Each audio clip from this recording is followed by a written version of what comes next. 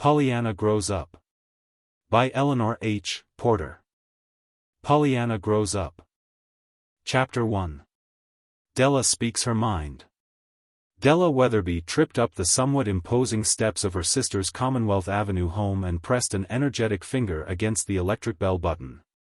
From the tip of her wing-trimmed hat to the toe of her low-heeled shoe she radiated health, capability, and alert decision. Even her voice, as she greeted the maid that opened the door, vibrated with the joy of living. "Good morning, Mary. Is my sister in?" "Why yes, ma'am, Mrs. Carew is in," hesitated the girl. "But, she gave orders she'd see no one." "Did she?" "Well, I'm no one," smiled Miss Weatherby, "so she'll see me." "Don't worry, I'll take the blame," she nodded, in answer to the frightened remonstrance in the girl's eyes. "Where is she? In her sitting room?" "Why yes, ma'am." "But, that is," she said. Miss Weatherby, however, was already halfway up the broad stairway, and, with a despairing backward glance, the maid turned away. In the hall above, Della Weatherby unhesitatingly walked toward a half-open door, and knocked. "Well, Mary," answered a dear-me-what-now voice. "Haven't I, oh, Della." The voice grew suddenly warm with love and surprise. "You dear girl, where did you come from?" "Yes, it's Della," smiled that young woman, blithely, already halfway across the room. "I've come from an over-Sunday at the beach with 2 of the other nurses, and I'm on my way back to the sanatorium now. That is, I'm here now, but I shan't be long. I stepped in for this," she finished, giving the owner of the dear-me-what-now voice a hearty kiss. Mrs. Carew frowned and drew back a little coldly. The slight touch of joy and animation that had come into her face fled, leaving only a dispirited fretfulness that was plainly very much at home there. "Oh, of course. I might have known," she said. "You never stay here." "Here." Della Weatherby laughed merrily, and threw up her hands. Then, abruptly, her voice and manner changed. She regarded her sister with grave, tender eyes. "Ruth, dear, I just couldn't live in this house. You know I couldn't," she finished gently. Mrs. Carew stirred irritably. "I'm sure I don't see why not," she fenced. Della Weatherby shook her head. "Yes, you do, dear. You know I'm entirely out of sympathy with it all, the gloom, the lack of aim, the insistence on misery and bitterness. But I am miserable and bitter. You ought not to be." "Why not? What have I to make me otherwise?" Della Weatherby gave an impatient gesture. "Ruth, look here," she challenged. "You're 33 years old. You have good health, or would have, if you treated yourself properly, and you certainly have an abundance of time and a superabundance of money. Surely anybody would say you ought to find something to do this glorious morning besides sitting moped up in this tomb-like house with instructions to the maid that you'll see no one." "But I don't want to see anybody." "Then I'd make myself want to." Mrs. Carew sighed wearily and turned away her head. "Oh, Della, why won't you ever understand? I'm not like you. I can't forget." A swift pain crossed the younger woman's face. "You mean, Jamie, I suppose." "I don't forget that, dear. I couldn't, of course. But moping won't help us find him." "As if I hadn't tried to find him, for 8 long years, and by something besides moping," flashed Mrs. Carew, indignantly, with a sob in her voice. "Of course you have, dear," soothed the other, quickly, "and we shall keep on hunting, both of us, till we do find him, or die. But this sort of thing doesn't help." "But I don't want to do anything else," murmured Ruth Carew, drearily. For a moment there was silence. The younger woman sat regarding her sister with troubled, disapproving eyes. "Ruth," she said, at last, with a touch of exasperation, "forgive me, but, are you always going to be like this? You're widowed, I'll admit. But your married life lasted only a year, and your husband was much older than yourself. You were little more than a child at the time, and that one short year can't seem much more than a dream now. Surely that ought not to embitter your whole life. No, oh, no, murmured Mrs. Carew, still drearily. Then are you going to be always like this? Well, of course, if I could find Jamie. Yes, yes, I know, but, Ruth, dear, isn't there anything in the world but Jamie, to make you any happy? There doesn't seem to be, that I can think of, sighed Mrs. Carew, indifferently. Ruth, ejaculated her sister, stung into something very like anger. Then suddenly she laughed. Oh, Ruth, Ruth, I'd like to give you a dose of Pollyanna. I don't know anyone who needs it more. Mrs. Carew stiffened a little.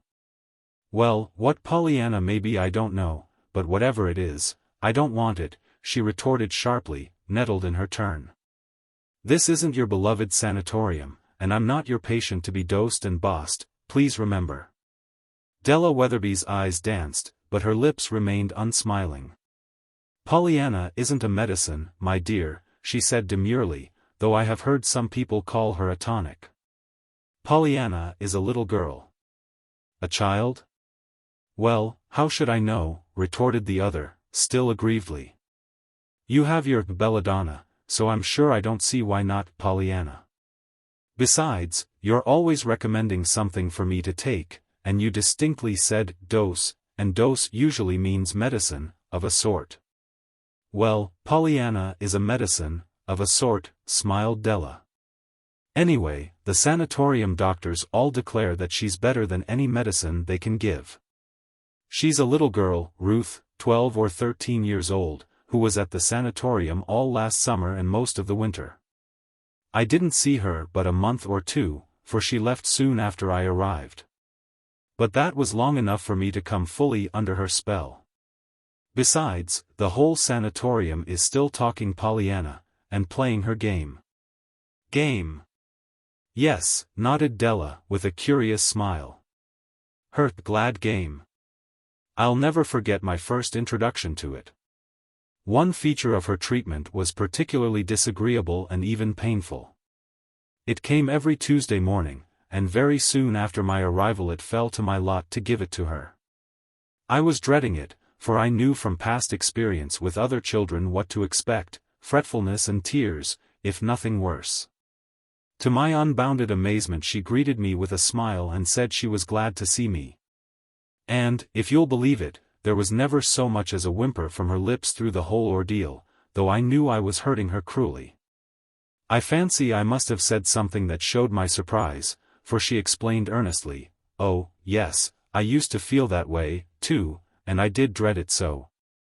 Till I happened to think 'twas just like Nancy's wash days, and I could be gladdest of all on Tuesdays, 'cause there wouldn't be another one for a whole week. Why, how extraordinary, frowned Mrs. Carew, not quite comprehending. But, I'm sure I don't see any game to that. No, I didn't, till later. Then she told me. It seems she was the motherless daughter of a poor minister in the West, and was brought up by the Ladies' Aid Society and missionary barrels. When she was a tiny girl she wanted a doll, and confidently expected it in the next barrel, but there turned out to be nothing but a pair of little crutches. The child cried, of course, and it was then that her father taught her the game of hunting for something to be glad about, in everything that happened. And he said she could begin right then by being glad she didn't need the crutches. That was the beginning. Pollyanna said it was a lovely game, and she'd been playing it ever since. And that the harder it was to find the glad part, the more fun it was, only when it was too awful hard, like she had found it sometimes. Why, how extraordinary, murmured Mrs. Carew, still not entirely comprehending. You'd think so, if you could see the results of that game in the sanatorium, nodded Della, and Dr. Ames says he hears she's revolutionized the whole town where she came from, just the same way. He knows Dr. Chilton very well, the man that married Pollyanna's aunt. And, by the way, I believe that marriage was one of her ministrations. She patched up an old lover's quarrel between them. You see, 2 years ago, or more, Pollyanna's father died, and the little girl was sent east to this aunt. In October she was hurt by an automobile, and was told she could never walk again. In April Dr. Chilton sent her to the sanatorium, and she was there till last March, almost a year. She went home practically cured. You should have seen the child. There was just one cloud to mar her happiness, that she couldn't walk all the way there. As near as I can gather, the whole town turned out to meet her with brass bands and banners. But you can't tell about Pollyanna. One has to see her. And that's why I say I wish you could have a dose of Pollyanna. It would do you a world of good. Mrs. Carew lifted her chin a little. Really, indeed, I must say I beg to differ with you, she returned coldly. I don't care to be revolutionized, and I have no lover's quarrel to be patched up. And if there is anything that would be insufferable to me, it would be a little Miss Prim with a long face preaching to me how much I had to be thankful for. I never could bear, but a ringing laugh interrupted her. Oh, Ruth, Ruth, choked her sister, gleefully. Miss Prim, indeed, Pollyanna. Oh, if only you could see that child now. But there, I might have known. I said one couldn't tell about Pollyanna. And of course you won't be apt to see her. But, Miss Prim, indeed. And off she went into another gale of laughter. Almost at once, however, she sobered and gazed at her sister with the old troubled look in her eyes. Seriously, dear, can't anything be done? She pleaded. You ought not to waste your life like this. Won't you try to get out a little more, and meet people? Why should I, when I don't want to? I'm tired of people. You know society always bored me. Then why not try some sort of work, charity? Mrs. Carew gave an impatient gesture. Della, dear, we've been all over this before. I do give money, lots of it, and that's enough. In fact, I'm not sure but it's too much. I don't believe in pauperizing people. But if you'd give a little of yourself, dear, ventured Della, gently. If you could only get interested in something outside of your own life, it would help so much. Anne. Now, Della, dear, interrupted the elder sister, restively, I love you, and I love to have you come here, but I simply cannot endure being preached to. It's all very well for you to turn yourself into an angel of mercy and give cups of cold water, and bandage up broken heads, and all that. Perhaps you can forget Jamie that way, but I couldn't. It would only make me think of him all the more, wondering if he had anyone to give him water and bandage up his head. Besides, the whole thing would be very distasteful to me, mixing with all sorts and kinds of people like that. Did you ever try it? Why, no, of course not. Mrs. Carew's voice was scornfully indignant. Then how can you know, till you do try? Asked the young nurse, rising to her feet a little wearily. But I must go, dear. I'm to meet the girls at the South Station. Our train goes at 12:30. I'm sorry if I've made you cross with me, she finished, as she kissed her sister goodbye. I'm not cross with you, Della, sighed Mrs. Carew, but if you only would understand. 1 minute later Della Weatherby made her way through the silent, gloomy halls, and out to the street. Face, step, and manner were very different from what they had been when she tripped up the steps less than half an hour before. All the alertness, the springiness, the joy of living were gone. For half a block she listlessly dragged one foot after the other. Then, suddenly, she threw back her head and drew a long breath. 1 week in that house would kill me, she shuddered. I don't believe even Pollyanna herself could so much as make a dent in the gloom. And the only thing she could be glad for there would be that she didn't have to stay. That this avowed disbelief in Pollyanna's ability to bring about a change for the better in Mrs. Carew's home was not Della Weatherby's real opinion, however, was quickly proved. For no sooner had the nurse reached the sanatorium than she learned something that sent her flying back over the 50-mile journey to Boston the very next day. So exactly as before did she find circumstances at her sister's home that it seemed almost as if Mrs. Carew had not moved since she left her. Ruth, she burst out eagerly, after answering her sister's surprised greeting, I just had to come, and you must, this once, yield to me and let me have my way. Listen. You can have that little Pollyanna here, I think, if you will. But I won't, returned Mrs. Carew, with chilly promptness. Della Weatherby did not seem to have heard. She plunged on excitedly. When I got back yesterday I found that Dr. Ames had had a letter from Dr. Chilton, the one who married Pollyanna's aunt, you know.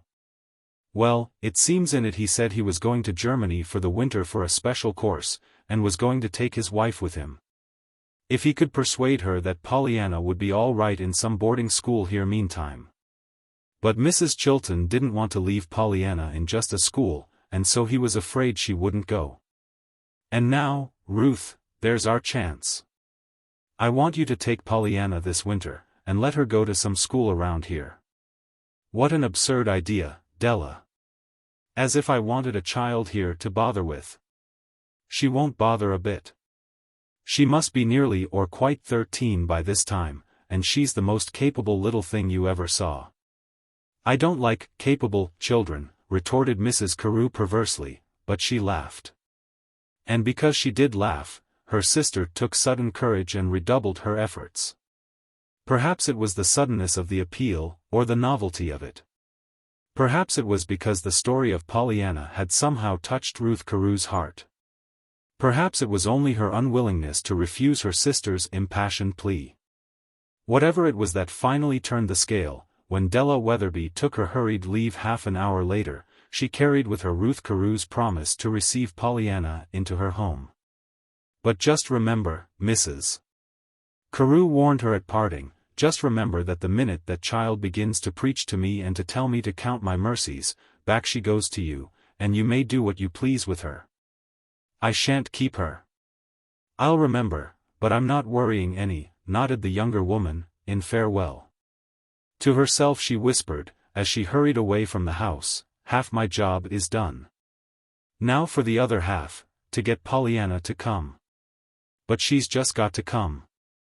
I'll write that letter so they can't help letting her come. How do you find this book? Any thoughts about the book or the author? Any suggestion for improvement? Please take a moment to share your thoughts in a comment. If you like it, share it with your friends who might enjoy it as well. Subscribe to keep in touch. Visit CompleteAudiobooks.com for more quality content. Chapter 2. Some Old Friends. In Beldingsville that August day, Mrs. Chilton waited until Pollyanna had gone to bed before she spoke to her husband about the letter that had come in the morning mail. For that matter, she would have had to wait, anyway, for crowded office hours, and the doctor's 2 long drives over the hills had left no time for domestic conferences. It was about 9:30, indeed, when the doctor entered his wife's sitting room. His tired face lighted at sight of her, but at once a perplexed questioning came to his eyes. "Why, Polly, dear, what is it?" he asked concernedly. His wife gave a rueful laugh. "Well, it's a letter, though I didn't mean you should find out by just looking at me." "Then you mustn't look so I can," he smiled. "But what is it?" Mrs. Chilton hesitated, pursed her lips, then picked up a letter near her. "I'll read it to you," she said. "It's from a Miss Della Weatherby at Dr. Ames' sanatorium." "All right. Fire away," directed the man, throwing himself at full length onto the couch near his wife's chair. But his wife did not at once fire away. She got up first and covered her husband's recumbent figure with a grey worsted afghan. Mrs. Chilton's wedding day was but a year behind her. She was 42 now. It seemed sometimes as if into that one short year of wifehood she had tried to crowd all the loving service and babying that had been accumulating through 20 years of lovelessness and loneliness. Nor did the doctor, who had been 45 on his wedding day, and who could remember nothing but loneliness and lovelessness, on his part object in the least to this concentrated tending. He acted, indeed, as if he quite enjoyed it, though he was careful not to show it too ardently. He had discovered that Mrs. Polly had for so long been Miss Polly that she was inclined to retreat in a panic and dub her ministrations silly, if they were received with too much notice and eagerness. So he contented himself now with a mere pat of her hand as she gave the Afghan a final smooth, and settled herself to read the letter aloud. My dear Mrs. Chilton, Della Weatherby had written. Just 6 times I have commenced a letter to you, and torn it up, so now I have decided not to commence at all, but just to tell you what I want at once. I want Pollyanna. May I have her? I met you and your husband last March when you came on to take Pollyanna home, but I presume you don't remember me. I am asking Dr. Ames, who does know me very well, to write your husband, so that you may, I hope, not fear to trust your dear little niece to us. I understand that you would go to Germany with your husband but for leaving Pollyanna, and so I am making so bold as to ask you to let us take her. Indeed, I am begging you to let us have her, dear Mrs. Chilton. And now let me tell you why. My sister, Mrs. Carew, is a lonely, broken-hearted, discontented, unhappy woman. She lives in a world of gloom, into which no sunshine penetrates. Now I believe that if anything on earth can bring the sunshine into her life, it is your niece, Pollyanna. Won't you let her try? I wish I could tell you what she has done for the sanatorium here, but nobody could tell. You would have to see it. I long ago discovered that you can't tell about Pollyanna. The minute you try to, she sounds priggish and preachy, and impossible. Yet you and I know she is anything but that. You just have to bring Pollyanna onto the scene and let her speak for herself. And so I want to take her to my sister, and let her speak for herself. She would attend school, of course, but meanwhile I truly believe she would be healing the wound in my sister's heart. I don't know how to end this letter. I believe it's harder than it was to begin it. I'm afraid I don't want to end it at all. I just want to keep talking and talking, for fear, if I stop, it'll give you a chance to say no. And so, if you are tempted to say that dreadful word, won't you please consider that I'm still talking, and telling you how much we want and need Pollyanna. Hopefully yours, Della Weatherby. There, ejaculated Mrs. Chilton, as she laid the letter down. Did you ever read such a remarkable letter, or hear of a more preposterous, absurd request? Well, I'm not so sure, smiled the doctor. I don't think it's absurd to want Pollyanna. But the way she puts it, healing the wound in her sister's heart, and all that. One would think the child was some sort of medicine. The doctor laughed outright, and raised his eyebrows. Well, I'm not so sure, but she is, Polly. I always said I wished I could prescribe her and buy her as I would a box of pills. And Charlie Ames says they always made it a point at the sanatorium to give their patients a dose of Pollyanna as soon as possible after their arrival, during the whole year she was there. Dose, indeed, scorned Mrs. Chilton. Then, you don't think you'll let her go? Go? Why, of course not. Do you think I'd let that child go to perfect strangers like that, and such strangers? Why, Thomas, I should expect that nurse would have her all bottled and labeled with full directions on the outside how to take her, by the time I'd got back from Germany. Again the doctor threw back his head and laughed heartily, but only for a moment. His face changed perceptibly as he reached into his pocket for a letter. I heard from Dr. Ames myself, this morning, he said, with an odd something in his voice that brought a puzzled frown to his wife's brow. Suppose I read you my letter now. Dear Tom, he began. Miss Della Weatherby has asked me to give her and her sister a character, which I am very glad to do. I have known the Weatherby girls from babyhood. They come from a fine old family, and are thoroughbred gentlewomen. You need not fear on that score. There were 3 sisters, Doris, Ruth, and Della. Doris married a man named John Kent, much against the family's wishes. Kent came from good stock, but was not much himself, I guess, and was certainly a very eccentric, disagreeable man to deal with. He was bitterly angry at the Weatherbys' attitude toward him, and there was little communication between the families until the baby came. The Weatherbys worshipped the little boy, James, Jamie, as they called him. Doris, the mother, died when the boy was 4 years old, and the Weatherbys were making every effort to get the father to give the child entirely up to them, when suddenly Kent disappeared, taking the boy with him. He has never been heard from since, though a worldwide search has been made. The loss practically killed old Mr. and Mrs. Weatherby. They both died soon after. Ruth was already married and widowed.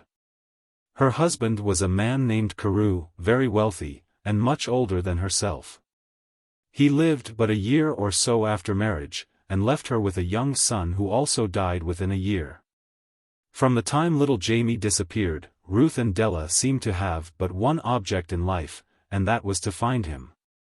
They have spent money like water, and have all but moved heaven and earth, but without avail. In time Della took up nursing.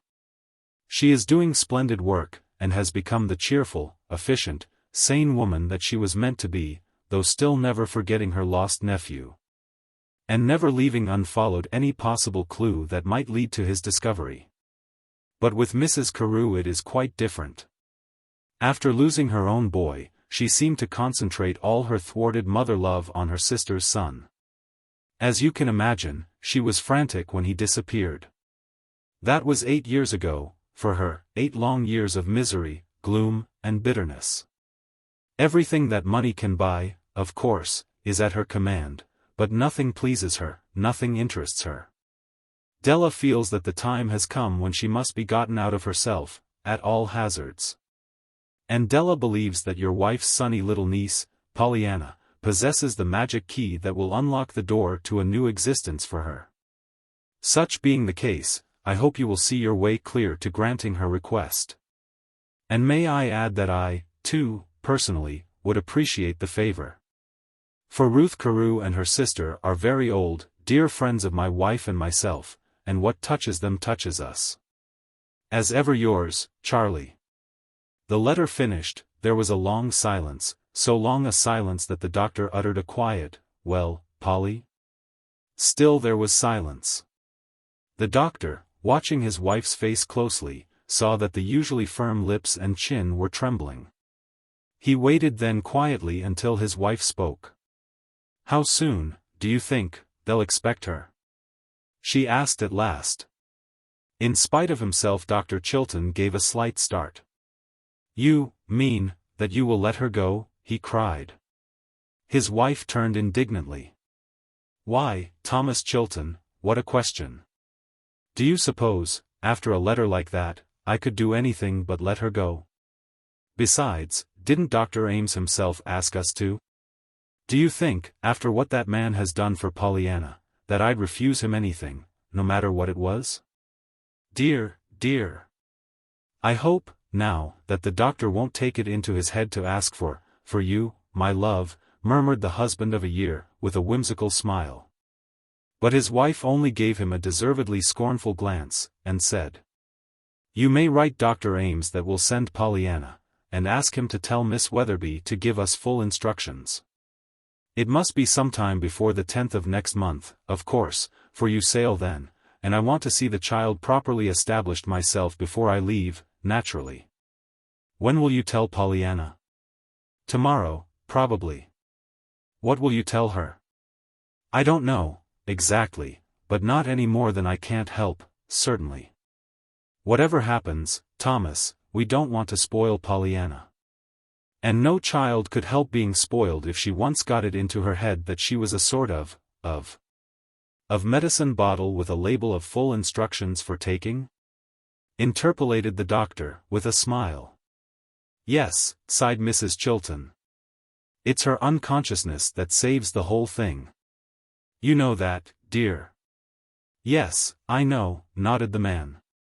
"She knows, of course, that you and I, and half the town are playing the game with her, and that we are wonderfully happier because we are playing it."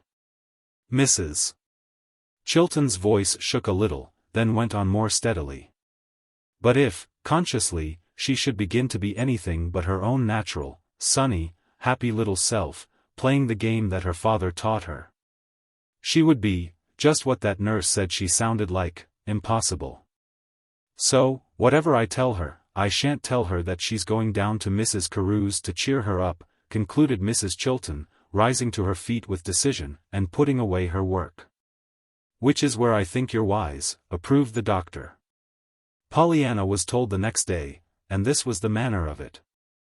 "My dear," began her aunt, when the two were alone together that morning, "how would you like to spend next winter in Boston?" "With you?" "No, I have decided to go with your uncle to Germany. But Mrs. Carew, a dear friend of Dr. Ames, has asked you to come and stay with her for the winter, and I think I shall let you go." Pollyanna's face fell. "But in Boston I won't have Jimmy, or Mr. Pendleton, or Mrs. Snow, or anybody that I know, Aunt Polly." "No, dear, but you didn't have them when you came here, till you found them." Pollyanna gave a sudden smile. "Why, Aunt Polly, so I didn't. And that means that down to Boston there are some Jimmys and Mr. Pendletons and Mrs. Snows waiting for me that I don't know, doesn't it?" "Yes, dear. Then I can be glad of that. I believe now, Aunt Polly, you know how to play the game better than I do. I never thought of the folks down there waiting for me to know them. And there's such a lot of 'em, too. I saw some of them when I was there 2 years ago with Mrs. Gray. We were there 2 whole hours, you know, on my way here from out west. There was a man in the station, a perfectly lovely man who told me where to get a drink of water. Do you suppose he's there now? I'd like to know him. And there was a nice lady with a little girl. They live in Boston. They said they did. The little girl's name was Susie Smith. Perhaps I could get to know them. Do you suppose I could? And there was a boy, and another lady with a baby, only they lived in Honolulu, so probably I couldn't find them there now. But there'd be Mrs. Carew, anyway." "Who is Mrs. Carew, Aunt Polly? Is she a relation?" "Dear me, Pollyanna," exclaimed Mrs. Chilton, half laughingly, half despairingly. "How do you expect anybody to keep up with your tongue, much less your thoughts, when they skip to Honolulu and back again in 2 seconds? No, Mrs. Carew isn't any relation to us. She's Miss Della Weatherby's sister. Do you remember Miss Weatherby at the sanatorium?" Pollyanna clapped her hands. "Her sister? Miss Weatherby's sister? Oh, then she'll be lovely, I know. Miss Weatherby was. I loved Miss Weatherby. She had little smile wrinkles all around her eyes and mouth, and she knew the nicest stories. I only had her 2 months, though, because she only got there a little while before I came away. At first I was sorry that I hadn't had her all the time, but afterwards I was glad. For you see, if I had had her all the time, it would have been harder to say goodbye than 'twas when I'd only had her a little while. And now it'll seem as if I had her again, 'cause I'm going to have her sister." Mrs. Chilton drew in her breath and bit her lip. "But, Pollyanna, dear, you must not expect that they'll be quite alike," she ventured. "Why, they're sisters, Aunt Polly," argued the little girl, her eyes widening. "And I thought sisters were always alike. We had 2 sets of them in the ladies' aiders. One set was twins, and they were so alike you couldn't tell which was Mrs. Peck and which was Mrs. Jones, until a wart grew on Mrs. Jones's nose, then of course we could, because we looked for the wart the first thing. And that's what I told her one day when she was complaining that people called her Mrs. Peck, and I said if they'd only look for the wart as I did, they'd know right off. But she acted real cross, I mean displeased, and I'm afraid she didn't like it, though I don't see why. For I should have thought she'd been glad there was something they could be told apart by, specially as she was the president.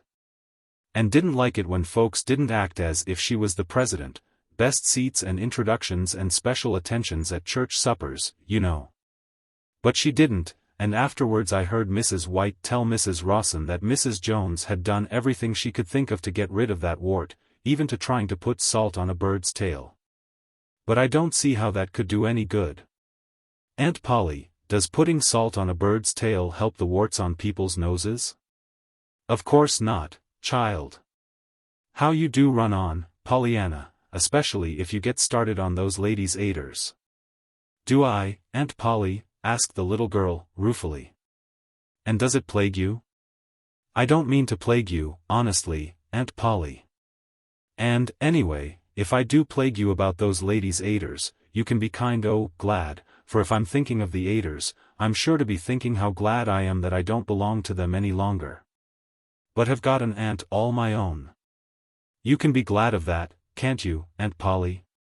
Yes, dear, of course I can, laughed Mrs.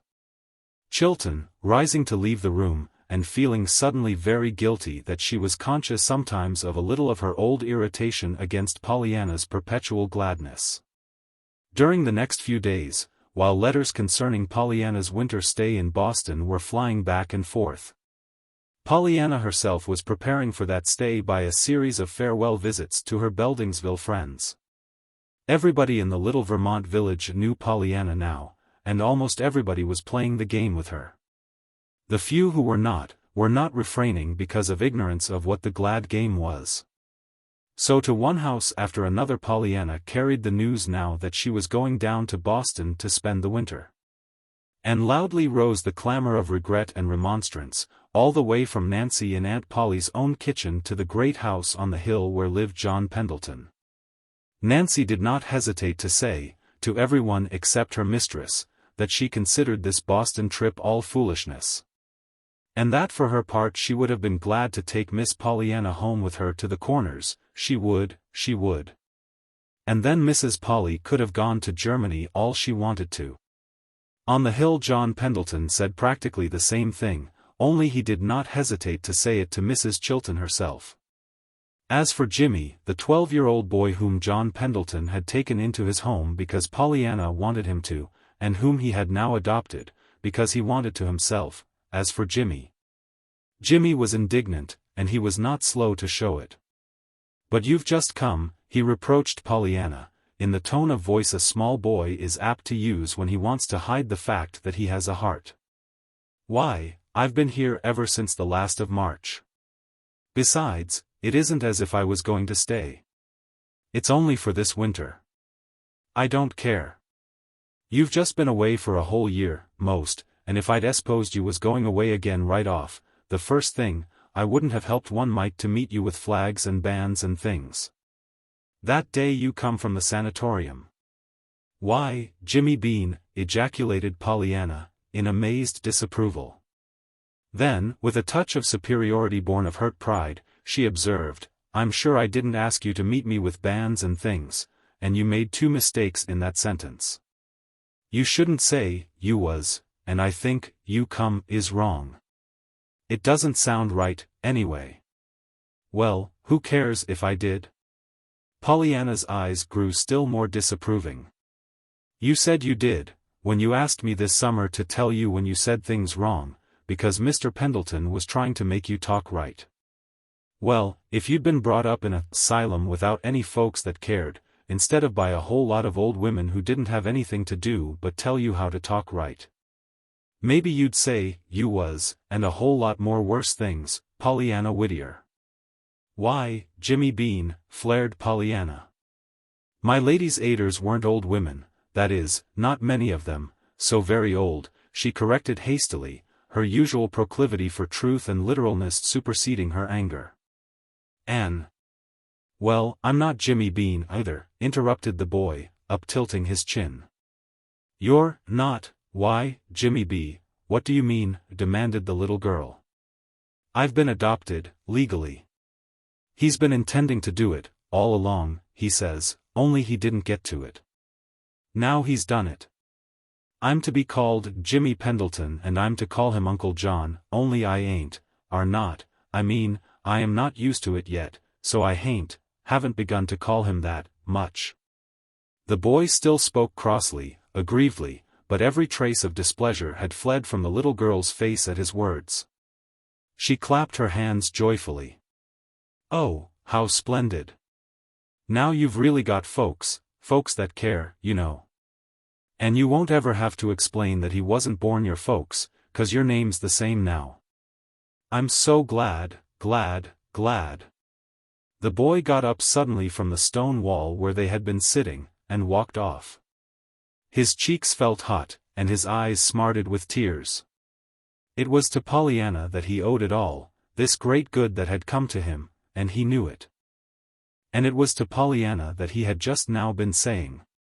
He kicked a small stone fiercely, then another, and another. He thought those hot tears in his eyes were going to spill over and roll down his cheeks in spite of himself. He kicked another stone, then another. Then he picked up a third stone and threw it with all his might. A minute later he strolled back to Pollyanna still sitting on the stone wall. "I bet you I can hit that pine tree down there before you can," he challenged airily. "Bet you can't," cried Pollyanna, scrambling down from her perch. The race was not run after all, for Pollyanna remembered just in time that running fast was yet one of the forbidden luxuries for her. But so far as Jimmy was concerned, it did not matter. His cheeks were no longer hot, his eyes were not threatening to overflow with tears. Jimmy was himself again. Chapter 3. A Dose of Pollyanna. As the 8th of September approached, the day Pollyanna was to arrive, Mrs. Ruth Carew became more and more nervously exasperated with herself. She declared that she had regretted just once her promise to take the child, and that was ever since she had given it. Before 24 hours had passed she had, indeed, written to her sister demanding that she be released from the agreement. But Della had answered that it was quite too late, as already both she and Dr. Ames had written the Chiltons. Soon after that had come Della's letter saying that Mrs. Chilton had given her consent, and would in a few days come to Boston to make arrangements as to school, and the like. So there was nothing to be done, naturally, but to let matters take their course.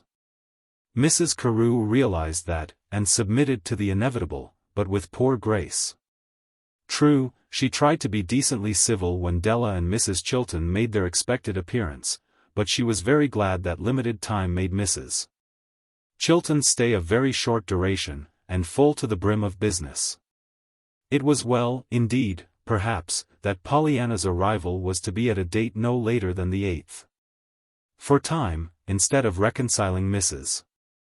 Carew to the prospective new member of her household, was filling her with angry impatience at what she was pleased to call her absurd yielding to Della's crazy scheme.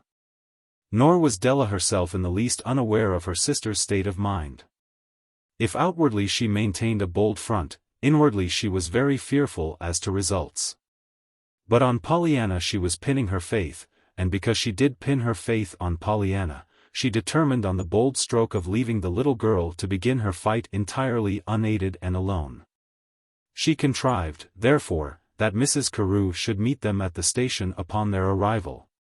Then, as soon as greetings and introductions were over, she hurriedly pleaded a previous engagement and took herself off.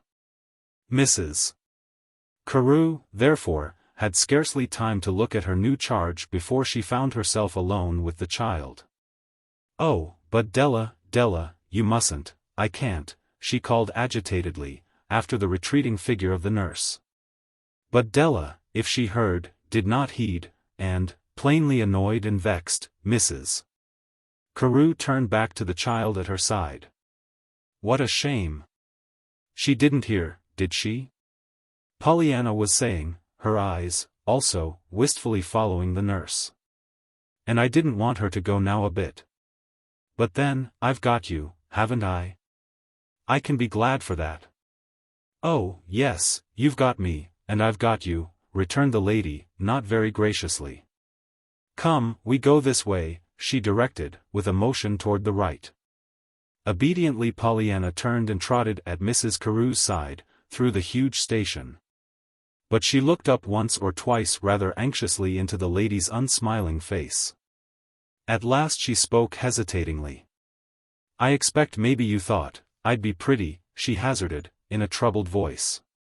Pretty," repeated Mrs. Carew. "Yes, with curls, you know, and all that. And of course you did wonder how I did look, just as I did you. Only I knew you'd be pretty and nice, on account of your sister. I had her to go by, and you didn't have anybody. And of course I'm not pretty, on account of the freckles, and it isn't nice when you've been expecting a pretty little girl, to have one come like me, Anne. Nonsense, child, interrupted Mrs.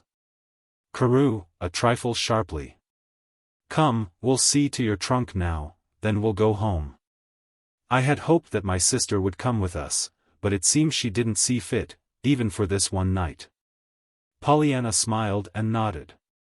I know, but she couldn't, probably. Somebody wanted her, I expect. Somebody was always wanting her at the sanatorium. It's a bother, of course, when folks do want you all the time, isn't it, 'cause you can't have yourself when you want yourself, lots of times. Still, you can be kind of glad for that, for it is nice to be wanted, isn't it? There was no reply, perhaps because for the first time in her life Mrs. Carew was wondering if anywhere in the world there was anyone who really wanted her, not that she wished to be wanted, of course, she told herself angrily, pulling herself up with a jerk. And frowning down at the child by her side. Pollyanna did not see the frown. Pollyanna's eyes were on the hurrying throngs about them. My! What a lot of people, she was saying happily. There's even more of them than there was the other time I was here, but I haven't seen anybody, yet, that I saw then, though I've looked for them everywhere. Of course the lady and the little baby lived in Honolulu, so probably they wouldn't be here, but there was a little girl, Susie Smith, she lived right here in Boston. Maybe you know her though. Do you know Susie Smith? No, I don't know Susie Smith, replied Mrs. Carew, dryly. Don't you? She's awfully nice, and she's pretty, black curls, you know. The kind I'm going to have when I go to heaven. But never mind, maybe I can find her for you so you will know her. Oh, my! What a perfectly lovely automobile. And are we going to ride in it? Broke off Pollyanna, as they came to a pause before a handsome limousine, the door of which a liveried chauffeur was holding open. The chauffeur tried to hide a smile, and failed. Mrs. Carew, however, answered with the weariness of one to whom rides are never anything but a means of locomotion from one tiresome place to another, probably quite as tiresome. Yes, we're going to ride in it. Then, home, Perkins, she added to the deferential chauffeur. Oh, my, is it yours? Asked Pollyanna, detecting the unmistakable air of ownership in her hostess's manner. How perfectly lovely. Then you must be rich, awfully, I mean exceedingly rich, more than the kind that just has carpets in every room and ice cream sundaes, like the Whites, one of my ladies' aiders, you know. That is, she was a ladies' aider. I used to think they were rich, but I know now that being really rich means you've got diamond rings and hired girls and sealskin coats, and dresses made of silk and velvet for every day. And an automobile. Have you got all those? Why yes, I suppose I have, admitted Mrs. Carew, with a faint smile. Then you are rich, of course, nodded Pollyanna, wisely. My Aunt Polly has them, too, only her automobile is a horse. My! But don't I just love to ride in these things, exulted Pollyanna, with a happy little bounce. You see, I never did before, except the one that ran over me. They put me in that one after they'd got me out from under it, but of course I didn't know about it, so I couldn't enjoy it. Since then I haven't been in one at all. Aunt Polly doesn't like them. Uncle Tom does, though, and he wants one.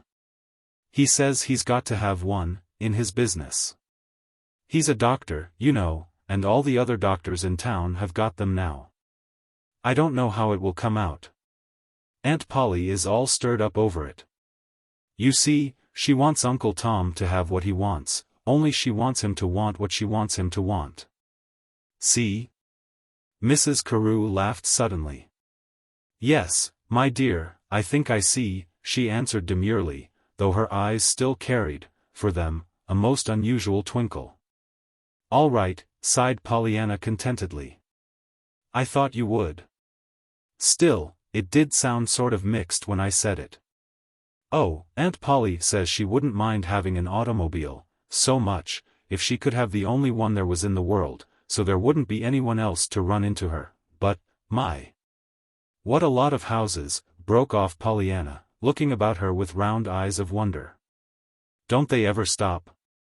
Still, there'd have to be a lot of them for all those folks to live in, of course, that I saw at the station, besides all these here on the streets. And of course where there are more folks, there are more to know. I love folks. Don't you? Love folks. Yes, just folks, I mean. Anybody, everybody. Well, no, Pollyanna, I can't say that I do, replied Mrs. Carew, coldly, her brows contracted. Mrs. Carew's eyes had lost their twinkle. They were turned rather mistrustfully, indeed, on Pollyanna. To herself Mrs. Carew was saying, now for preachment number 1, I suppose, on my duty to mix with my fellow men, a la Sister Della. Don't you? Oh, I do, sighed Pollyanna. They're all so nice and so different, you know. And down here there must be such a lot of them to be nice and different. Oh, you don't know how glad I am so soon that I came. I knew I would be, anyway, just as soon as I found out you were you, that is, Miss Weatherby's sister, I mean. I love Miss Weatherby, so I knew I should you, too, for of course you'd be alike, sisters, so, even if you weren't twins like Mrs. Jones and Mrs. Peck, and they weren't quite alike, anyway, on account of the wart. But I reckon you don't know what I mean, so I'll tell you. And thus it happened that Mrs. Carew, who had been steeling herself for a preachment on social ethics, found herself, much to her surprise and a little to her discomfiture, listening to the story of a wart on the nose of one Mrs. Peck, ladies' aider. By the time the story was finished the limousine had turned into Commonwealth Avenue. And Pollyanna immediately began to exclaim at the beauty of a street which had such a lovely big long yard all the way up and down through the middle of it, and which was all the nicer, she said. After all those little narrow streets. Only I should think everyone would want to live on it, she commented enthusiastically. Very likely, but that would hardly be possible, retorted Mrs. Carew, with uplifted eyebrows. Pollyanna, mistaking the expression on her face for one of dissatisfaction that her own home was not on the beautiful avenue, hastened to make amends. Why, no, of course not, she agreed. And I didn't mean that the narrower streets weren't just as nice, she hurried on. And even better, maybe, because you could be glad you didn't have to go so far when you wanted to run across the way to borrow eggs or soda, and, oh, but do you live here? She interrupted herself, as the car came to a stop before the imposing Carew doorway. Do you live here, Mrs. Carew? Why, yes, of course I live here, returned the lady, with just a touch of irritation. Oh, how glad you must be to live in such a perfectly lovely place. Exulted the little girl, springing to the sidewalk and looking eagerly about her. Aren't you glad? Mrs. Carew did not reply. With unsmiling lips and frowning brow she was stepping from the limousine. For the second time in 5 minutes, Pollyanna hastened to make amends. Of course I don't mean the kind of glad that's sinfully proud, she explained, searching Mrs. Carew's face with anxious eyes. Maybe you thought I did, same as Aunt Polly used to, sometimes. I don't mean the kind that's glad because you've got something somebody else can't have. But the kind that just makes you want to shout and yell and bang doors, you know, even if it isn't proper, she finished, dancing up and down on her toes. The chauffeur turned his back precipitately, and busied himself with the car. Mrs. Carew, still with unsmiling lips and frowning brow, led the way up the broad stone steps. Come, Pollyanna, was all she said, crisply. It was 5 days later that Della Weatherby received the letter from her sister, and very eagerly she tore it open. It was the first that had come since Pollyanna's arrival in Boston. My dear sister, Mrs. Carew had written. For pity's sake, Della, why didn't you give me some sort of an idea what to expect from this child you have insisted upon my taking? I'm nearly wild, and I simply can't send her away. I've tried to 3 times, but every time, before I get the words out of my mouth, she stops them by telling me what a perfectly lovely time she is having, and how glad she is to be here. And how good I am to let her live with me while her Aunt Polly has gone to Germany. Now how, pray, in the face of that, can I turn around and say, well, won't you please go home, I don't want you? And the absurd part of it is, I don't believe it has ever entered her head that I don't want her here, and I can't seem to make it enter her head either. Of course, if she begins to preach, and to tell me to count my blessings, I shall send her away. You know I told you, to begin with, that I wouldn't permit that. And I won't. 2 or 3 times I have thought she was going to preach, but so far she has always ended up with some ridiculous story about those ladies' aiders of hers. So the sermon gets sidetracked, luckily for her, if she wants to stay. But, really, Della, she is impossible. Listen. In the first place, she is wild with delight over the house. The very first day she got here she begged me to open every room. And she was not satisfied until every shade in the house was up, so that she might see all the perfectly lovely things, which, she declared, were even nicer than Mr. John Pendleton's, whoever he may be, somebody in Beldingsville, I believe. Anyhow, he isn't a ladies' aider. I've found out that much. Then, as if it wasn't enough to keep me running from room to room, as if I were the guide on a personally conducted. What did she do but discover a white satin evening gown that I hadn't worn for years, and beseech me to put it on. And I did put it on, why, I can't imagine, only that I found myself utterly helpless in her hands. But that was only the beginning. She begged then to see everything that I had, and she was so perfectly funny in her stories of the missionary barrels, which she used to dress out of, that I had to laugh, though I almost cried. Too, to think of the wretched things that poor child had to wear. Of course gowns led to jewels, and she made such a fuss over my 2 or 3 rings that I foolishly opened the safe, just to see her eyes pop out. And, Della, I thought that child would go crazy. She put on to me every ring, brooch, bracelet, and necklace that I owned, and insisted on fastening both diamond tiaras in my hair, when she found out what they were, until there I sat, hung with pearls and diamonds and emeralds, and feeling like a heathen goddess in a Hindu temple, especially when that preposterous child began to dance round and round me, clapping her hands and chanting, "Oh, how perfectly lovely, how perfectly lovely. How I would love to hang you on a string in the window, you'd make such a beautiful prism." I was just going to ask her what on earth she meant by that when down she dropped in the middle of the floor and began to cry. And what do you suppose she was crying for? Because she was so glad she'd got eyes that could see. Now what do you think of that? Of course this isn't all. It's only the beginning. Pollyanna has been here 4 days, and she's filled every one of them full. She already numbers among her friends the ashman, the policeman on the beat, and the paper boy, to say nothing of every servant in my employ. They seem actually bewitched with her, every one of them. But please do not think I am, for I'm not. I would send the child back to you at once if I didn't feel obliged to fulfill my promise to keep her this winter. As for her making me forget Jamie and my great sorrow, that is impossible. She only makes me feel my loss all the more keenly, because I have her instead of him. But, as I said, I shall keep her, until she begins to preach. Then back she goes to you. But she hasn't preached yet. Lovingly but distractedly yours, Ruth. Hasn't preached yet, indeed. Chuckled Della Weatherby to herself, folding up the closely written sheets of her sister's letter.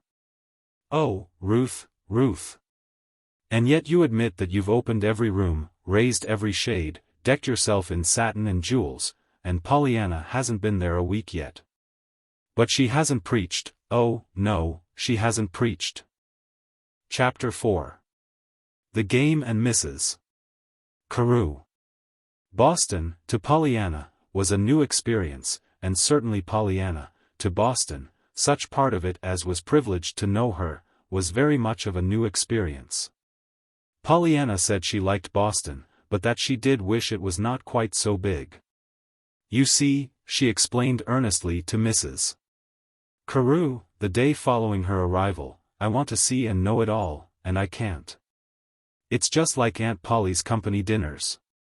There's so much to eat, to see, that you don't eat, see, anything, because you're always trying to decide what to eat, to see. Of course you can be glad there is such a lot, resumed Pollyanna, after taking breath, 'cause a whole lot of anything is nice, that is, good things. Not such things as medicine and funerals, of course. But at the same time I couldn't use to help wishing Aunt Polly's company dinners could be spread out a little over the days when there wasn't any cake and pie, and I feel the same way about Boston. I wish I could take part of it home with me up to Beldingsville so I'd have something new next summer. But of course I can't. Cities aren't like frosted cake, and, anyhow, even the cake didn't keep very well. I tried it, and it dried up, specially the frosting. I reckon the time to take frosting in good times is while they are going, so I want to see all I can now while I'm here. Pollyanna, unlike the people who think that to see the world one must begin at the most distant point, began her seeing Boston by a thorough exploration of her immediate surroundings, the beautiful Commonwealth Avenue residence which was now her home. This, with her school work, fully occupied her time and attention for some days. There was so much to see, and so much to learn. And everything was so marvelous and so beautiful, from the tiny buttons in the wall that flooded the rooms with light, to the great silent ballroom hung with mirrors and pictures. There were so many delightful people to know, too, for besides Mrs. Carew herself there were Mary, who dusted the drawing rooms, answered the bell, and accompanied Pollyanna to and from school each day, Bridget, who lived in the kitchen and cooked, Jenny, who waited at table, and Perkins who drove the automobile. And they were all so delightful, yet so different. Pollyanna had arrived on a Monday, so it was almost a week before the first Sunday. She came downstairs that morning with a beaming countenance. I love Sundays, she sighed happily. Do you? Mrs. Carew's voice had the weariness of one who loves no day. Yes, on account of church, you know, and Sunday school. Which do you like best, church, or Sunday school? Well, really, began Mrs. Carew, who seldom went to church and never went to Sunday school. 'Tis hard to tell, isn't it? Interposed Pollyanna, with luminous but serious eyes. But you see I like church best, on account of Father. You know he was a minister, and of course he's really up in heaven with Mother and the rest of us, but I try to imagine him down here, lots of times. And it's easiest in church, when the minister is talking. I shut my eyes and imagine it's Father up there, and it helps lots. I'm so glad we can imagine things, aren't you? I'm not so sure of that, Pollyanna. Oh, but just think how much nicer our imagined things are than our really truly ones, that is, of course, yours aren't, because your real ones are so nice. Mrs. Carew angrily started to speak, but Pollyanna was hurrying on. And of course my real ones are ever so much nicer than they used to be. But all that time I was hurt, when my legs didn't go, I just had to keep imagining all the time, just as hard as I could. And of course now there are lots of times when I do it, like about Father, and all that. And so today I'm just going to imagine it's Father up there in the pulpit. What time do we go? Go? To church, I mean. But, Pollyanna, I don't, that is, I'd rather not. Mrs. Carew cleared her throat and tried again to say that she was not going to church at all, that she almost never went. But with Pollyanna's confident little face and happy eyes before her, she could not do it. Why, I suppose, about 10:15, if we walk, she said then, almost crossly. It's only a little way. Thus it happened that Mrs.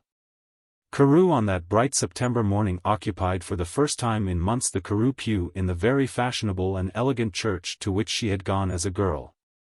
And which she still supported liberally, so far as money went.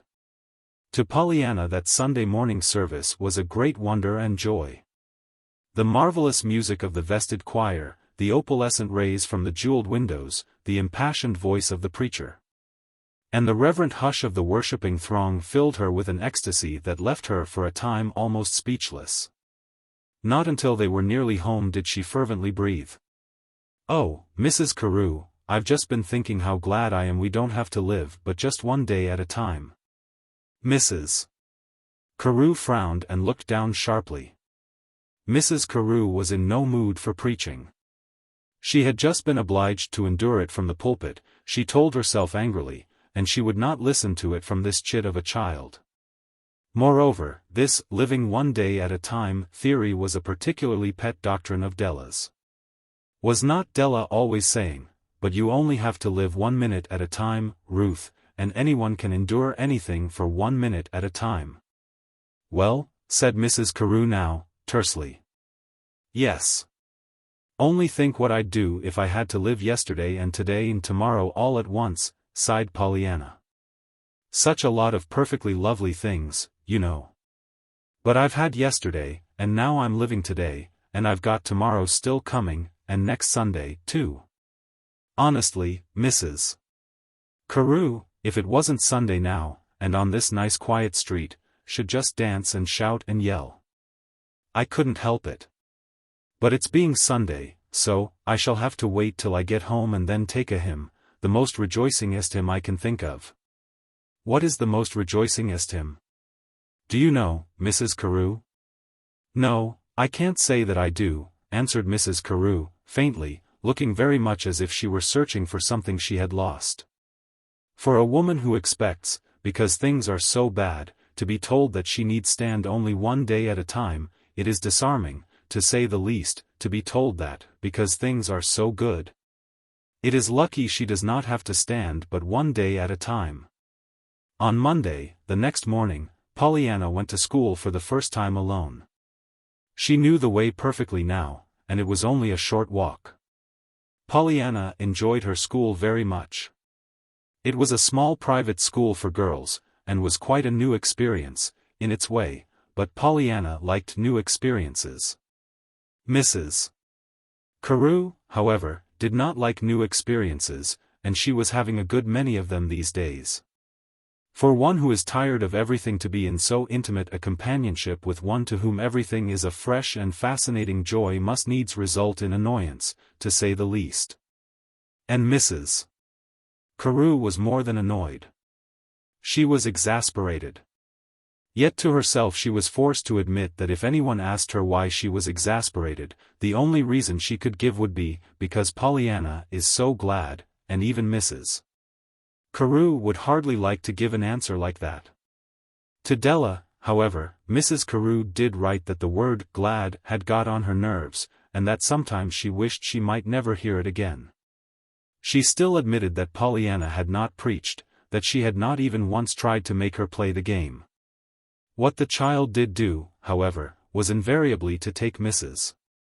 Carew's gladness as a matter of course, which, to one who had no gladness, was most provoking. It was during the second week of Pollyanna's stay that Mrs. Carew's annoyance overflowed into irritable remonstrance. The immediate cause thereof was Pollyanna's glowing conclusion to a story about one of her ladies' aiders. She was playing the game, Mrs. Carew.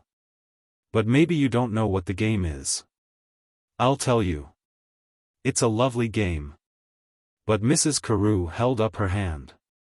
Never mind, Pollyanna, she demurred. I know all about the game. My sister told me, and I must say that I should not care for it. Why, of course not, Mrs. Carew, exclaimed Pollyanna in quick apology. I didn't mean the game for you. You couldn't play it, of course. I couldn't play it, ejaculated Mrs. Carew, who, though she would not play this silly game, was in no mood to be told that she could not. Why, no, don't you see, laughed Pollyanna, gleefully. The game is to find something in everything to be glad about. And you couldn't even begin to hunt, for there isn't anything about you but what you could be glad about. There wouldn't be any game to it for you. Don't you see? Mrs. Carew flushed angrily. In her annoyance she said more than perhaps she meant to say. "Well, no, Pollyanna, I can't say that I do," she differed coldly. "As it happens, you see, I can find nothing whatever to be glad for." For a moment Pollyanna stared blankly. Then she fell back in amazement. "Why, Mrs. Carew," she breathed.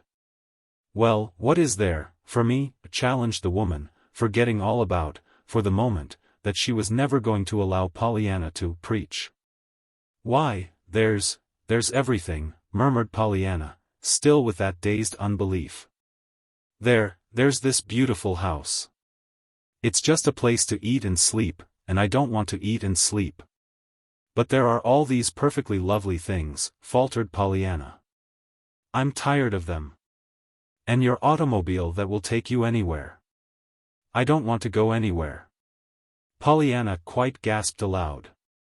"But think of the people and things you could see, Mrs. Carew." "They would not interest me, Pollyanna." Once again Pollyanna stared in amazement. The troubled frown on her face deepened. "But, Mrs. Carew, I don't see," she urged. "Always, before, there have been bad things for folks to play the game on, and the badder they are the more fun 'tis to get them out, find the things to be glad for, I mean. But where there aren't any bad things, I shouldn't know how to play the game myself." There was no answer for a time. Mrs. Carew sat with her eyes out the window. Gradually the angry rebellion on her face changed to a look of hopeless sadness. Very slowly then she turned and said, "Pollyanna, I had thought I wouldn't tell you this. But I've decided that I will. I'm going to tell you why nothing that I have can make me glad." And she began the story of Jamie, the little 4-year-old boy who, 8 long years before, had stepped as into another world, leaving the door fast shut between. "And you've never seen him since, anywhere," faltered Pollyanna, with tear-wet eyes, when the story was done. "Never. But we'll find him, Mrs. Carew, I'm sure we'll find him." Mrs. Carew shook her head sadly. "But I can't. I've looked everywhere, even in foreign lands. But he must be somewhere. He may be dead, Pollyanna." Pollyanna gave a quick cry. "Oh, no, Mrs. Carew. Please don't say that. Let's imagine he's alive. We can do that, and that'll help, and when we get him imagined alive we can just as well imagine we're going to find him. And that'll help a whole lot more." "But I'm afraid he's dead, Pollyanna," choked Mrs. Carew. "You don't know it for sure, do you?" besought the little girl, anxiously. "And no." "Well, then, you're just imagining it," maintained Pollyanna, in triumph. "And if you can imagine him dead, you can just as well imagine him alive, and it'll be a whole lot nicer while you're doing it. Don't you see? And someday, I'm just sure you'll find him. Why, Mrs. Carew, you can play the game now. You can play it on Jamie. You can be glad every day, for every day brings you just one day nearer to the time when you're going to find him. See?" But Mrs. Carew did not see. She rose drearily to her feet and said, "No, no, child. You don't understand, you don't understand. Now run away, please, and read, or do anything you like. My head aches. I'm going to lie down."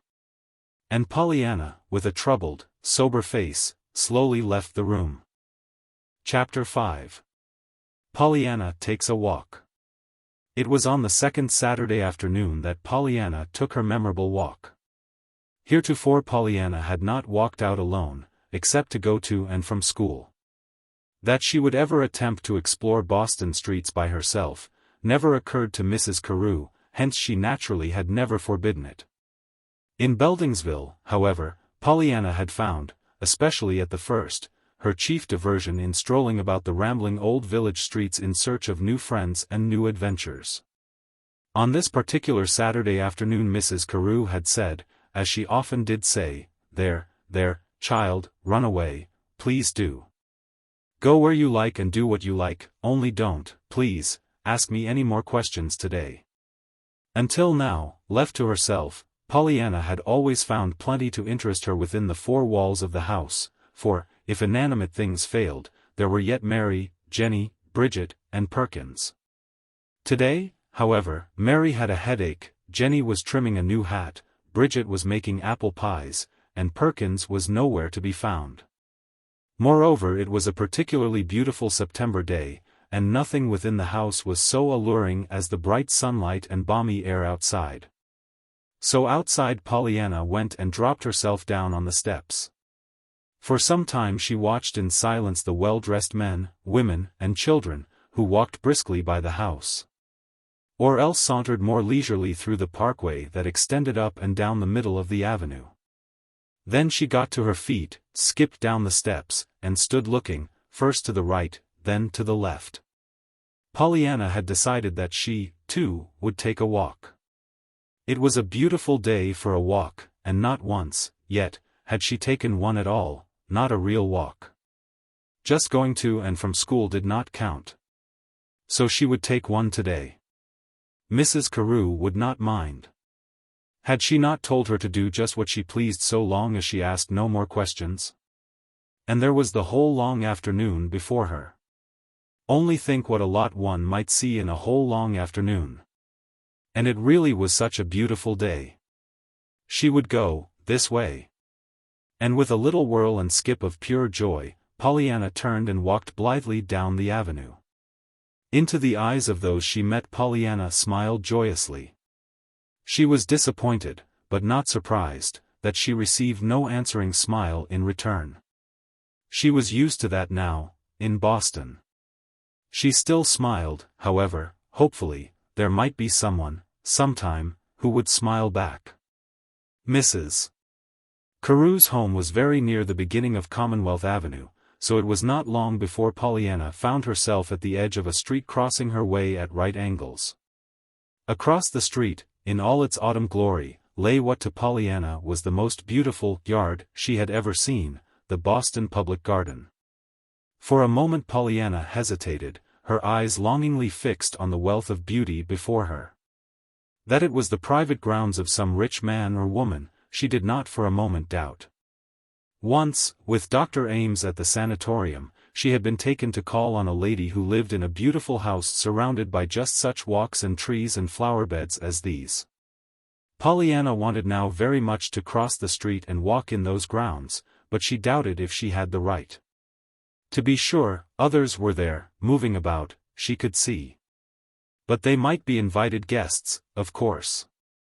After she had seen two women, one man, and a little girl unhesitatingly enter the gate and walk briskly down the path, however, Pollyanna concluded that she, too, might go.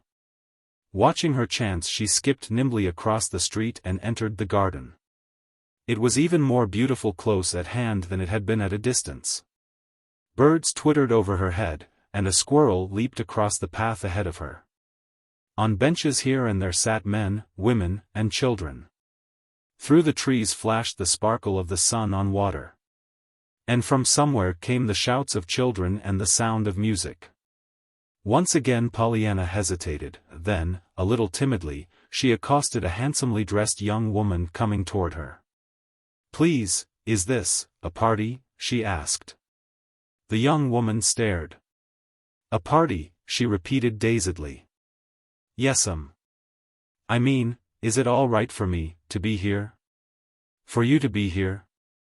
"Why, of course. It's for everybody," exclaimed the young woman. "Oh, that's all right, then. I'm glad I came," beamed Pollyanna.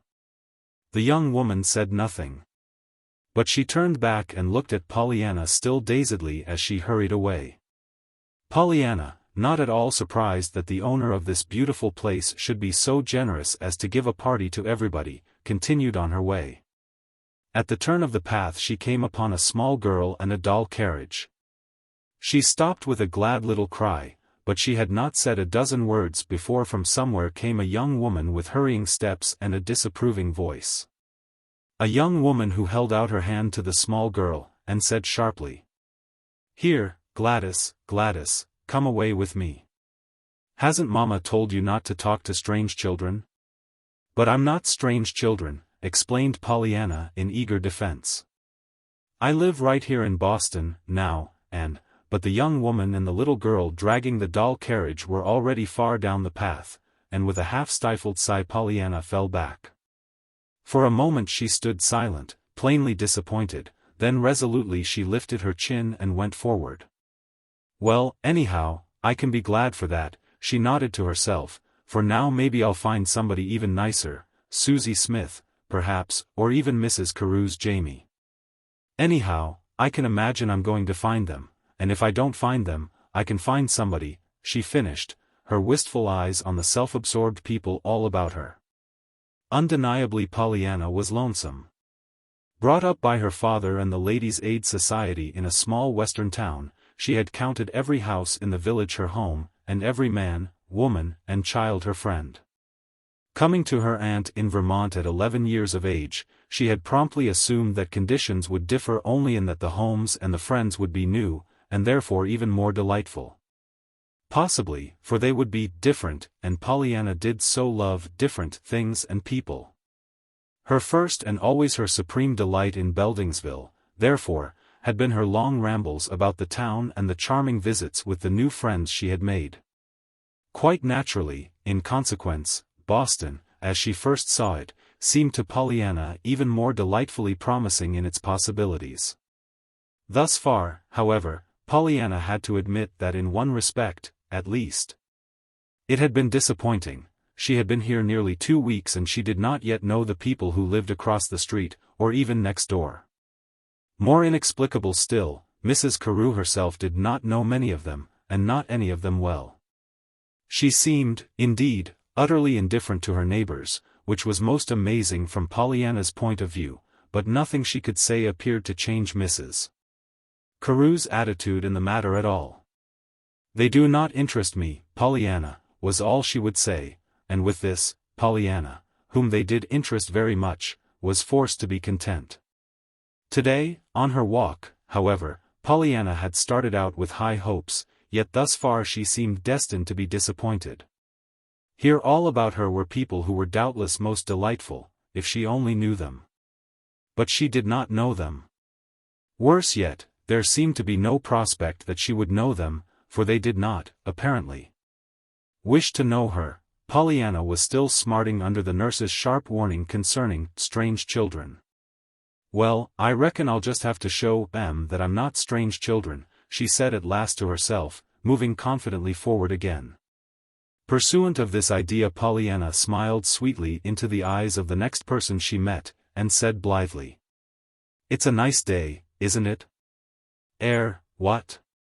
Oh, why yes, it is," murmured the lady addressed, as she hastened on a little faster. Twice again Pollyanna tried the same experiment, but with like disappointing results. Soon she came upon the little pond that she had seen sparkling in the sunlight through the trees. It was a beautiful pond, and on it were several pretty little boats full of laughing children. As she watched them, Pollyanna felt more and more dissatisfied to remain by herself. It was then that, spying a man sitting alone not far away, she advanced slowly toward him and sat down on the other end of the bench. Once Pollyanna would have danced unhesitatingly to the man's side and suggested acquaintanceship with a cheery confidence that had no doubt of a welcome. But recent rebuffs had filled her with unaccustomed diffidence. Covertly she looked at the man now. He was not very good to look at. His garments, though new, were dusty, and plainly showed lack of care. They were of the cut and style, though Pollyanna of course did not know this, that the state gives its prisoners as a freedom suit. His face was a pasty white, and was adorned with a week's beard. His hat was pulled far down over his eyes. With his hands in his pockets he sat idly staring at the ground. For a long minute Pollyanna said nothing. Then hopefully she began. "It is a nice day, isn't it?" The man turned his head with a start. Oh, what did you say?" he questioned, with a curiously frightened look around to make sure the remark was addressed to him. I said 'twas a nice day, explained Pollyanna in hurried earnestness. But I don't care about that especially. That is, of course I'm glad it's a nice day, but I said it just as a beginning to things, and I'd just as soon talk about something else, anything else. It's only that I wanted you to talk about something, you see. The man gave a low laugh. Even to Pollyanna the laugh sounded a little queer, though she did not know, as did the man, that a laugh to his lips had been a stranger for many months. So you want me to talk, do you? He said a little sadly. Well, I don't see but what I shall have to do it, then. Still, I should think a nice little lady like you might find lots nicer people to talk to than an old duffer like me. Oh, but I like old duffers, exclaimed Pollyanna quickly, that is, I like the old part, and I don't know what a duffer is, so I can't dislike that. Besides, if you are a duffer, I reckon I like duffers. Anyhow, I like you, she finished, with a contented little settling of herself in her seat that carried conviction. Humph. Well, I'm sure I'm flattered, smiled the man, ironically. Though his face and words expressed polite doubt, it might have been noticed that he sat a little straighter on the bench. And, pray, what shall we talk about? It's infinitesimal to me. That means I don't care, doesn't it? Asked Pollyanna, with a beaming smile. Aunt Polly says that, whatever I talk about, anyhow, I always bring up at the Ladies' Aiders. But I reckon that's because they brought me up first, don't you? We might talk about the party. I think it's a perfectly beautiful party, now that I know someone. Party? Yes, this, you know, all these people here today. It is a party, isn't it? The lady said it was for everybody, so I stayed, though I haven't got to where the house is, yet, that's giving the party. The man's lips twitched. Well, little lady, perhaps it is a party, in a way, he smiled, but the house that's giving it is the city of Boston. This is the public garden, a public park, you understand, for everybody. Is it? Always? And I may come here any time I want to? Oh, how perfectly lovely. That's even nicer than I thought it could be. I'd worried for fear I couldn't ever come again, after today, you see. I'm glad now, though, that I didn't know it just at the first, for it's all the nicer now.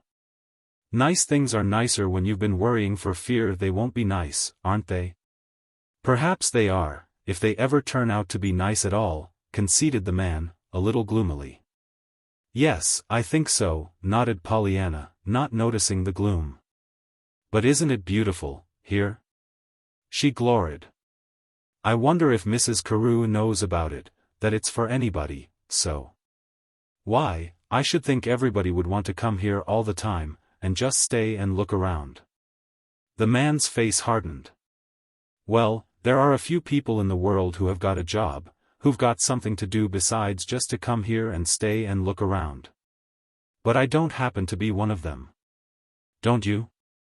Then you can be glad for that, can't you? Sighed Pollyanna, her eyes delightedly following a passing boat. The man's lips parted indignantly, but no words came. Pollyanna was still talking. I wish I didn't have anything to do but that. I have to go to school. Oh, I like school. But there's such a whole lot of things I like better. Still, I'm glad I can go to school. I'm especially glad when I remember how last winter I didn't think I could ever go again. You see, I lost my legs for a while, I mean, they didn't go, and you know you never know how much you use things, till you don't have them. And eyes, too. Did you ever think what a lot you do with eyes? I didn't till I went to the sanatorium. There was a lady there who had just got blind the year before. I tried to get her to play the game, finding something to be glad about, you know, but she said she couldn't. And if I wanted to know why, I might tie up my eyes with my handkerchief for just 1 hour.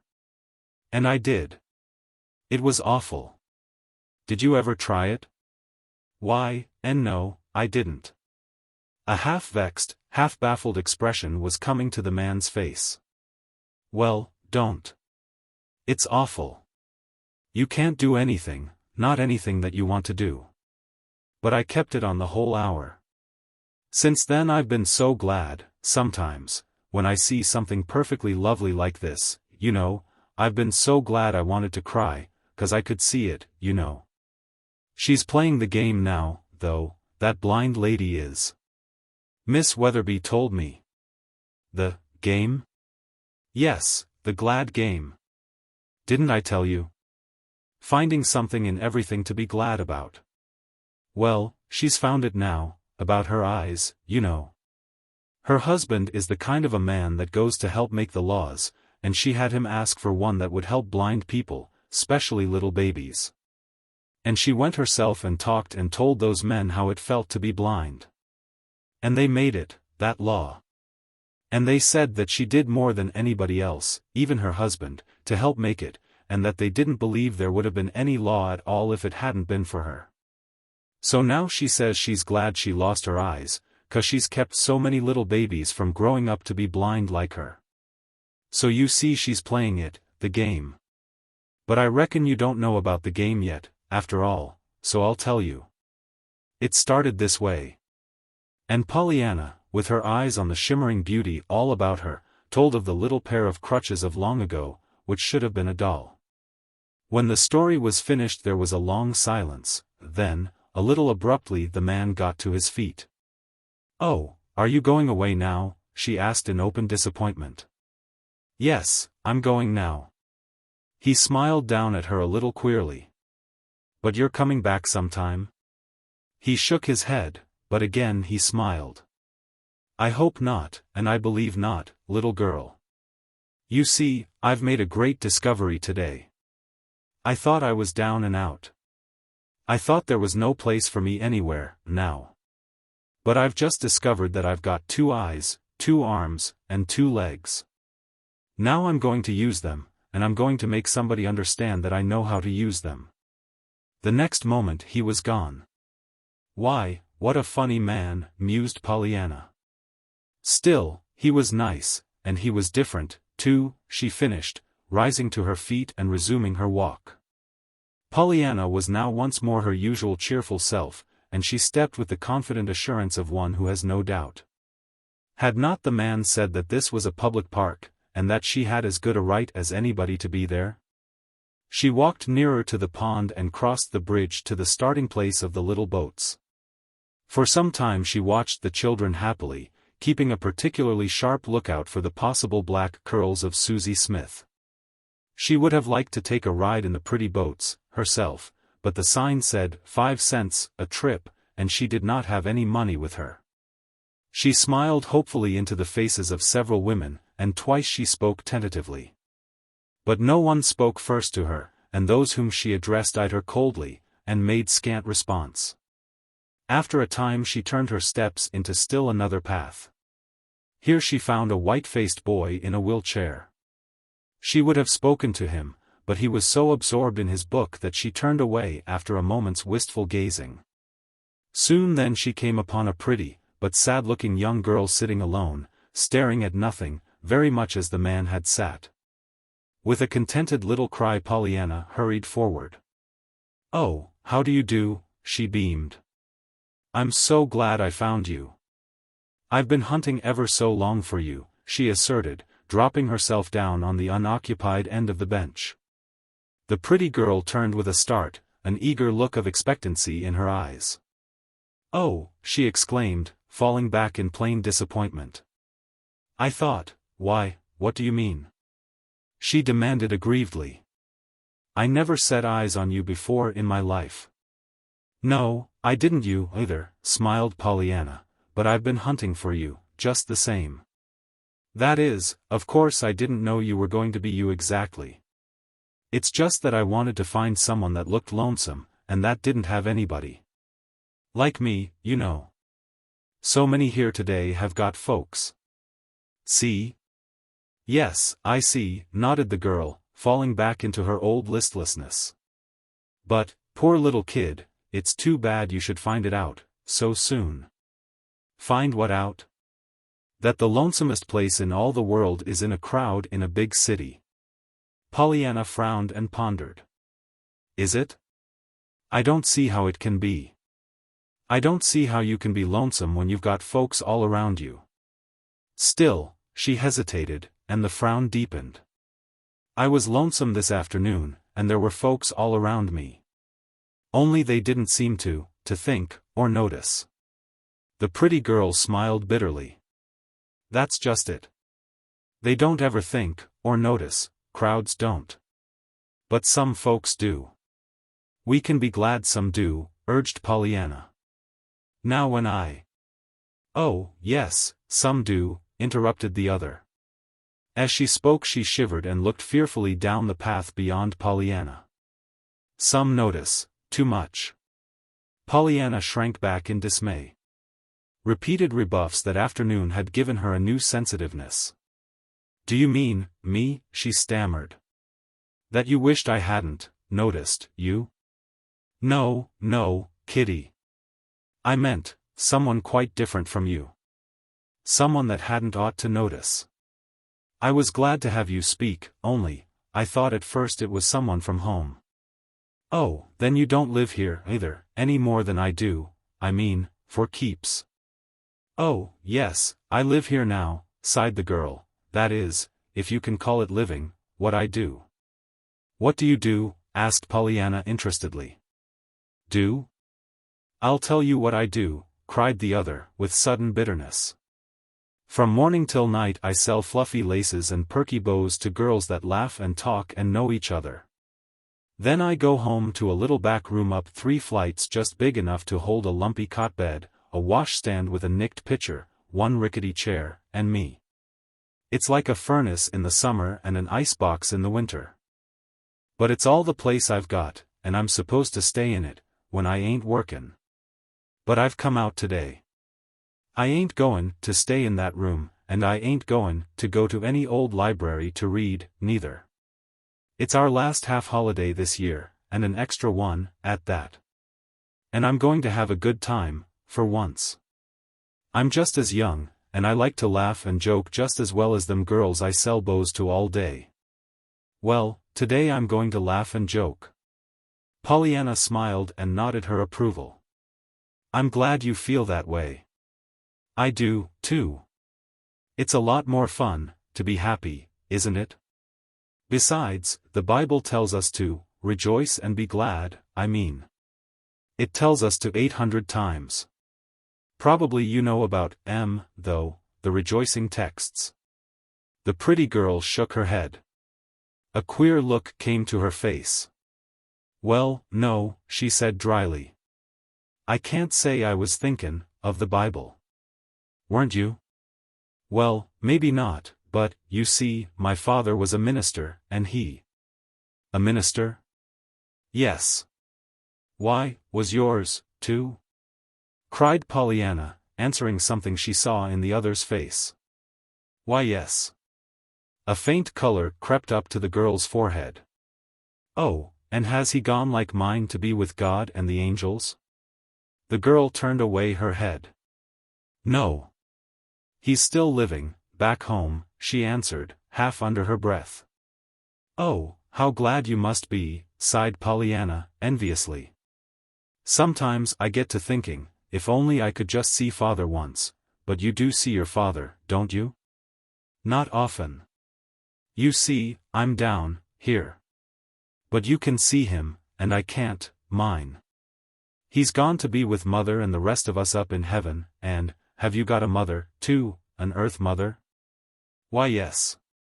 The girl stirred restlessly, and half moved as if to go. Oh, then you can see both of them, breathed Pollyanna, unutterable longing in her face. Oh, how glad you must be. For there just isn't anybody, is there, that really cares and notices quite so much as fathers and mothers. You see I know, for I had a father until I was 11 years old. But, for a mother, I had ladies' aiders for ever so long, till Aunt Polly took me. Ladies' aiders are lovely, but of course they aren't like mothers, or even Aunt Pollis. On and on Pollyanna talked. Pollyanna was in her element now. Pollyanna loved to talk. That there was anything strange or unwise or even unconventional in this intimate telling of her thoughts and her history to a total stranger on a Boston Park bench did not once occur to Pollyanna. To Pollyanna all men, women, and children were friends, either known or unknown. And thus far she had found the unknown quite as delightful as the known. For with them there was always the excitement of mystery and adventure, while they were changing from the unknown to the known. To this young girl at her side, therefore, Pollyanna talked unreservedly of her father, her Aunt Polly, her Western home, and her journey east to Vermont. She told of new friends and old friends, and of course she told of the game. Pollyanna almost always told everybody of the game either sooner or later. It was, indeed, so much a part of her very self that she could hardly have helped telling of it. As for the girl, she said little. She was not now sitting in her old listless attitude, however, and to her whole self had come a marked change. The flushed cheeks, frowning brow, troubled eyes, and nervously working fingers were plainly the signs of some inward struggle. From time to time she glanced apprehensively down the path beyond Pollyanna, and it was after such a glance that she clutched the little girl's arm. "See here, Kitty, for just a minute don't you leave me. Do you hear? Stay right where you are. There's a man I know comin', but no matter what he says, don't you pay no attention, and don't you go. I'm goin' to stay with you. See?" Before Pollyanna could more than gasp her wonderment and surprise, she found herself looking up into the face of a very handsome young gentleman, who had stopped before them. "Oh, here you are," he smiled pleasantly, lifting his hat to Pollyanna's companion. "I'm afraid I'll have to begin with an apology, I'm a little late." "It don't matter, sir," said the young girl, speaking hurriedly. I've decided not to go." The young man gave a light laugh. "Oh, come, my clear, don't be hard on a chap because he's a little late." "It isn't that, really," defended the girl, a swift red flaming into her cheeks. "I mean, I'm not going." "Nonsense." The man stopped smiling. He spoke sharply. "You said yesterday you'd go." "I know, but I've changed my mind. I told my little friend here, I'd stay with her." "Oh, but if you'd rather go with this nice young gentleman," began Pollyanna, anxiously, but she fell back silenced at the look the girl gave her. "I tell you I had not rather go." "I'm not going." "And, pray, why this sudden right-about face?" demanded the young man with an expression that made him suddenly look, to Pollyanna, not quite so handsome. "Yesterday you said—" "I know I did," interrupted the girl, feverishly. "But I knew then that I hadn't ought to. Let's call it, that I know it even better now.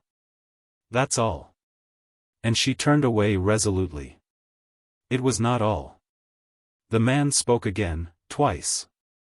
He coaxed, then he sneered with a hateful look in his eyes. At last he said something very low and angry, which Pollyanna did not understand. The next moment he wheeled about and strode away.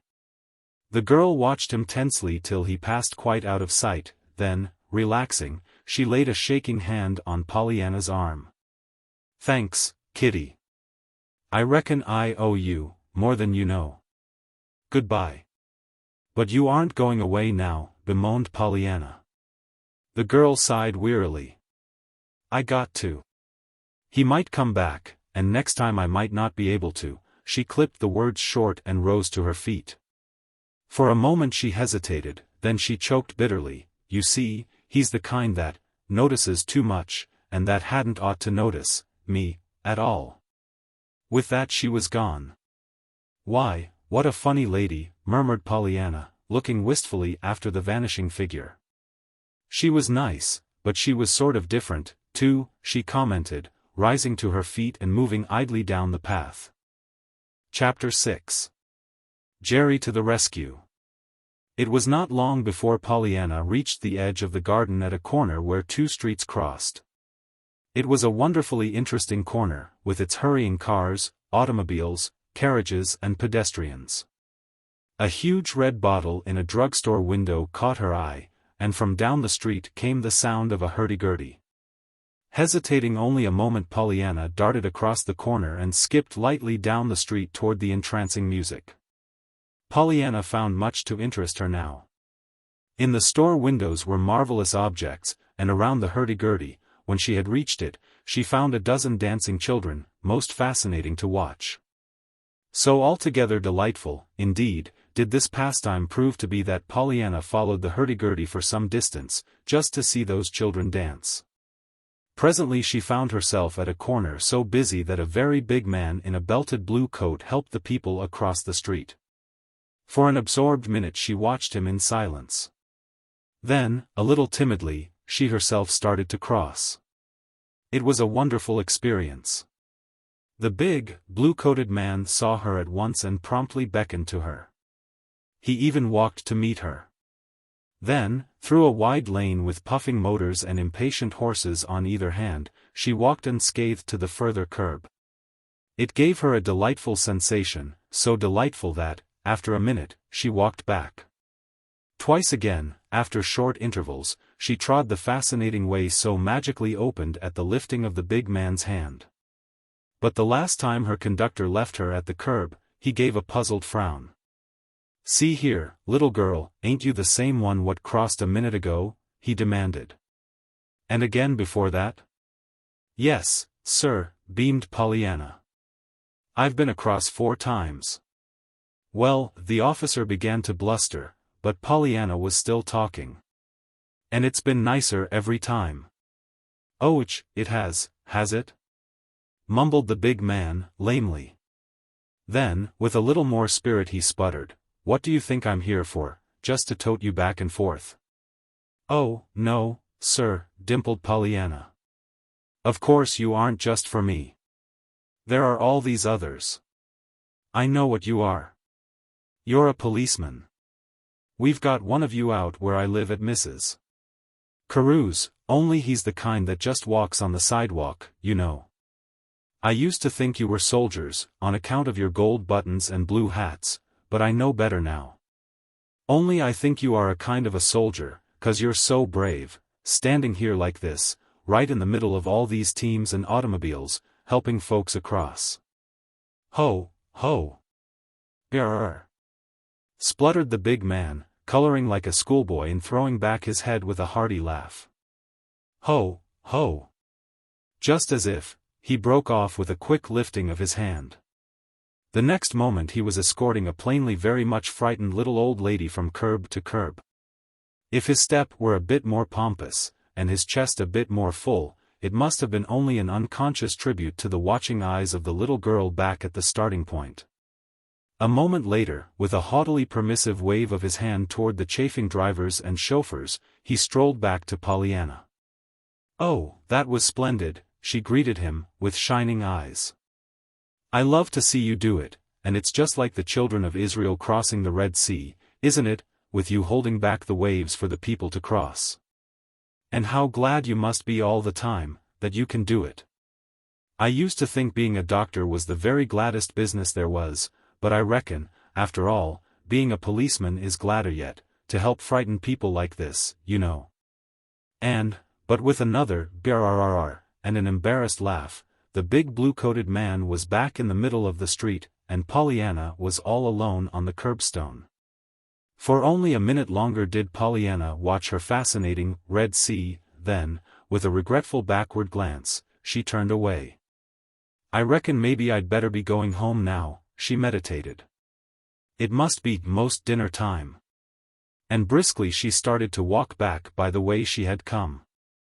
Not until she had hesitated at several corners, and unwittingly made 2 false turns, did Pollyanna grasp the fact that going back home was not to be so easy as she had thought it to be. And not until she came to a building which she knew she had never seen before, did she fully realize that she had lost her way. She was on a narrow street, dirty, and ill-paved. Dingy tenement blocks and a few unattractive stores were on either side. All about were jabbering men and chattering women, though not one word of what they said could Pollyanna understand.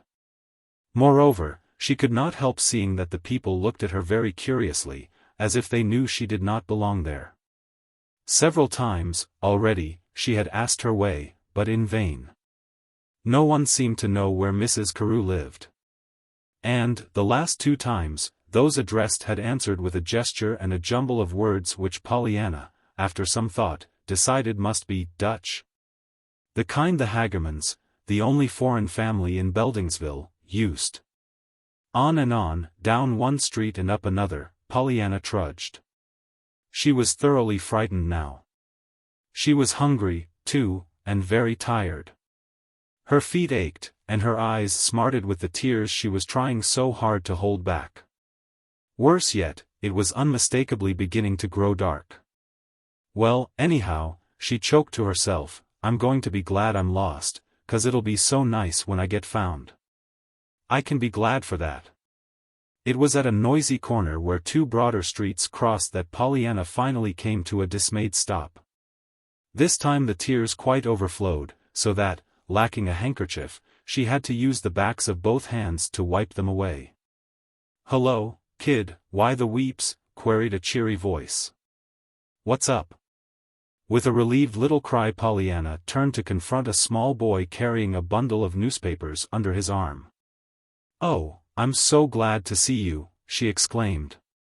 "I've so wanted to see someone who didn't talk Dutch." The small boy grinned. "Dutch nothin'," he scoffed. "You mean Dago, I bet ye." Pollyanna gave a slight frown. "Well, anyway, it wasn't English," she said doubtfully, "and they couldn't answer my questions. But maybe you can. Do you know where Mrs. Carew lives?" "Nix. You can search me." "What?" queried Pollyanna, still more doubtfully. The boy grinned again. "I say not in mine. I guess I ain't acquainted with the lady." "But isn't there anybody anywhere that is?" implored Pollyanna. "You see, I just went out for a walk and I got lost. I've been ever and ever so far, but I can't find the house at all, and it's dinner time and getting dark. I want to get back. I must get back." "Gee. Well, I should worry," sympathized the boy. "Yes, and I'm afraid Mrs. Carew'll worry, too," sighed Pollyanna. "Gorry. If you ain't the limit," chuckled the youth, unexpectedly. "But, say, listen. Don't ye know the name of the street ye want?" "No, only that it's some kind of an avenue," desponded Pollyanna. "A avenue, is it?" "Sure, now, some class to that. We're doin' fine. What's the number of the house? Can ye tell me that?" "Just scratch your head." "Scratch my head?" Pollyanna frowned questioningly, and raised a tentative hand to her hair. The boy eyed her with disdain. "Ah, come off your perch. Ye ain't so dippy as all that. I say, don't ye know the number of the house ye want?" "And no, except there's a 7 in it," returned Pollyanna, with a faintly hopeful air. "Won't ye listen ter that?" jibed the scornful youth. "There's a 7 in it, and she expects me ter know it when I see it." "Oh, I should know the house, if I could only see it," declared Pollyanna, eagerly. "And I think I'd know the street, too, on account of the lovely long yard running right up and down through the middle of it." This time it was the boy who gave a puzzled frown. "Yard?" he queried, "in the middle of a street?" "Yes, trees and grass, you know, with a walk in the middle of it, and seats, and—" But the boy interrupted her with a whoop of delight. "Gee whiz! Commonwealth Avenue, sure as you're livin'. Wouldn't that get your goat, now?" "Oh, do you, really?" besought Pollyanna. "That sounded like it, only I don't know what you meant about the goat part." "There aren't any goats there. I don't think they'd allow." "Goats nothin'," scoffed the boy. "You bet your sweet life I know where 'tis. Don't I tote Sir James up there to the garden most every day? And I'll take you, too. Jest ye hang out here till I get on ter my job again, and sell out my stock. Then we'll make tracks for that 'ere avenue, for ye can say Jack Robinson." "You mean you'll take me home?" appealed Pollyanna, still plainly not quite understanding. "Sure. It's a cinch, if you know the house." "Oh, yes, I know the house," replied the literal Pollyanna, anxiously, "but I don't know whether it's a cinch, or not." "If it isn't, can't you?" But the boy only threw her another disdainful glance and darted off into the thick of the crowd. A moment later Pollyanna heard his strident call of "Paper, paper. Herald, Globe, paper, sir." With a sigh of relief Pollyanna stepped back into a doorway and waited. She was tired, but she was happy. In spite of sundry puzzling aspects of the case, she yet trusted the boy, and she had perfect confidence that he could take her home.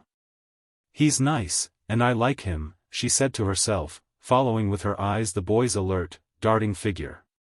"But he does talk funny. His words sound English, but some of them don't seem to make any sense with the rest of what he says. But then, I'm glad he found me, anyway," she finished with a contented little sigh. It was not long before the boy returned, his hands empty. "Come on, kid. All aboard," he called cheerily. "Now we'll hit the trail for the avenue. If I was the real thing, now, I'd tote ye home in style in a buzz wagon, but seein' as how I hain't got the dough, we'll have ter hoof it." It was, for the most part, a silent walk.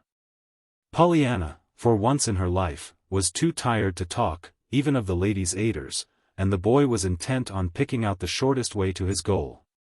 When the public garden was reached, Pollyanna did exclaim joyfully, "Oh, now I'm 'most there. I remember this place. I had a perfectly lovely time here this afternoon. It's only a little bit of a ways home now." "That's the stuff. Now we're gettin' there," crowed the boy. "What'd I tell ye? We'll just cut through here to the avenue, and then it'll be up to you ter find the house." "Oh, I can find the house," exulted Pollyanna, with all the confidence of one who has reached familiar ground. It was quite dark when Pollyanna led the way up the broad Carew steps. The boy's ring at the bell was very quickly answered, and Pollyanna found herself confronted by not only Mary, but by Mrs. Carew, Bridget, and Jenny as well. All four of the women were white-faced and anxious-eyed. Child, where have you been?" demanded Mrs. Carew, hurrying forward. "Why, I just went to walk," began Pollyanna, "and I got lost, and this boy—" "Where did you find her?" cut in Mrs. Carew, turning imperiously to Pollyanna's escort, who was, at the moment, gazing in frank admiration at the wonders about him in the brilliantly lighted hall. "Where did you find her, boy?" she repeated sharply. For a brief moment the boy met her gaze unflinchingly, then something very like a twinkle came into his eyes, though his voice, when he spoke, was gravity itself. "Well, I found her round Bowden Square, but I reckon she'd been doin' the North End, only she couldn't catch on ter the lingo of the Dagos, so I don't think she give 'em the glad hand, ma'am." "The North End, that child, alone." "Pollyanna," shuddered Mrs. Carew. "Oh, I wasn't alone, Mrs. Carew," fended Pollyanna. "There were ever and ever so many people there, weren't there, boy?" But the boy, with an impish grin, was disappearing through the door. Pollyanna learned many things during the next half hour. She learned that nice little girls do not take long walks alone in unfamiliar cities, nor sit on park benches and talk to strangers. She learned, also, that it was only by a perfectly marvelous miracle that she had reached home at all that night, and that she had escaped many very disagreeable consequences of her foolishness. She learned that Boston was not Beldingsville, and that she must not think it was. "But, Mrs. Carew," she finally argued despairingly, "I am here, and I didn't get lost for keeps. Seems as if I ought to be glad for that instead of thinking all the time of the sorry things that might have happened." Yes, child, I suppose so," sighed Mrs. Carew. "But you have given me such a fright, and I want you to be sure never to do it again. Now come, dear, you must be hungry. It was just as she was dropping off to sleep that night that Pollyanna murmured drowsily to herself. "The thing I'm the very sorriest for of anything is that I didn't ask that boy his name nor where he lived. Now I can't ever say thank you to him." Chapter 7. A New Acquaintance. Pollyanna's movements were most carefully watched over after her adventurous walk. And, except to go to school, she was not allowed out of the house unless Mary or Mrs. Carew herself accompanied her. This, to Pollyanna, however, was no cross, for she loved both Mrs. Carew and Mary, and delighted to be with them. They were, too, for a while, very generous with their time. Even Mrs. Carew, in her terror of what might have happened, and her relief that it had not happened, exerted herself to entertain the child. Thus it came about that, with Mrs. Carew, Pollyanna attended concerts and matinees, and visited the public library and the art museum. And with Mary she took the wonderful, seeing Boston, trips, and visited the State House and the Old South Church. Greatly as Pollyanna enjoyed the automobile, she enjoyed the trolley cars more, as Mrs. Carew, much to her surprise, found out one day. "Do we go in the trolley car?" Pollyanna asked eagerly. "No. Perkins will take us," answered Mrs. Carew. Then, at the unmistakable disappointment in Pollyanna's face, she added in surprise, "Why, I thought you liked the auto, child." "Oh, I do," acceded Pollyanna, hurriedly, "and I wouldn't say anything, anyway, because of course I know it's cheaper than the trolley car, and—" "Cheaper than the trolley car," exclaimed Mrs. Carew, amazed into an interruption. "Why, yes," explained Pollyanna, with widening eyes, "the trolley car costs 5 cents a person, you know, and the auto doesn't cost anything, 'cause it's yours. And of course I love the auto, anyway," she hurried on, before Mrs. Carew could speak. "It's only that there are so many more people in the trolley car, and it's such fun to watch them. Don't you think so?" "Well, no, Pollyanna, I can't say that I do," responded Mrs. Carew, dryly, as she turned away.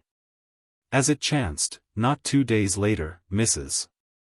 Carew heard something more of Pollyanna and trolley cars, this time from Mary. "I mean, it's queer, ma'am," explained Mary earnestly, in answer to a question her mistress had asked, "it's queer how Miss Pollyanna just gets round everybody, and without half trying. It isn't that she does anything. She doesn't. She just looks glad, I guess, that's all. But I've seen her get into a trolley car that was full of cross-looking men and women, and whimpering children, and in 5 minutes you wouldn't know the place. The men and women have stopped scowling, and the children have forgot what they're cryin' for. Sometimes it's just somethin' that Miss Pollyanna has said to me, and they've heard it. Sometimes it's just the thank you she gives when somebody insists on givin' us their seat, and they're always doin' that, givin' us seats, I mean. And sometimes it's the way she smiles at a baby or a dog. All dogs everywhere wag their tails at her, anyway, and all babies, big and little, smile and reach out to her. If we get held up it's a joke, and if we take the wrong car, it's the funniest thing that ever happened.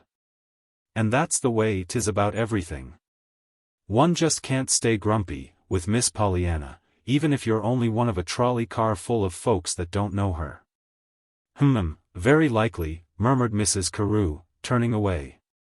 October proved to be, that year, a particularly warm, delightful month, and as the golden days came and went, it was soon very evident that to keep up with Pollyanna's eager little feet was a task which would consume altogether too much of somebody's time and patience. And, while Mrs. Carew had the one, she had not the other. Neither had she the willingness to allow Mary to spend quite so much of her time, whatever her patience might be, in dancing attendance to Pollyanna's whims and fancies. To keep the child indoors all through those glorious October afternoons was, of course, out of the question. Thus it came about that, before long, Pollyanna found herself once more in the lovely big yard, the Boston Public Garden, and alone. Apparently she was as free as before, but in reality she was surrounded by a high stone wall of regulations. She must not talk to strange men or women, she must not play with strange children.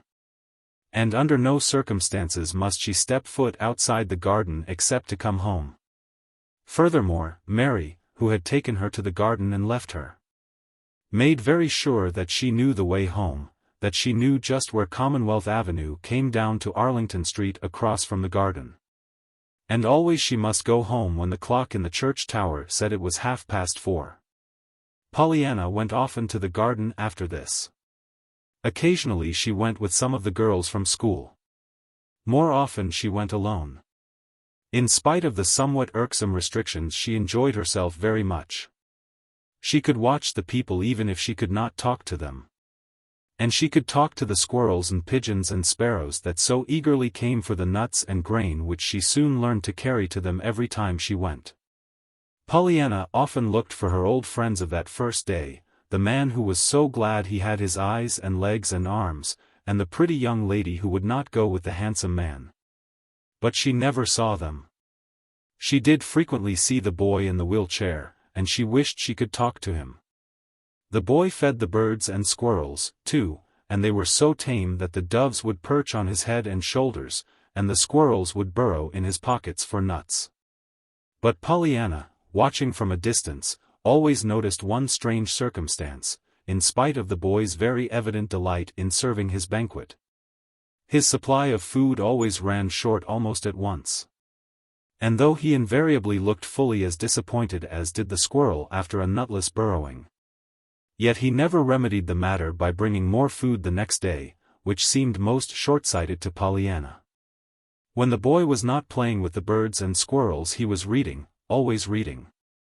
In his chair were usually 2 or 3 worn books, and sometimes a magazine or 2. He was nearly always to be found in one especial place, and Pollyanna used to wonder how he got there. Then, one unforgettable day, she found out. It was a school holiday, and she had come to the garden in the forenoon. And it was soon after she reached the place that she saw him being wheeled along one of the paths by a snub-nosed, sandy-haired boy. She gave a keen glance into the sandy-haired boy's face, then ran toward him with a glad little cry. "Oh, you. I know you, even if I don't know your name. You found me. Don't you remember? Oh, I'm so glad to see you. I've so wanted to say thank you." "Gee, if it ain't the swell little lost kid of the avenue," grinned the boy. "Well, what do you know about that? Lost again?" "Oh, no!" exclaimed Pollyanna, dancing up and down on her toes in irrepressible joy. "I can't get lost any more, I have to stay right here. And I mustn't talk, you know. But I can to you, for I know you.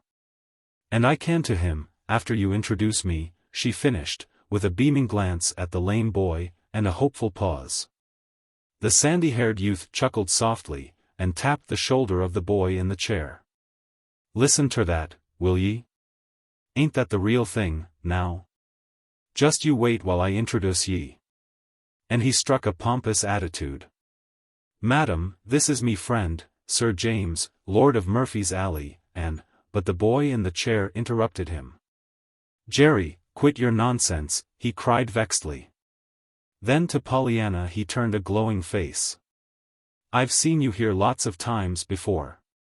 I've watched you feed the birds and squirrels, you always have such a lot for them. And I think you like Sir Lancelot the best, too. Of course, there's the Lady Rowena, but wasn't she rude to Guinevere yesterday, snatching her dinner right away from her like that?" Pollyanna blinked and frowned, looking from one to the other of the boys in plain doubt. Jerry chuckled again. Then, with a final push he wheeled the chair into its usual position, and turned to go. Over his shoulder he called to Pollyanna. "Say, kid, jest let me put ye wise ter somethin'. This chap ain't drunk nor crazy. See? Them's jest names he's give his young friends here," with a flourish of his arms toward the furred and feathered creatures that were gathering from all directions. "And they ain't even names of folks. They're just guys out of books. Are ye on? Yet he'd ruther feed them than feed hisself. Ain't he the limit? Ta-ta, Sir James, he added, with a grimace, to the boy in the chair. Buck up, now, nix on the no-grub racket for you. See you later. And he was gone. Pollyanna was still blinking and frowning when the lame boy turned with a smile. You mustn't mind Jerry. That's just his way. He'd cut off his right hand for me, Jerry would. But he loves to tease. Where'd you see him? Does he know you? He didn't tell me your name. I'm Pollyanna Whittier. I was lost and he found me and took me home, answered Pollyanna, still a little dazedly. I see. Just like him, nodded the boy. Don't he tote me up here every day? A quick sympathy came to Pollyanna's eyes. Can't you walk, at all, Sir James? The boy laughed gleefully. Sir James, indeed. That's only more of Jerry's nonsense. I ain't a sir. Pollyanna looked clearly disappointed. You aren't? Nora, a lord, like he said? I sure ain't. Oh, I hoped you were, like little Lord Fauntleroy, you know, rejoined Pollyanna. Anne. But the boy interrupted her with an eager. Do you know little Lord Fauntleroy? And do you know about Sir Lancelot, and the Holy Grail, and King Arthur and his Round Table, and the Lady Rowena, and Ivanhoe, and all those? Do you? Pollyanna gave her head a dubious shake. Well, I'm afraid maybe I don't know all of them, she admitted. Are they all, in books? The boy nodded. I've got here, some of he said. I like to read over and over. There's always something new in them. Besides, I hain't got no others, anyway. These were father's. Here, you little rascal, quit that.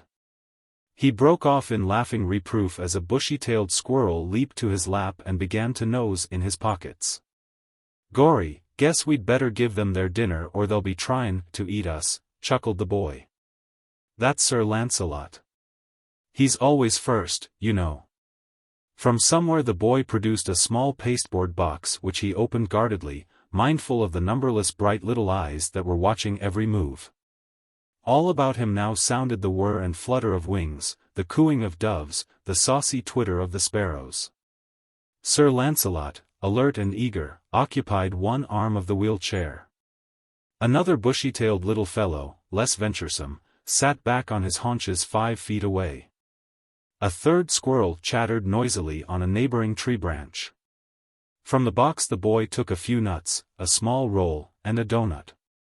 At the latter he looked longingly, hesitatingly. Did you bring anything? He asked then.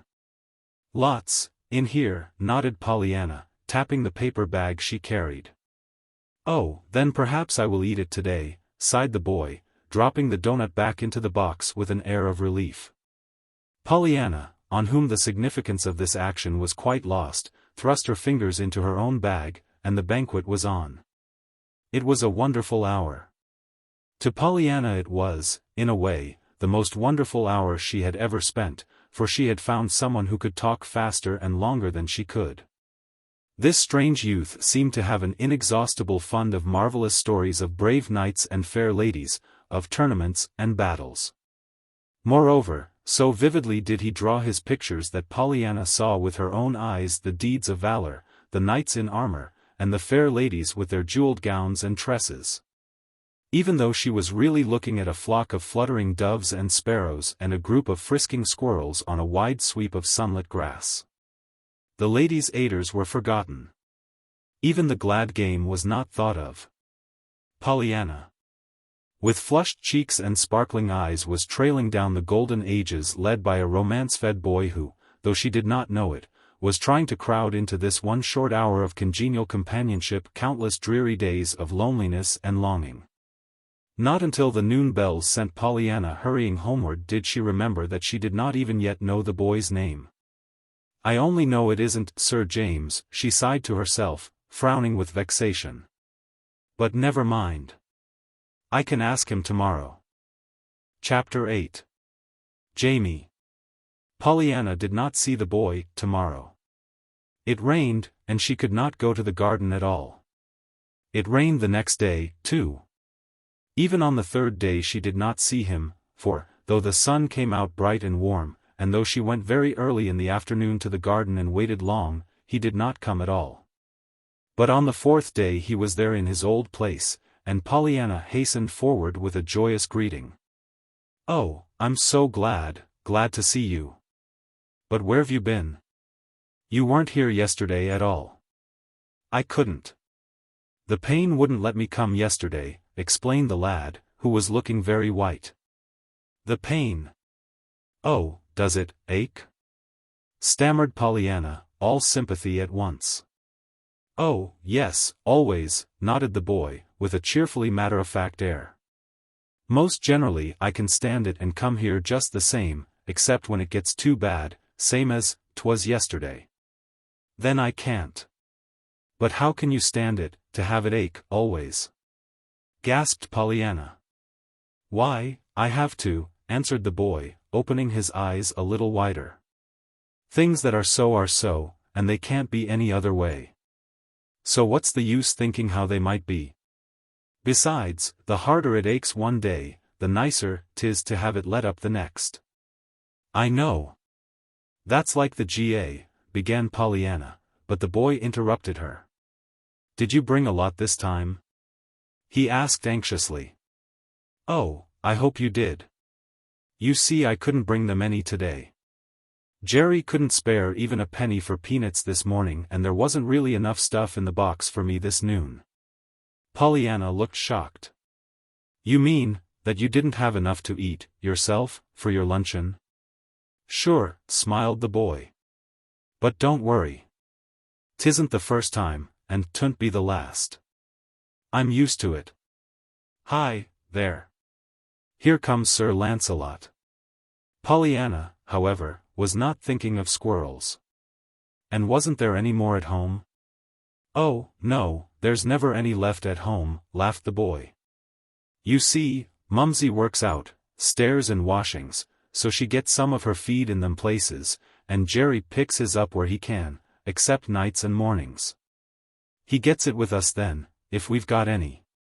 Pollyanna looked still more shocked. "But what do you do when you don't have anything to eat?" "Go hungry, of course." "But I never heard of anybody who didn't have anything to eat," gasped Pollyanna. "Of course Father and I were poor, and we had to eat beans and fish balls when we wanted turkey. But we had something. Why don't you tell folks, all these folks everywhere, that live in these houses? What's the use? Why, they'd give you something, of course." The boy laughed once more, this time a little queerly. "Guess again, kid. You've got another one coming. Nobody I know is dishin out roast beef and frosted cakes for the askin. Besides, if you didn't go hungry once in a while, you wouldn't know how good taters and milk can taste, and you wouldn't have so much to put in your jolly book." "You're what?" The boy gave an embarrassed laugh and grew suddenly red. "Forget it. I didn't think, for a minute, but you was Mumsy or Jerry." "But what is your jolly book?" pleaded Pollyanna. "Please tell me. Are there knights and lords and ladies in that?" The boy shook his head. His eyes lost their laughter and grew dark and fathomless. "No, I wished there was," he sighed wistfully. "But when you can't even walk, you can't fight battles and win trophies, and have fair ladies hand you your sword, and bestow upon you the golden guerdon." A sudden fire came to the boy's eyes. His chin lifted itself as if in response to a bugle call. Then, as suddenly, the fire died, and the boy fell back into his old listlessness. "You just can't do nothin'," he resumed wearily, after a moment's silence. "You just have to sit and think, and times like that your think gets to be something awful. Mine did, anyhow. I wanted to go to school and learn things, more things than just Mumsy can teach me, and I thought of that. I wanted to run and play ball with the other boys, and I thought of that. I wanted to go out and sell papers with Jerry, and I thought of that. I didn't want to be taken care of all my life, and I thought of that. I know, oh, I know, breathed Pollyanna, with shining eyes. Didn't I lose my legs for a while? Did you? Then you do know, some. But you've got yours again. I hain't, you know, sighed the boy, the shadow in his eyes deepening. But you haven't told me yet about the jolly book, prompted Pollyanna, after a minute. The boy stirred and laughed shamefacedly. Well, you see, it ain't much, after all, except to me. You wouldn't see much in it. I started it a year ago. I was feelin' specially bad that day. Nothin' was right. For a while I grumped it out, just thinkin', and then I picked up one of Father's books and tried to read. And the first thing I see was this. I learned it afterwards, so I can say it now. Pleasures lie thickest where no pleasures seem. There's not a leaf that falls upon the ground, but holds some joy, of silence or of sound, one. Well, I was mad. I wished I could put the guy that wrote that in my place, and see what kind of joy he'd find in my leaves. I was so mad I made up my mind I'd prove he didn't know what he was talkin' about, so I begun to hunt for the joys in my leaves, you know. I took a little old empty notebook that Jerry had given me, and I said to myself that I'd write down. Everything that had anything about it that I liked I'd put down in the book. Then I'd just show how many joys I had. Yes, yes, cried Pollyanna, absorbedly, as the boy paused for breath. Well, I didn't expect to get many, but, do you know, I got a lot. There was something about most everything that I liked a little, so in it had to go. The very first one was the book itself, that I'd got it, you know, to write in. Then somebody give me a flower in a pot, and Jerry found a dandy book in the subway. After that it was really fun to hunt out, I'd find in such queer places, sometimes. Then one day Jerry got hold of the little notebook, and found out what 'twas. Then he give it its name, the Jolly Book. And that's all. All. Cried Pollyanna, delight and amazement struggling for the mastery on her glowing little face. Why, that's the game. You're playing the glad game, and don't know it, only you're playing it ever and ever so much better than I ever could. Why, I couldn't play it at all, I'm afraid, if I didn't have enough to eat, and couldn't ever walk, or anything, she choked. The game? What game? I don't know anything about any game, frowned the boy. Pollyanna clapped her hands. I know you don't, and that's why it's so perfectly lovely, and so wonderful. But listen. I'll tell you what the game is. And she told him. Gee, breathed the boy appreciatively, when she had finished. Now what do you think of that? And here you are, playing my game better than anybody I ever saw, and I don't even know your name yet, nor anything, exclaimed Pollyanna, in almost awestruck tones. But I want to. I want to know everything. Pooh. There's nothing to know, rejoined the boy, with a shrug. Besides, see, here's poor Sir Lancelot and all the rest, waiting for their dinner, he finished. Dear me, so they are, sighed Pollyanna, glancing impatiently at the fluttering and chattering creatures all about them. Recklessly she turned her bag upside down and scattered her supplies to the four winds. There, now, that's done, and we can talk again, she rejoiced. And there's such a lot I want to know. First, please, what is your name? I only know it isn't Sir James. The boy smiled. No, it isn't, but that's what Jerry most always calls me. Mumsy and the rest call me Jamie. Jamie. Pollyanna caught her breath and held it suspended. A wild hope had come to her eyes. It was followed almost instantly, however, by fearful doubt. Does Mumsy mean mother? Sure. Pollyanna relaxed visibly. Her face fell. If this Jamie had a mother, he could not, of course, be Mrs. Carew's Jamie, whose mother had died long ago. Still, even as he was wonderfully interesting. "But where do you live?" she catechized eagerly. "Is there anybody else in your family but your mother and Jerry? Do you always come here every day? Where is your jolly book? Mayn't I see it? Don't the doctors say you can never walk again? And where was it you said you got it, this chair, I mean?" The boy chuckled. "Say, how many of them questions do you expect me to answer all at once? I'll begin at the last one, anyhow, and work backwards, maybe, if I don't forget what they be. I got this chair a year ago. Jerry knew one of them fellers what writes for papers, you know, and he put it in about me, how I couldn't ever walk, and all that, and the jolly book, you see. The first thing I knew, a whole lot of men and women come one day toting this chair, and said 'twas for me. That they'd read all about me, and they wanted me to have it to remember them by. My! How glad you must have been." I was. It took a whole page of my jolly book to tell about that chair. "But can't you ever walk again?" Pollyanna's eyes were blurred with tears. "It don't look like it. They said I couldn't." "Oh, but that's what they said about me, and then they sent me to Dr. Ames, and I stayed most a year, and he made me walk." "Maybe he could you." The boy shook his head. "He couldn't, you see, I couldn't go to him, anyway. 'Twould cost too much.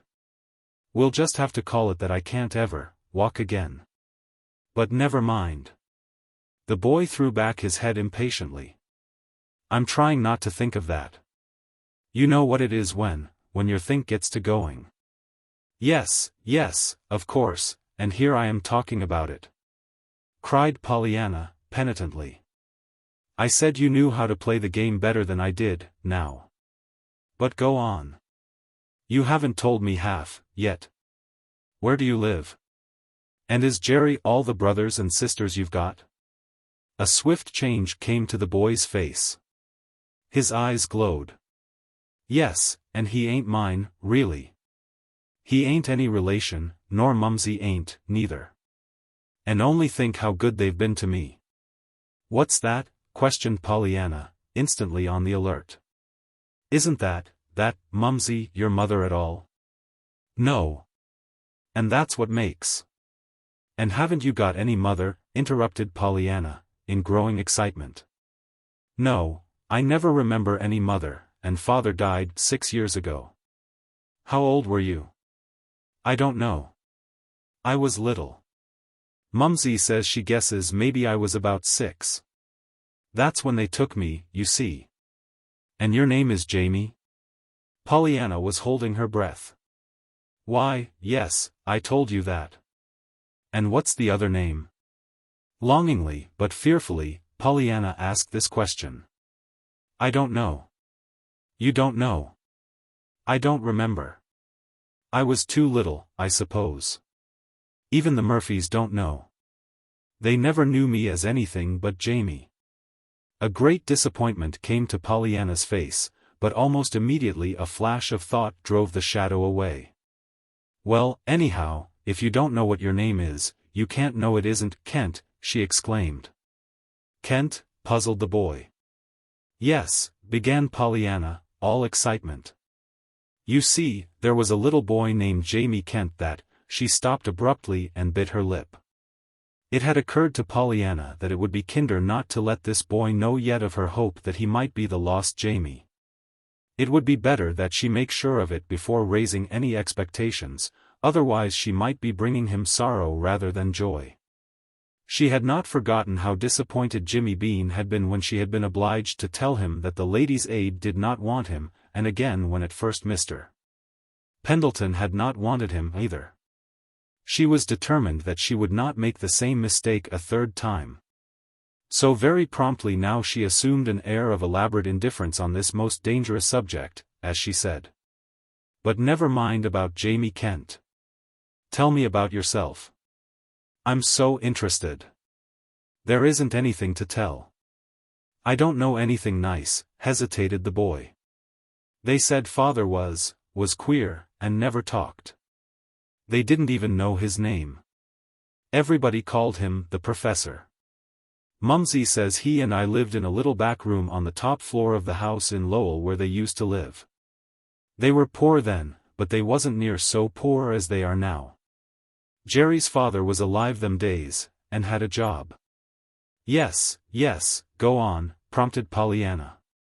Well, Mumsy says my father was sick a lot, and he got queerer and queerer, so that they had me downstairs with them a good deal. I could walk then, a little, but my legs wasn't right. I played with Jerry, and the little girl that died. Well, when father died there wasn't anybody to take me, and some men were goin' to put me in an orphan asylum. But Mumsy says I took on so, and Jerry took on so, that they said they'd keep me. And they did. The little girl had just died, and they said I might take her place. And they've had me ever since. And I fell and got worse, and they're awful poor now, too, besides Jerry's father dyin'. But they've kept me. Now ain't that what you call bein' pretty good to a feller? Yes, oh, yes, cried Pollyanna. But they'll get their reward, I know they'll get their reward. Pollyanna was quivering with delight now.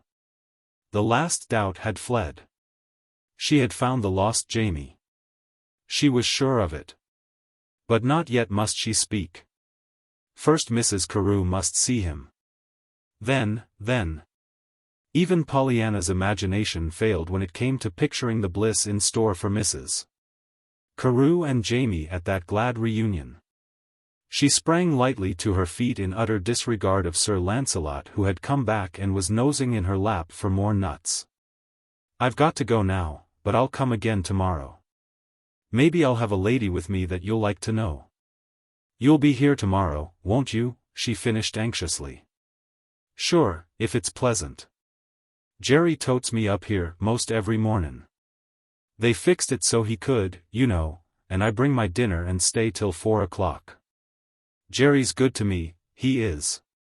I know, nodded Pollyanna. And maybe you'll find somebody else to be good to you, too, she caroled. With which cryptic statement and a beaming smile, she was gone. Chapter 9. Plans and Plottings. On the way home Pollyanna made joyous plans. Tomorrow, in some way or other, Mrs. Carew must be persuaded to go with her for a walk in the public garden. Just how this was to be brought about Pollyanna did not know, but brought about it must be. To tell Mrs. Carew plainly that she had found Jamie, and wanted her to go to see him, was out of the question. There was, of course, a bare chance that this might not be her Jamie. And if it were not, and if she had thus raised in Mrs. Carew false hopes, the result might be disastrous. Pollyanna knew, from what Mary had told her, that twice already Mrs. Carew had been made very ill by the great disappointment of following alluring clues that had led to some boy very different from her dead sister's son. So Pollyanna knew that she could not tell Mrs. Carew why she wanted her to go to walk tomorrow in the public garden. But there would be a way, declared Pollyanna to herself as she happily hurried homeward. Fate, however, as it happened, once more intervened in the shape of a heavy rainstorm. And Pollyanna did not have to more than look out of doors the next morning to realize that there would be no public garden stroll that day. Worse yet, neither the next day nor the next saw the clouds dispelled. And Pollyanna spent all 3 afternoons wandering from window to window, peering up into the sky, and anxiously demanding of everyone, "Don't you think it looks a little like clearing up?" So unusual was this behavior on the part of the cheery little girl, and so irritating was the constant questioning, that at last Mrs. Carew lost her patience. "For pity's sake, child, what is the trouble?" she cried. "I never knew you to fret so about the weather. Where's that wonderful glad game of yours today?" Pollyanna reddened and looked abashed. "Dear me, I reckon maybe I did forget the game this time," she admitted. "And of course there is something about it I can be glad for, if I'll only hunt for it.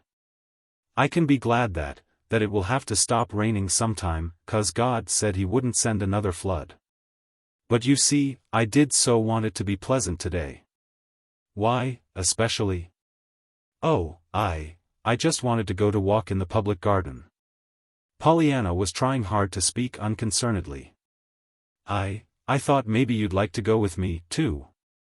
Outwardly Pollyanna was nonchalance itself. Inwardly, however, she was aquiver with excitement and suspense. I go to walk in the public garden? Queried Mrs. Carew, with brows slightly uplifted. Thank you, no, I'm afraid not, she smiled. Oh, but you wouldn't refuse, faltered Pollyanna, in quick panic. I have refused. Pollyanna swallowed convulsively. She had grown really pale. But, Mrs. Carew, please don't say you won't go, when it gets pleasant, she begged. You see, for a special reason I wanted you to go, with me, just this once. Mrs. Carew frowned. She opened her lips to make the no more decisive, but something in Pollyanna's pleading eyes must have changed the words, for when they came they were a reluctant acquiescence. Well, child, have your own way. But if I promise to go, you must promise not to go near the window for an hour, and not to ask again today if I think it's going to clear up. Yes'm, I will, I won't, palpitated Pollyanna. Then, as a pale shaft of light that was almost a sunbeam, came aslant through the window, she cried joyously, but you do think it is going to, oh, she broke off in dismay, and ran from the room. Unmistakably it cleared up the next morning. But, though the sun shone brightly, there was a sharp chill in the air, and by afternoon, when Pollyanna came home from school, there was a brisk wind.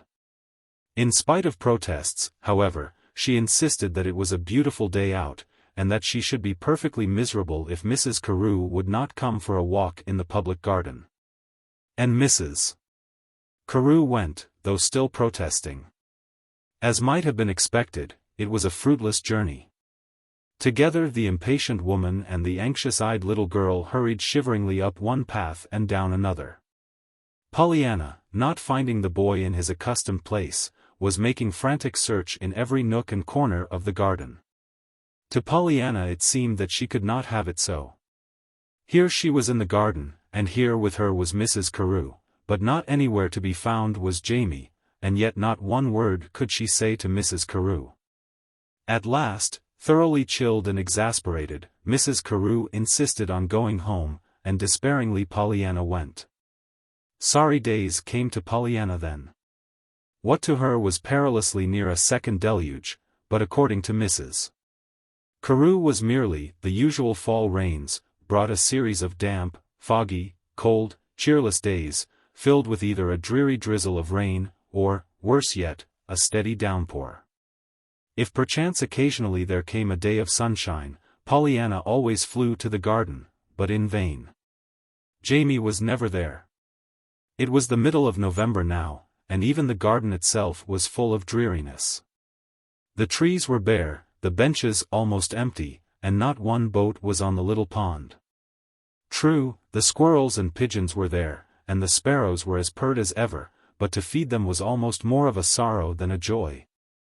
For every saucy switch of Sir Lancelot's feathery tail but brought bitter memories of the lad who had given him his name, and who was not there. And to think I didn't find out where he lived, mourned Pollyanna to herself over and over again, as the days passed. And he was Jamie, I just know he was Jamie. And now I'll have to wait and wait till spring comes, and it's warm enough for him to come here again. And then, maybe, I shan't be coming here by that time. Oh dear, and he was Jamie, I know he was Jamie. Then, one dreary afternoon, the unexpected happened. Pollyanna, passing through the upper hallway, heard angry voices in the hall below, one of which she recognized as being Mary's. While the other voice was saying, "Not on your life. It's nix on the beggin' business. Do you get me? I wants ter see the kid, Pollyanna. I got a message for her from Sir James. Now beat it, will ye, and trot out the kid, if ye don't mind." With a glad little cry Pollyanna turned and fairly flew down the stairway. "Oh, I'm here, I'm right here," she panted, stumbling forward. "What is it? Did Jamie send you?"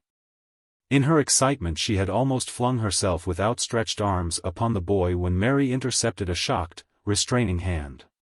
Miss Pollyanna, do you mean to say you know this beggar boy?" The boy flushed angrily, but before he could speak Pollyanna interposed valiant championship. "He isn't a beggar boy. He belongs to one of my very best friends. Besides, he's the one that found me and brought me home that time I was lost." Then to the boy she turned with impetuous questioning. "What is it? Did Jamie send you?" "Sure he did. He hit the hay a month ago, and he hain't been up since." "He hit, what?" puzzled Pollyanna. "Hit the hay, went ter bed. He's sick, I mean, and he wants ter see ye. Will ye come?" "Sick? Oh, I'm so sorry," grieved Pollyanna. "Of course I'll come. I'll go get my hat and coat right away." "Miss Pollyanna," gasped Mary in stern disapproval. "As if Mrs. Carew would let you go anywhere with a strange boy like this." "But he isn't a strange boy," objected Pollyanna. "I've known him ever so long, and I must go." "What in the world is the meaning of this?" demanded Mrs. Carew icily from the drawing-room doorway. "Pollyanna, who is this boy, and what is he doing here?" Pollyanna turned with a quick cry. "Oh, Mrs. Carew, you'll let me go, won't you?" "Go where?" "To see my brother, ma'am," cut in the boy hurriedly, and with an obvious effort to be very polite. "He's sort of off his feed, ye know, and he wouldn't give me no peace till I come up after her," with an awkward gesture toward Pollyanna. "He thinks a sight and all of her." "I may go, mayn't I?" pleaded Pollyanna. Mrs. Carew frowned. "Go with this boy, you?" "Certainly not, Pollyanna. I wonder you are wild enough to think of it for a moment." "Oh, but I want you to come, too," began Pollyanna. "Absurd, child. That is impossible. You may give this boy here a little money, if you like, but—" "Thank ye, ma'am, but I didn't come for money," resented the boy, his eyes flashing. "I come for her. Yes, and Mrs. Carew, it's Jerry Murphy, the boy that found me when I was lost, and brought me home," appealed Pollyanna. "Now won't you let me go?" Mrs. Carew shook her head. "It is out of the question, Pollyanna. But he says the other boy is sick, and wants me. I can't help that. And I know him real well, Mrs. Carew. I do, truly. He reads books, lovely books, all full of knights and lords and ladies, and he feeds the birds and squirrels and gives names, and everything. And he can't walk, and he doesn't have enough to eat, lots of days," panted Pollyanna, "and he's been playing my glad game for a year, and didn't know it. And he plays it ever and ever so much better than I do. And I've hunted and hunted for him, ever and ever so many days. Honest and truly, Mrs. Carew, I've just got to see him," almost sobbed Pollyanna. "I can't lose him again." An angry color flamed into Mrs. Carew's cheeks. "Pollyanna, this is sheer nonsense. I am surprised. I am amazed at you for insisting upon doing something you know I disapprove of. I cannot allow you to go with this boy. Now please let me hear no more about it." A new expression came to Pollyanna's face. With a look half terrified, half exalted, she lifted her chin and squarely faced Mrs. Carew. Tremulously, but determinedly, she spoke. "Then I'll have to tell you. I didn't mean to, till I was sure. I wanted you to see him first. But now I've got to tell. I can't lose him again. I think, Mrs. Carew, he's Jamie. Jamie. Not my Jamie." Mrs. Carew's face had grown very white. "Yes. Impossible. I know, but, please, his name is Jamie, and he doesn't know the other one. His father died when he was 6 years old, and he can't remember his mother. He's 12 years old, he thinks. These folks took him in when his father died, and his father was queer, and didn't tell folks his name, Anne. But Mrs. Carew had stopped her with a gesture. Mrs. Carew was even whiter than before, but her eyes burned with a sudden fire. "We'll go at once," she said. "Mary, tell Perkins to have the car here as soon as possible. Pollyanna, get your hat and coat. Boy, wait here, please. We'll be ready to go with you immediately." The next minute she had hurried upstairs. In the hall the boy drew a long breath. "Gee whiz," he muttered softly. "If we ain't goin' ter go in a buzz wagon. Some class ter that. Gorry. What'll Sir James say?" Chapter 10. In Murphy's Alley. With the opulent purr that seems to be peculiar to luxurious limousines, Mrs. Carew's car rolled down Commonwealth Avenue and out upon Arlington Street to Charles. Inside sat a shining-eyed little girl and a white-faced, tense woman. Outside, to give directions to the plainly disapproving chauffeur, sat Jerry Murphy, inordinately proud and insufferably important. When the limousine came to a stop before a shabby doorway in a narrow, dirty alley, the boy leaped to the ground, and, with a ridiculous imitation of the liveried pomposities he had so often watched, threw open the door of the car and stood waiting for the ladies to alight. Pollyanna sprang out at once, her eyes widening with amazement and distress as she looked about her. Behind her came Mrs. Carew, visibly shuddering as her gaze swept the filth, the sordidness, and the ragged children that swarmed shrieking and chattering out of the dismal tenements, and surrounded the car in a second. Jerry waved his arms angrily. "Here, you, beat it," he yelled to the motley throng. "This ain't no free movies. Can that racket and get a move on ye. Lively, now. We gotta get by. Jamie's got Comp New York." Mrs. Carew shuddered again, and laid a trembling hand on Jerry's shoulder. "Not here," she recoiled. But the boy did not hear. With shoves and pushes from sturdy fists and elbows, he was making a path for his charges, and before Mrs. Carew knew quite how it was done, she found herself with the boy and Pollyanna at the foot of a rickety flight of stairs in a dim, evil-smelling hallway. Once more she put out a shaking hand. "Wait," she commanded huskily. "Remember. Don't either of you say a word about his being possibly the boy I'm looking for. I must see for myself first, and question him." "Of course," agreed Pollyanna. "Sure. I'm on," nodded the boy. "I gotta go right off anyhow, so I won't bother ye none. Now toddle easy up these stairs. There's always holes, and most generally there's a kid or two asleep somewheres. And the elevator ain't runnin' terday," he jibed cheerfully. "We gotta go ter the top, too." Mrs. Carew found the holes, broken boards that creaked and bent fearsomely under her shrinking feet. And she found one kid, a 2-year-old baby playing with an empty tin can on a string which he was banging up and down the second flight of stairs. On all sides doors were opened, now boldly, now stealthily, but always disclosing women with tousled heads or peering children with dirty faces.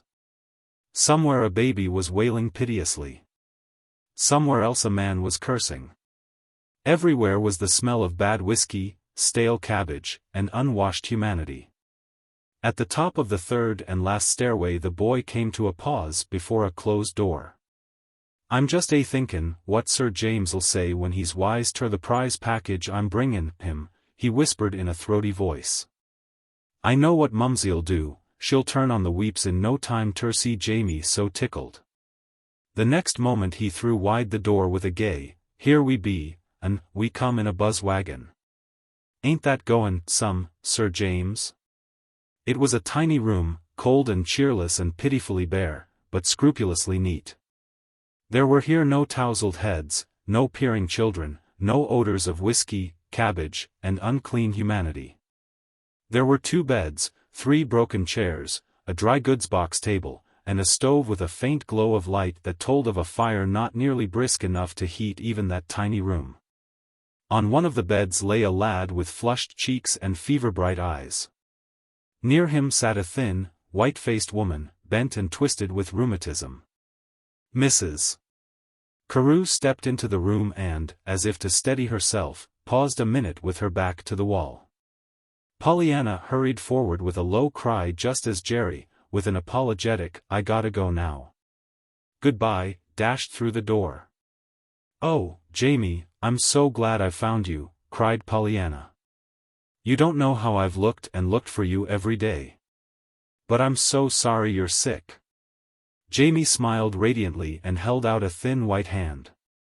"I ain't sorry, I'm glad," he emphasized meaningly, "'cause it's brought you to see me. Besides, I'm better now, anyway.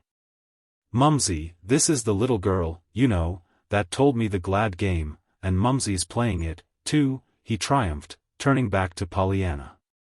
"First she cried 'cause her back hurts too bad to let her work, then when I was took worse she was glad she couldn't work, 'cause she could be here to take care of me, you know." At that moment Mrs. Carew hurried forward, her eyes half fearfully, half longingly on the face of the lame boy in the bed. "It's Mrs. Carew. I've brought her to see you, Jamie," introduced Pollyanna, in a tremulous voice. The little twisted woman by the bed had struggled to her feet by this time, and was nervously offering her chair. Mrs. Carew accepted it without so much as a glance. Her eyes were still on the boy in the bed. "Your name is, Jamie?" she asked, with visible difficulty. "Yes, ma'am." The boy's bright eyes looked straight into hers. "What is your other name?" "I don't know." "He is not your son?" For the first time Mrs.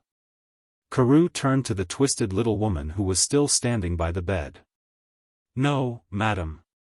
"And you don't know his name?" "No, madam. I never knew it." With a despairing gesture Mrs. Carew turned back to the boy. "But think, don't you remember anything of your name but, Jamie?" The boy shook his head.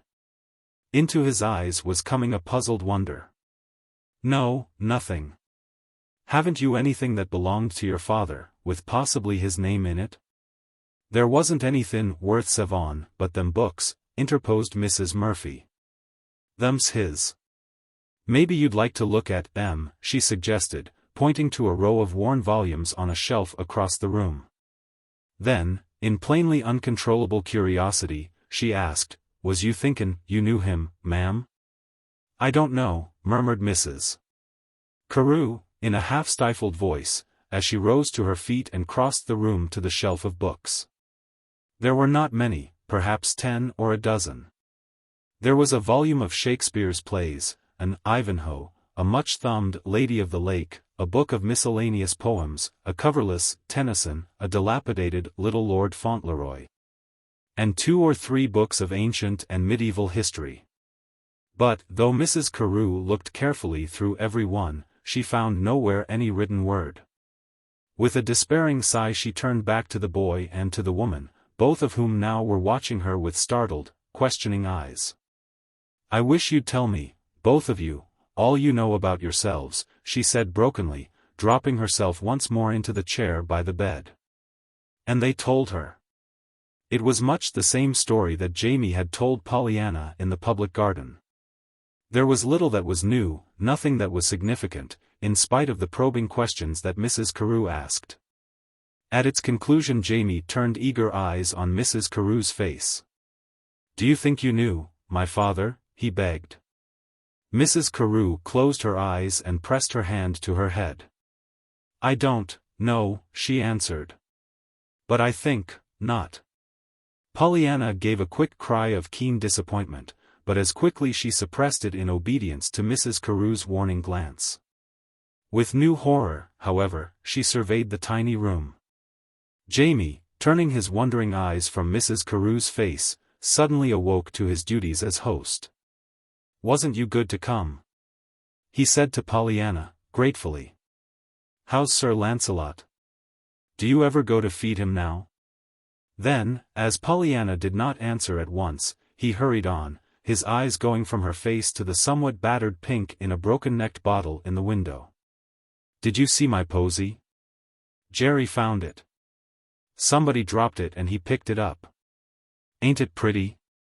And it smells a little." But Pollyanna did not seem even to have heard him.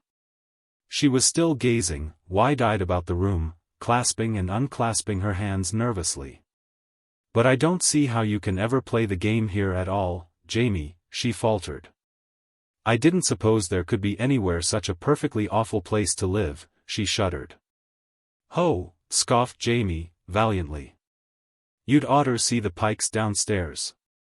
Theirs is a whole lot worse 'n this. You don't know what a lot of nice things there is about this room. Why, we get the sun in that winder there for most 2 hours every day, when it shines. And if you get real near it you can see a whole lot of sky from it. If we could only keep the room, but you see we've got to leave, we're afraid. And that's what's worryin' us." "Leave?" "Yes. We got behind on the rent, Mumsy bein' sick so, and not earnin' anythin'. In spite of a courageously cheerful smile, Jamie's voice shook. "Miss Dolan downstairs, the woman what keeps my wheelchair for me, you know, is helpin' us out this week. But of course she can't do it always, and then we'll have to go, if Jerry don't strike it rich, or somethin'. "Oh, but can't we," began Pollyanna. She stopped short. Mrs. Carew had risen to her feet abruptly with a hurried, "Come, Pollyanna, we must go." Then to the woman she turned wearily. "You won't have to leave. I'll send you money and food at once, and I'll mention your case to one of the charity organizations in which I am interested, and they will." In surprise she ceased speaking. The bent little figure of the woman opposite had drawn itself almost erect. Mrs. Murphy's cheeks were flushed. Her eyes showed a smoldering fire. "Thank you, no, Mrs. Carew," she said tremulously, but proudly. "We're poor, God knows, but we ain't charity folks." "Nonsense," cried Mrs. Carew, sharply. "You're letting the woman downstairs help you. This boy said so." "I know, but that ain't charity," persisted the woman, still tremulously. "Mrs. Dolan is my friend. She knows I'd do her a good turn just as quick, I have done for her in times past. Help from friends ain't charity. They care, and that makes a difference. We weren't always as we are now, you see, and that makes it hurt all the more, all this. Thank you, but we couldn't take your money." Mrs. Carew frowned angrily. It had been a most disappointing, heartbreaking, exhausting hour for her. Never a patient woman, she was exasperated now, besides being utterly tired out. "Very well, just as you please," she said coldly. Then, with vague irritation she added, "But why don't you go to your landlord and insist that he make you even decently comfortable while you do stay? Surely you're entitled to something besides broken windows stuffed with rags and papers. And those stairs that I came up are positively dangerous." Mrs. Murphy sighed in a discouraged way. Her twisted little figure had fallen back into its old hopelessness. "We have tried to have something done, but it's never amounted to anything. We never see anybody but the agent, of course. And he says the rents are too low for the owner to put out any more money on repairs." "Nonsense," snapped Mrs. Carew, with all the sharpness of a nervous, distraught woman who has at last found an outlet for her exasperation. "It's shameful. What's more, I think it's a clear case of violation of the law. Those stairs are, certainly. I shall make it my business to see that he's brought to terms. What is the name of that agent, and who is the owner of this delectable establishment?" "I don't know the name of the owner, madam, but the agent is Mr. Dodge." "Dodge?" Mrs. Carew turned sharply, an odd look on her face. "You don't mean Henry Dodge?" "Yes, madam. His name is Henry, I think. A flood of color swept into Mrs. Carew's face, then receded, leaving it whiter than before. Very well, I'll attend to it, she murmured, in a half-stifled voice, turning away. Come, Pollyanna, we must go now. Over at the bed Pollyanna was bidding Jamie a tearful goodbye. But I'll come again. I'll come real soon, she promised brightly, as she hurried through the door after Mrs. Carew. Not until they had picked their precarious way down the 3 long flights of stairs and through the jabbering, gesticulating crowd of men, women, and children that surrounded the scowling Perkins and the limousine, did Pollyanna speak again. But then she scarcely waited for the irate chauffeur to slam the door upon them before she pleaded. Dear Mrs. Carew, please say that it was Jamie. Oh, it would be so nice for him to be Jamie. But he isn't Jamie. Oh dear. Are you sure? There was a moment's pause, then Mrs. Carew covered her face with her hands. No, I'm not sure, and that's the tragedy of it, she moaned. I don't think he is, I'm almost positive he isn't. But, of course, there is a chance, and that's what's killing me. Then can't you just think he's Jamie, begged Pollyanna, and play he was? Then you could take him home, but Mrs. Carew turned fiercely. Take that boy into my home when he wasn't Jamie? Never, Pollyanna. I couldn't. But if you can't help Jamie, I should think you'd be so glad there was someone like him you could help, urged Pollyanna, tremulously. What if your Jamie was like this Jamie, all poor and sick? Wouldn't you want someone to take him in and comfort him, and, don't, Pollyanna, moaned Mrs. Carew, turning her head from side to side, in a frenzy of grief. When I think that maybe, somewhere, our Jamie is like that, only a choking sob finished the sentence. That's just what I mean, triumphed Pollyanna, excitedly. Don't you see? If this is your Jamie, of course you'll want him. And if it isn't, you couldn't be doing any harm to the other Jamie by taking this one, and you'd do a whole lot of good, for you'd make this one so happy. And then, by and by, if you should find the real Jamie, you wouldn't have lost anything, but you'd have made 2 little boys happy instead of 1, but again Mrs. Carew interrupted her. Don't, Pollyanna, don't. I want to think. Tearfully Pollyanna sat back in her seat. By a very visible effort she kept still for 1 whole minute. Then, as if the words fairly bubbled forth of themselves, there came this. Oh, but what an awful place that was. I just wish the man that owned it had to live in it himself, and then see what he'd have to be glad for. Mrs. Carew sat suddenly erect. Her face showed a curious change. Almost as if in appeal she flung out her hand toward Pollyanna. Don't, she cried. Perhaps, she didn't know, Pollyanna. Perhaps she didn't know. I'm sure she didn't know, she owned a place like that. But it will be fixed now, it will be fixed. Is it a woman that owns it, and do you know her? And do you know the agent, too? Yes. Mrs. Carew bit her lips. I know her, and I know the agent. Oh, I'm so glad, sighed Pollyanna.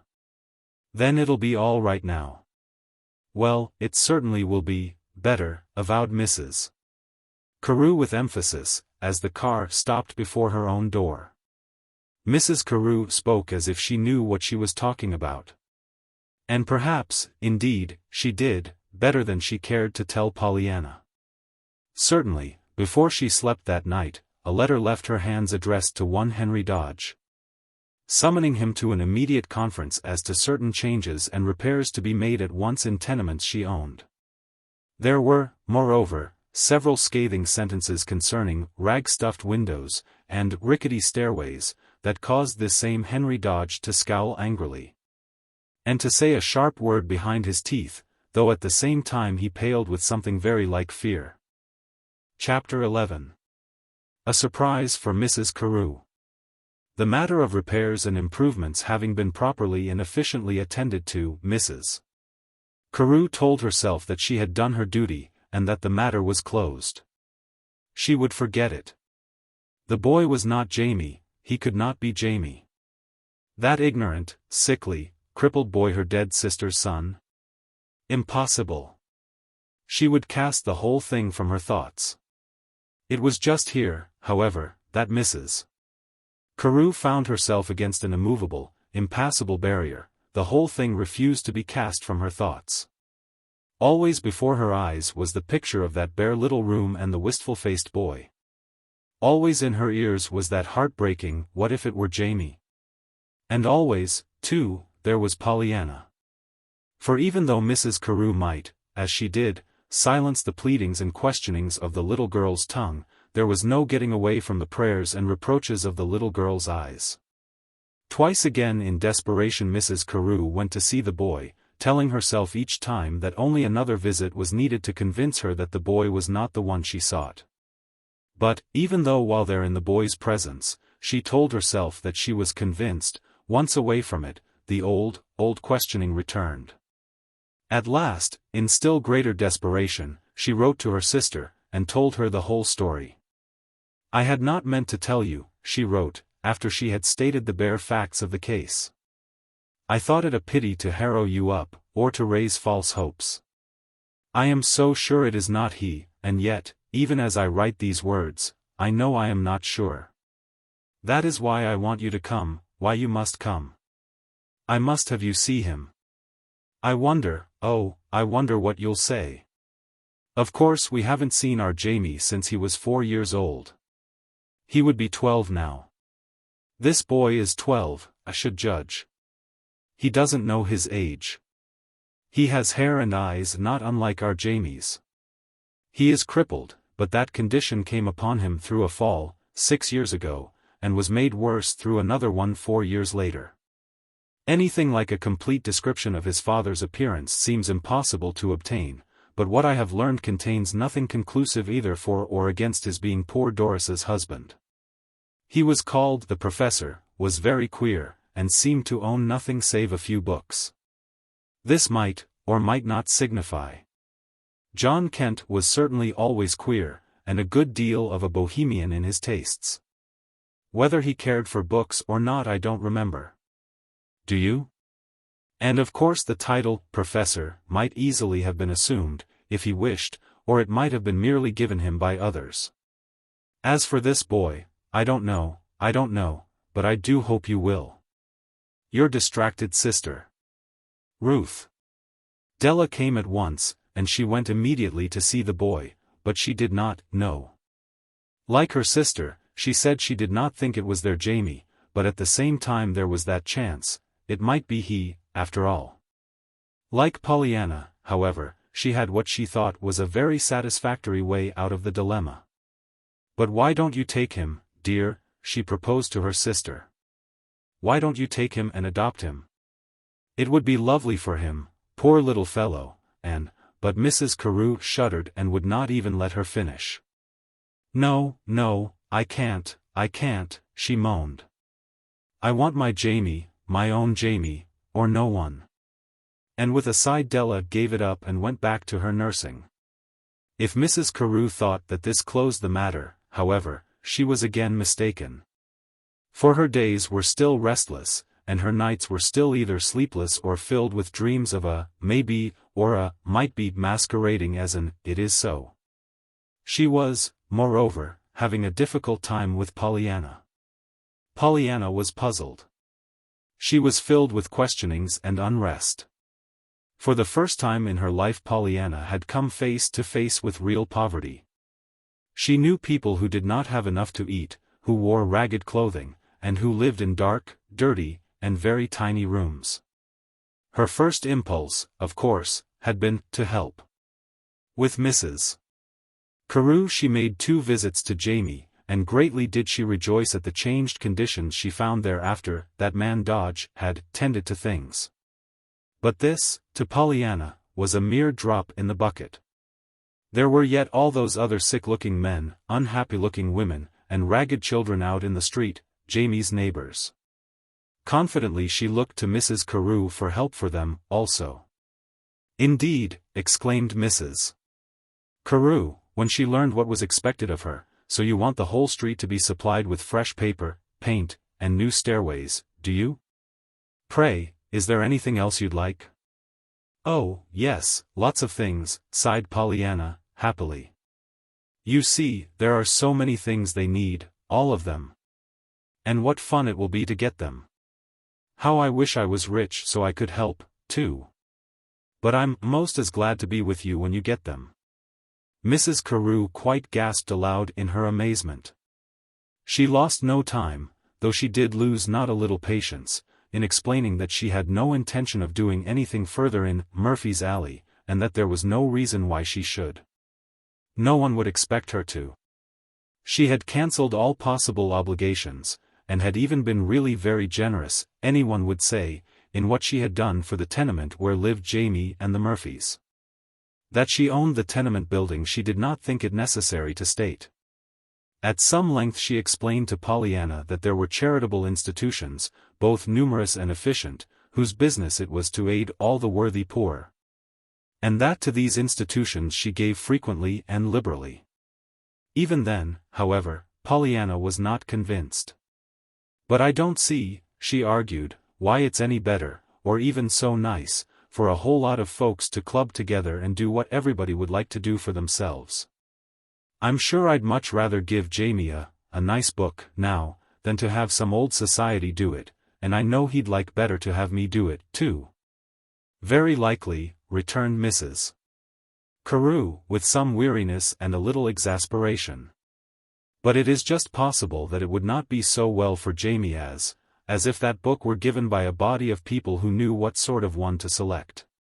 This led her to say much, also, none of which Pollyanna in the least understood, about pauperizing the poor, the evils of indiscriminate giving, and the pernicious effect of unorganized charity. Besides, she added, in answer to the still perplexed expression on Pollyanna's worried little face, very likely if I offered help to these people they would not take it. You remember Mrs.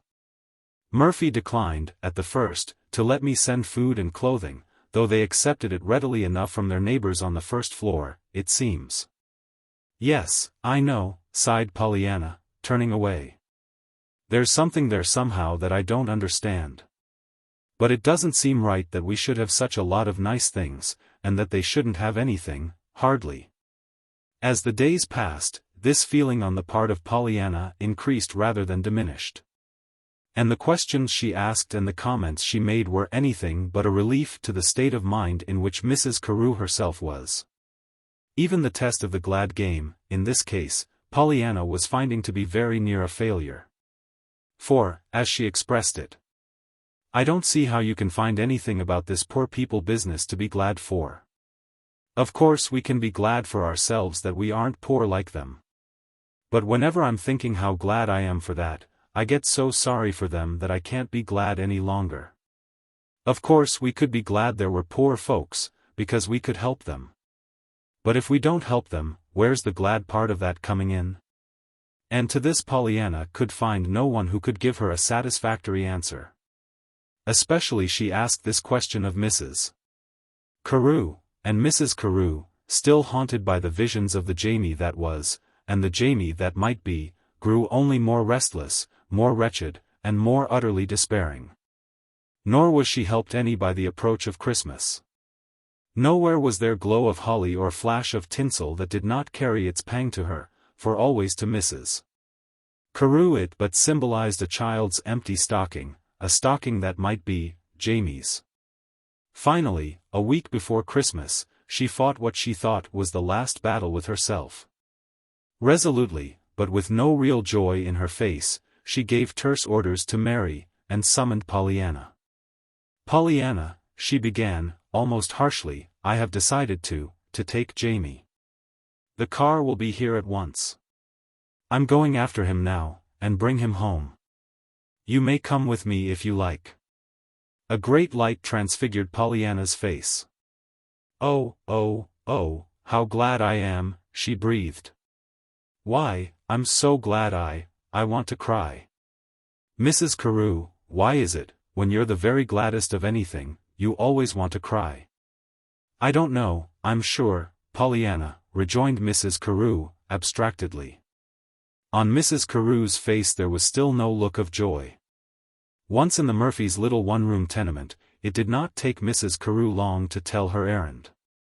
In a few short sentences she told the story of the lost Jamie, and of her first hopes that this Jamie might be he. She made no secret of her doubts that he was the one. At the same time, she said she had decided to take him home with her and give him every possible advantage. Then, a little wearily, she told what were the plans she had made for him. At the foot of the bed Mrs. Murphy listened, crying softly. Across the room Jerry Murphy, his eyes dilating, emitted an occasional low "gee." "Can ye beat that, now?"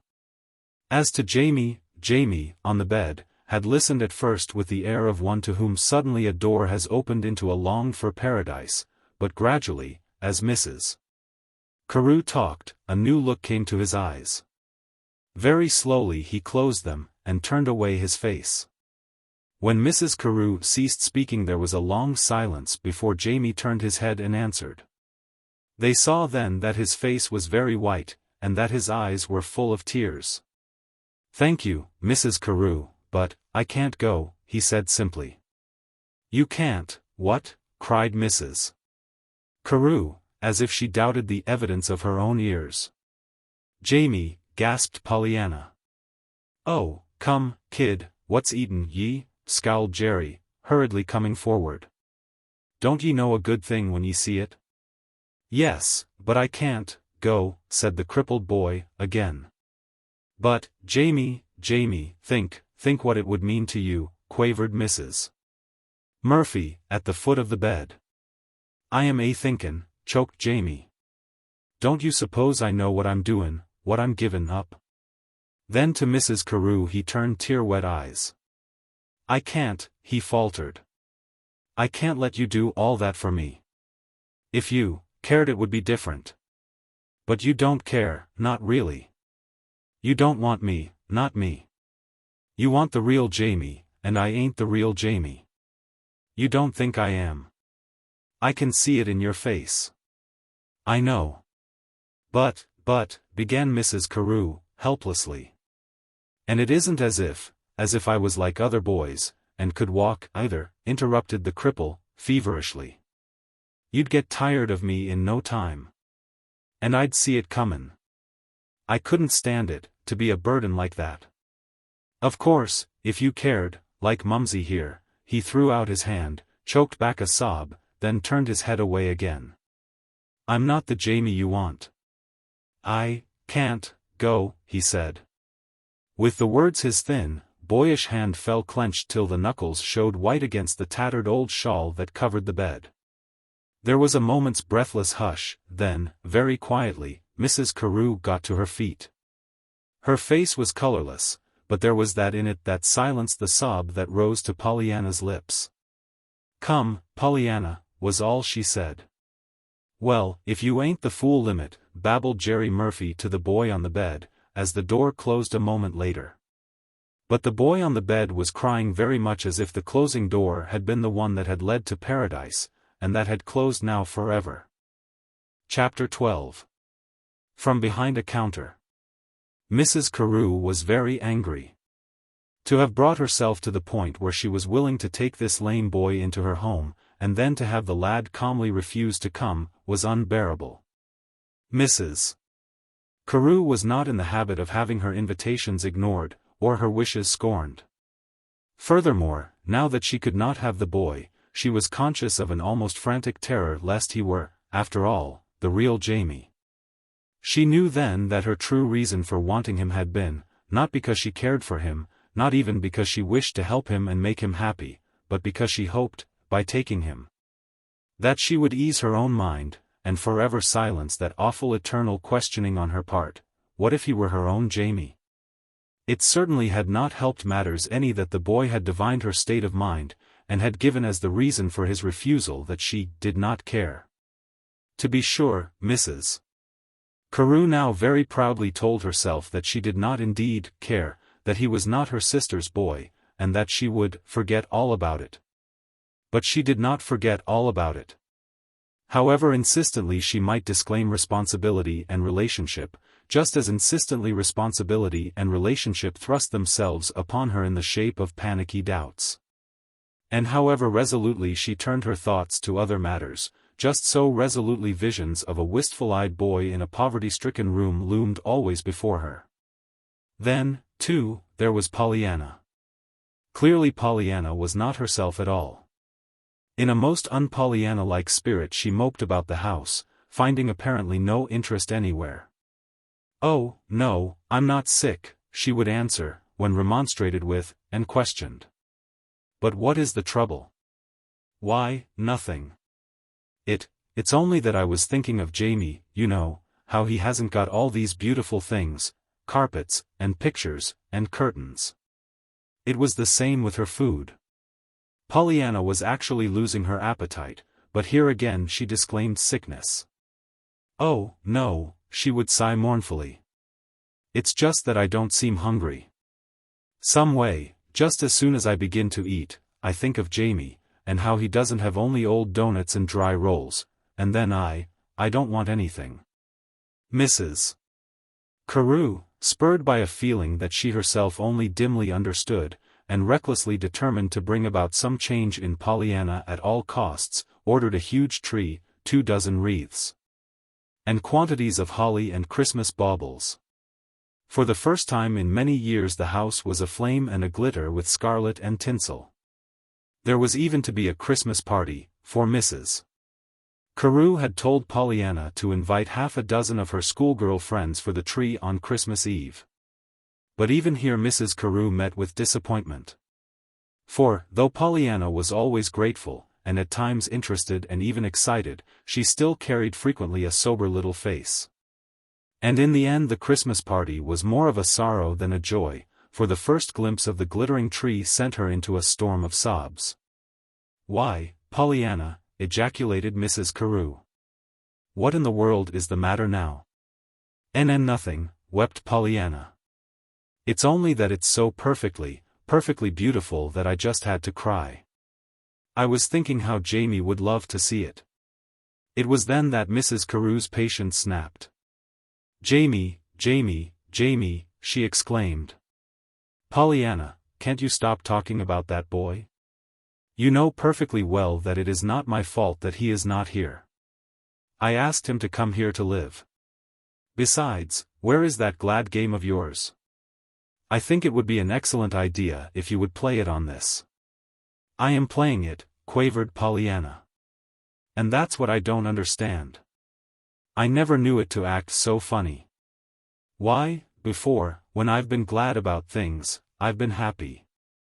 But now, about Jamie, I'm so glad I've got carpets and pictures and nice things to eat, and that I can walk and run, and go to school, and all that.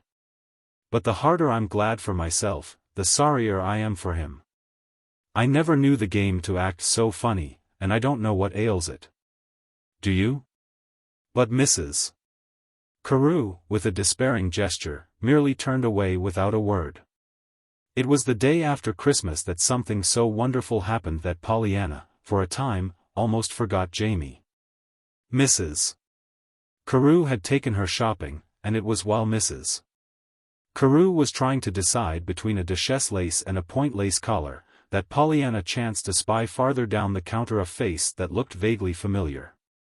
For a moment she regarded it frowningly, then, with a little cry, she ran down the aisle. "Oh, it's you, it is you!" she exclaimed joyously to a girl who was putting into the showcase a tray of pink bows. "I'm so glad to see you." The girl behind the counter lifted her head and stared at Pollyanna in amazement. But almost immediately her dark, somber face lighted with a smile of glad recognition. Well, if it isn't my little public garden kitty," she ejaculated. "Yes. I'm so glad you remembered," beamed Pollyanna. "But you never came again. I looked for you lots of times. I couldn't. I had to work. That was our last half-holiday, and, 50 cents, madam," she broke off, in answer to a sweet-faced old lady's question as to the price of a black and white bow on the counter. 50 cents. Mem. The old lady fingered the bow, hesitated, then laid it down with a sigh. Yes, well, it's very pretty, I'm sure, my dear, she said, as she passed on. Immediately behind her came two bright-faced girls who, with much giggling and bantering, picked out a jeweled creation of scarlet velvet, and a fairy-like structure of tulle and pink buds. As the girls turned chattering away, Pollyanna drew an ecstatic sigh. Is this what you do all day? My, how glad you must be you chose this. Glad? Yes. It must be such fun, such lots of folks, you know, and all different. And you can talk to them. You have to talk to them, it's your business. I should love that. I think I'll do this when I grow up. It must be such fun to see what they all buy. Fun. Glad, bristled the girl behind the counter. Well, child, I guess if you knew half, that's $1, madam, she interrupted herself hastily. In answer to a young woman's sharp question as to the price of a flaring yellow bow of beaded velvet in the showcase. Well, I should think 'twas time you told me, snapped the young woman. I had to ask you twice. The girl behind the counter bit her lip. I didn't hear you, madam. I can't help that. It is your business to hear. You are paid for it, aren't you? How much is that black one? 50 cents. And that blue one? $1. No impudence, miss. You needn't be so short about it, or I shall report you. Let me see that tray of pink ones. The salesgirl's lips opened, then closed in a thin, straight line. Obediently she reached into the showcase and took out the tray of pink bows, but her eyes flashed, and her hands shook visibly as she set the tray down on the counter. The young woman whom she was serving picked up 5 bows, asked the price of 4 of them, then turned away with a brief. I see nothing I care for. Well, said the girl behind the counter, in a shaking voice, to the wide-eyed Pollyanna, what do you think of my business now? Anything to be glad about there? Pollyanna giggled a little hysterically. My, wasn't she cross? But she was kind of funny, too, don't you think? Anyhow, you can be glad that they aren't all like her, can't you? I suppose so, said the girl, with a faint smile, but I can tell you right now, Kitty, that glad game of yours you was tellin' me about that day in the garden may be all very well for you. But, once more she stopped with a tired, 50 cents, madam, in answer to a question from the other side of the counter. Are you as lonesome as ever? Asked Pollyanna wistfully, when the salesgirl was at liberty again. Well, I can't say I've given more'n 5 parties, nor been to more'n 7, since I saw you, replied the girl so bitterly that Pollyanna detected the sarcasm. Oh, but you did something nice Christmas, didn't you? Oh, yes. I stayed in bed all day with my feet done up in rags and read 4 newspapers and 1 magazine. Then at night I hobbled out to a restaurant where I had to blow in 35 cents for chicken pie instead of a quarter. But what ailed your feet? Blistered. Standin' on them, Christmas rush. Oh, shuddered Pollyanna, sympathetically. And you didn't have any tree, or party, or anything, she cried, distressed and shocked. Well, hardly. Oh dear. How I wish you could have seen mine. Sighed the little girl. It was just lovely, but, oh, say, she exclaimed joyously. You can see it, after all. It isn't gone yet.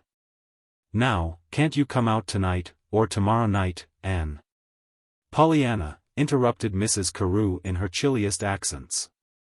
What in the world does this mean? Where have you been? I have looked everywhere for you.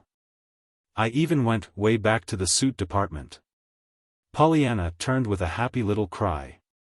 Oh, Mrs. Carew, I'm so glad you've come, she rejoiced. This is, well, I don't know her name yet, but I know her, so it's all right.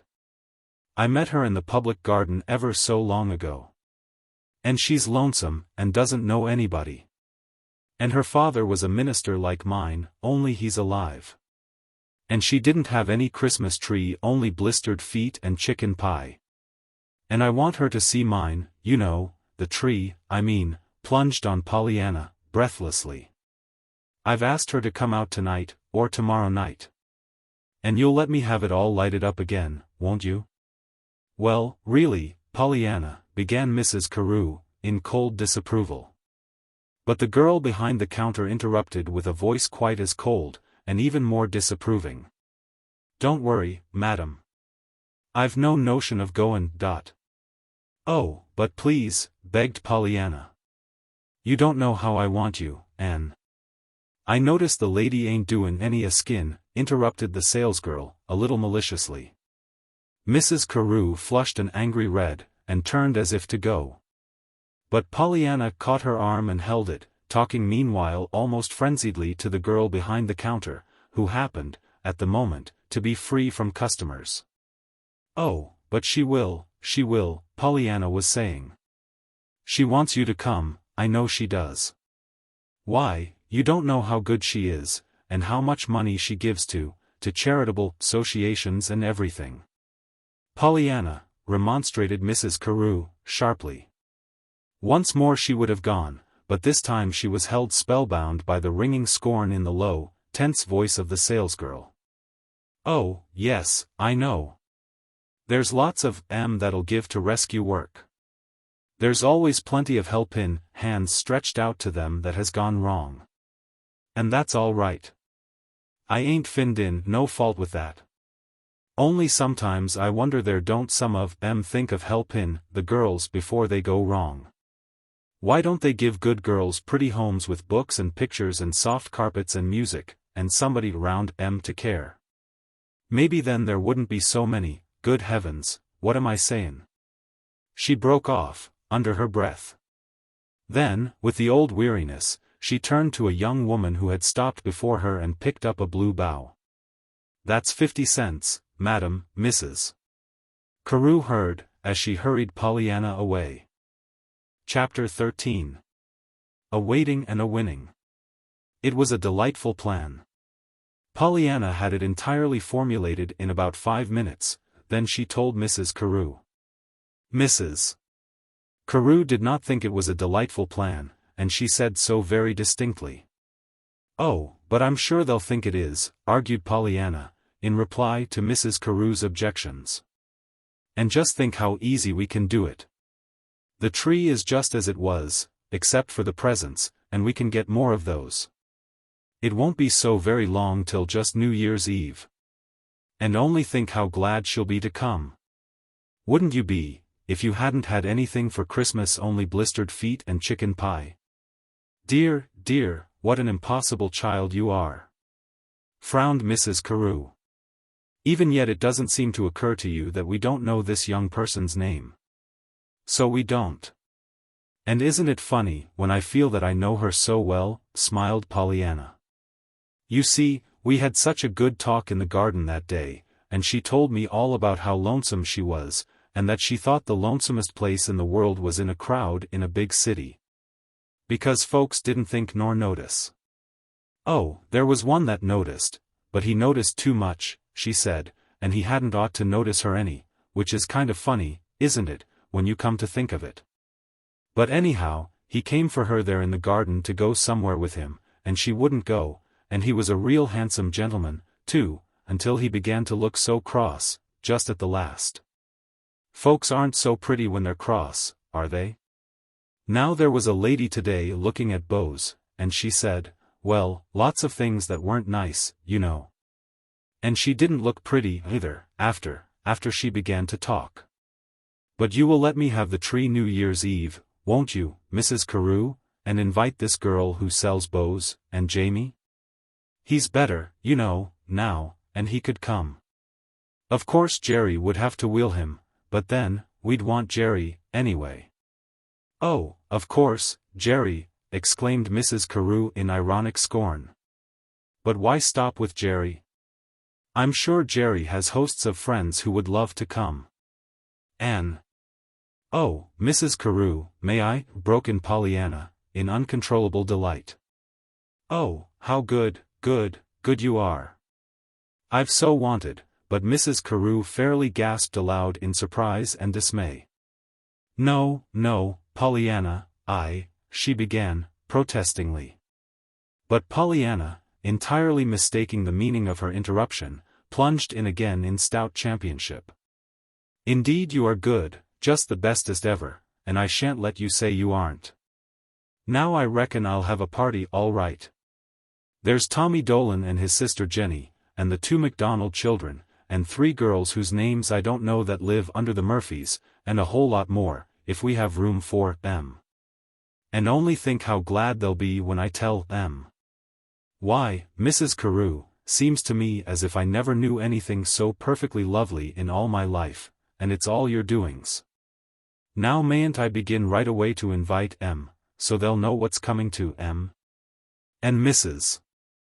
Carew, who would not have believed such a thing possible, heard herself murmuring a faint yes, which, she knew, bound her to the giving of a Christmas tree party on New Year's Eve to a dozen children from Murphy's Alley and a young salesgirl whose name she did not know. Perhaps in Mrs. Carew's memory was still lingering a young girl's. Sometimes I wonder there don't some of think of helpin' the girls before they go wrong. Perhaps in her ears was still ringing Pollyanna's story of that same girl who had found a crowd in a big city the loneliest place in the world, yet who had refused to go with the handsome man that had noticed too much. Perhaps in Mrs. Carew's heart was the undefined hope that somewhere in it all lay the peace she had so longed for. Perhaps it was a little of all three combined with utter helplessness in the face of Pollyanna's amazing twisting of her irritated sarcasm into the wide-sweeping hospitality of a willing hostess. Whatever it was, the thing was done, and at once Mrs. Carew found herself caught into a veritable whirl of plans and plottings, the center of which was always Pollyanna and the party. To her sister, Mrs. Carew wrote distractedly of the whole affair, closing with, "What I'm going to do I don't know, but I suppose I shall have to keep right on doing as I am doing. There is no other way. Of course, if Pollyanna once begins to preach, but she hasn't yet, so I can't, with a clear conscience, send her back to you." Della, reading this letter at the sanatorium, laughed aloud at the conclusion. "Hasn't preached yet, indeed," she chuckled to herself. "Bless her dear heart. And yet you, Ruth Carew, own up to giving 2 Christmas tree parties within a week, and, as I happen to know, your home, which used to be shrouded in death-like gloom, is aflame with scarlet and green from top to toe. But she hasn't preached yet. Oh, no, she hasn't preached yet." The party was a great success. Even Mrs. Carew admitted that. Jamie, in his wheelchair, Jerry with his startling, but expressive vocabulary, and the girl, whose name proved to be Sadie Dean, vied with each other in amusing the more diffident guests. Sadie Dean, much to the others' surprise, and perhaps to her own, disclosed an intimate knowledge of the most fascinating games. And these games, with Jamie's stories and Jerry's good-natured banter, kept everyone in gales of laughter until supper and the generous distribution of presents from the laden tree sent the happy guests home with tired sighs of content. If Jamie, who with Jerry was the last to leave, looked about him a bit wistfully, no one apparently noticed it. Yet Mrs. Carew, when she bade him good night, said low in his ear, half impatiently, half embarrassedly, "Well, Jamie, have you changed your mind about coming?" The boy hesitated. A faint color stole into his cheeks. He turned and looked into her eyes wistfully, searchingly. Then very slowly he shook his head. "If it could always be, like tonight, I could," he sighed. "But it wouldn't. There'd be tomorrow, and next week, and next month, and next year comin', and I'd know before next week that I hadn't oughter come." If Mrs. Carew had thought that the New Year's Eve party was to end the matter of Pollyanna's efforts in behalf of Sadie Dean, she was soon undeceived. For the very next morning Pollyanna began to talk of her. "And I'm so glad I found her again," she prattled contentedly. "Even if I haven't been able to find the real Jamie for you, I've found somebody else for you to love, and of course you'll love to love her, 'cause it's just another way of loving Jamie." Mrs. Carew drew in her breath and gave a little gasp of exasperation. This unfailing faith in her goodness of heart, and unhesitating belief in her desire to help everybody, was most disconcerting, and sometimes most annoying. At the same time it was a most difficult thing to disclaim, under the circumstances, especially with Pollyanna's happy, confident eyes full on her face. "But, Pollyanna," she objected impotently, at last, feeling very much as if she were struggling against invisible silken cords, this girl really isn't Jamie, at all, you know." "I know she isn't," sympathized Pollyanna quickly. "And of course I'm just as sorry she isn't Jamie as can be. But she's somebody's Jamie, that is, I mean she hasn't got anybody down here to love her and notice, you know. And so whenever you remember Jamie I should think you couldn't be glad enough there was somebody you could help, just as you'd want folks to help Jamie, wherever he is." Mrs. Carew shivered and gave a little moan. "But I want my Jamie," she grieved. Pollyanna nodded with understanding eyes. "I know, the child's presence. Mr. Pendleton told me about it, only you've got the woman's hand." "Woman's hand?" "Yes, to make a home, you know. He said that it took a woman's hand or a child's presence to make a home. That was when he wanted me, and I found him Jimmy, and he adopted him instead." "Jimmy?" Mrs. Carew looked up with the startled something in her eyes that always came into them at the mention of any variant of that name. "Yes, Jimmy Bean." "Oh, Bean," said Mrs. Carew, relaxing. "Yes. He was from an orphan's home, and he ran away. I found him. He said he wanted another kind of a home with a mother in it instead of a matron. I couldn't find him the mother part, but I found him Mr. Pendleton, and he adopted him. His name is Jimmy Pendleton now." "But it was Bean?" "Yes, it was Bean." "Oh," said Mrs. Carew, this time with a long sigh. Mrs. Carew saw a good deal of Sadie Dean during the days that followed the New Year's Eve party. She saw a good deal of Jamie, too. In one way and another Pollyanna contrived to have them frequently at the house, and this, Mrs. Carew, much to her surprise and vexation, could not seem to prevent. Her consent and even her delight were taken by Pollyanna as so much a matter of course that she found herself helpless to convince the child that neither approval nor satisfaction entered into the matter at all, as far as she was concerned. But Mrs. Carew, whether she herself realized it or not, was learning many things she never could have learned in the old days, shut up in her rooms, with orders to Mary to admit no one. She was learning something of what it means to be a lonely young girl in a big city, with one's living to earn, and with no one to care, except one who cares too much, and too little. "But what did you mean?" she nervously asked Sadie Dean one evening. "What did you mean that first day in the store, what you said, about helping the girls?" Sadie Dean colored distressfully. "I'm afraid I was rude," she apologized. "Never mind that. Tell me what you meant. I've thought of it so many times since." For a moment the girl was silent. Then, a little bitterly she said, "'Twas because I knew a girl once, and I was thinkin' of her. She came from my town, and she was pretty and good, but she wa'n't over strong. For a year we pulled together, sharin' the same room, boiling our eggs over the same gas jet, and eatin' our hash and fish balls for supper at the same cheap restaurant. There was never anything to do evenin's but to walk in the common, or go to the movies, if we had the dime to blow in, or just stay in our room. Well, our room wasn't very pleasant. It was hot in summer, and cold in winter, and the gas jet was so measly and so flickery that we couldn't sew or read, even if we hadn't been too faggied out to do either, which we most generally was. Besides, over our heads was a squeaky board that someone was always rockin' on, and under us was a feller that was learnin' to play the cornet. Did you ever hear anyone learn to play the cornet?" "No, I don't think so," murmured Mrs. Carew. "Well, you've missed a lot," said the girl, dryly. Then, after a moment, she resumed her story. Sometimes, especially at Christmas and holidays, we used to walk up here on the avenue, and other streets, huntin' for windows where the curtains were up, and we could look in. You see, we were pretty lonesome, them days, specially, and we said it did us good to see homes with folks, and lamps on the center tables, and children playin' games.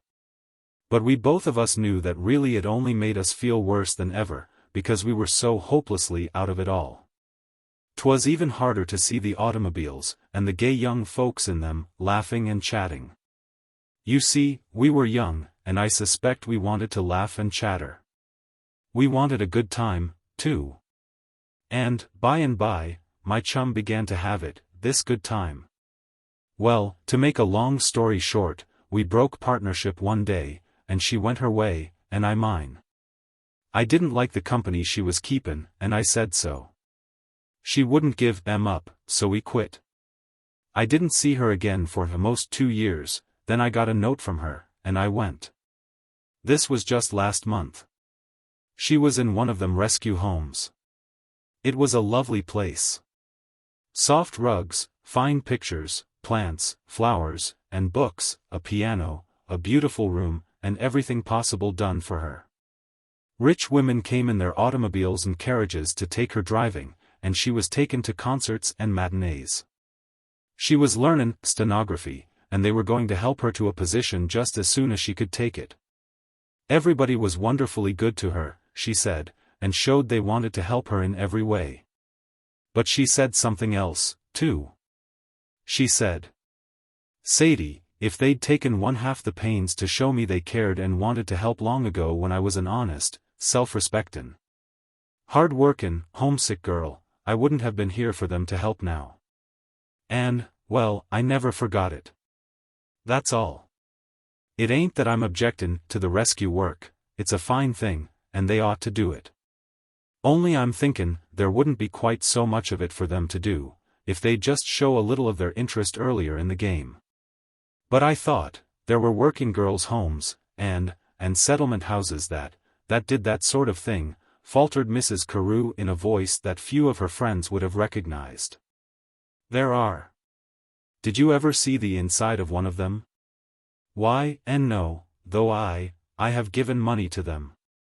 This time Mrs. Carew's voice was almost apologetically pleading in tone. Sadie Dean smiled curiously.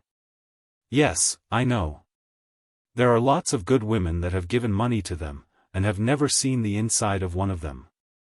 Please don't understand that I'm sayin' anythin' against the homes. I'm not.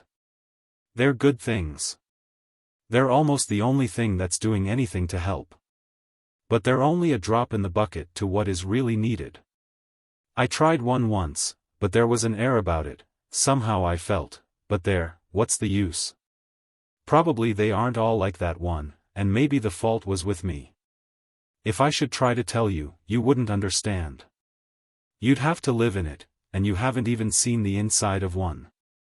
But I can't help wonderin' sometimes why so many of those good women never seem to put the real heart and interest into the preventin' that they do into the rescuin'. But there. I didn't mean to talk such a lot. But, you asked me." "Yes, I asked you," said Mrs. Carew in a half-stifled voice, as she turned away. Not only from Sadie Dean, however, was Mrs. Carew learning things never learned before, but from Jamie, also. Jamie was there a great deal. Pollyanna liked to have him there, and he liked to be there. At first, to be sure, he had hesitated. But very soon he had quieted his doubts and yielded to his longings by telling himself, and Pollyanna, that, after all, visiting was not staying for keeps. Mrs.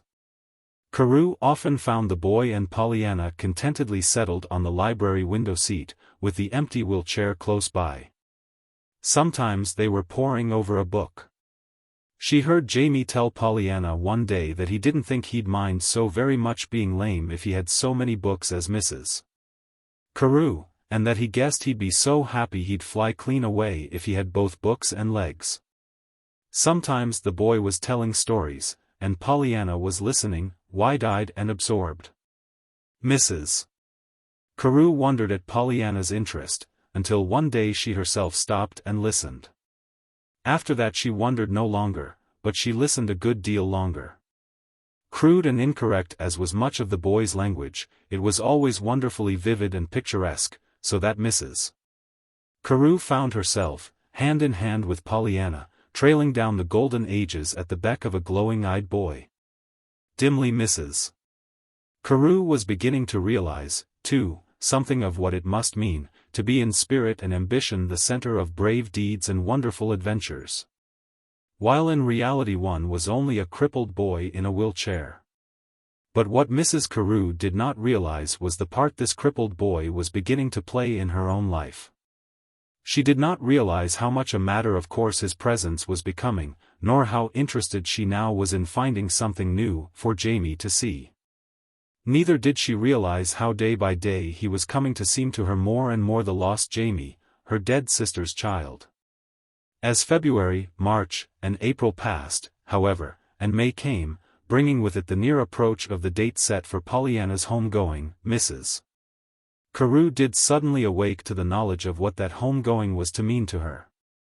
She was amazed and appalled. Up to now she had, in belief, looked forward with pleasure to the departure of Pollyanna. She had said that then once again the house would be quiet, with the glaring sun shut out.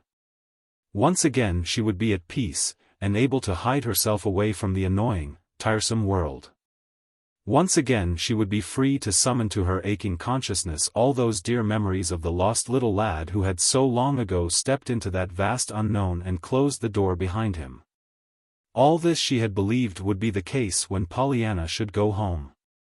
But now that Pollyanna was really going home, the picture was far different.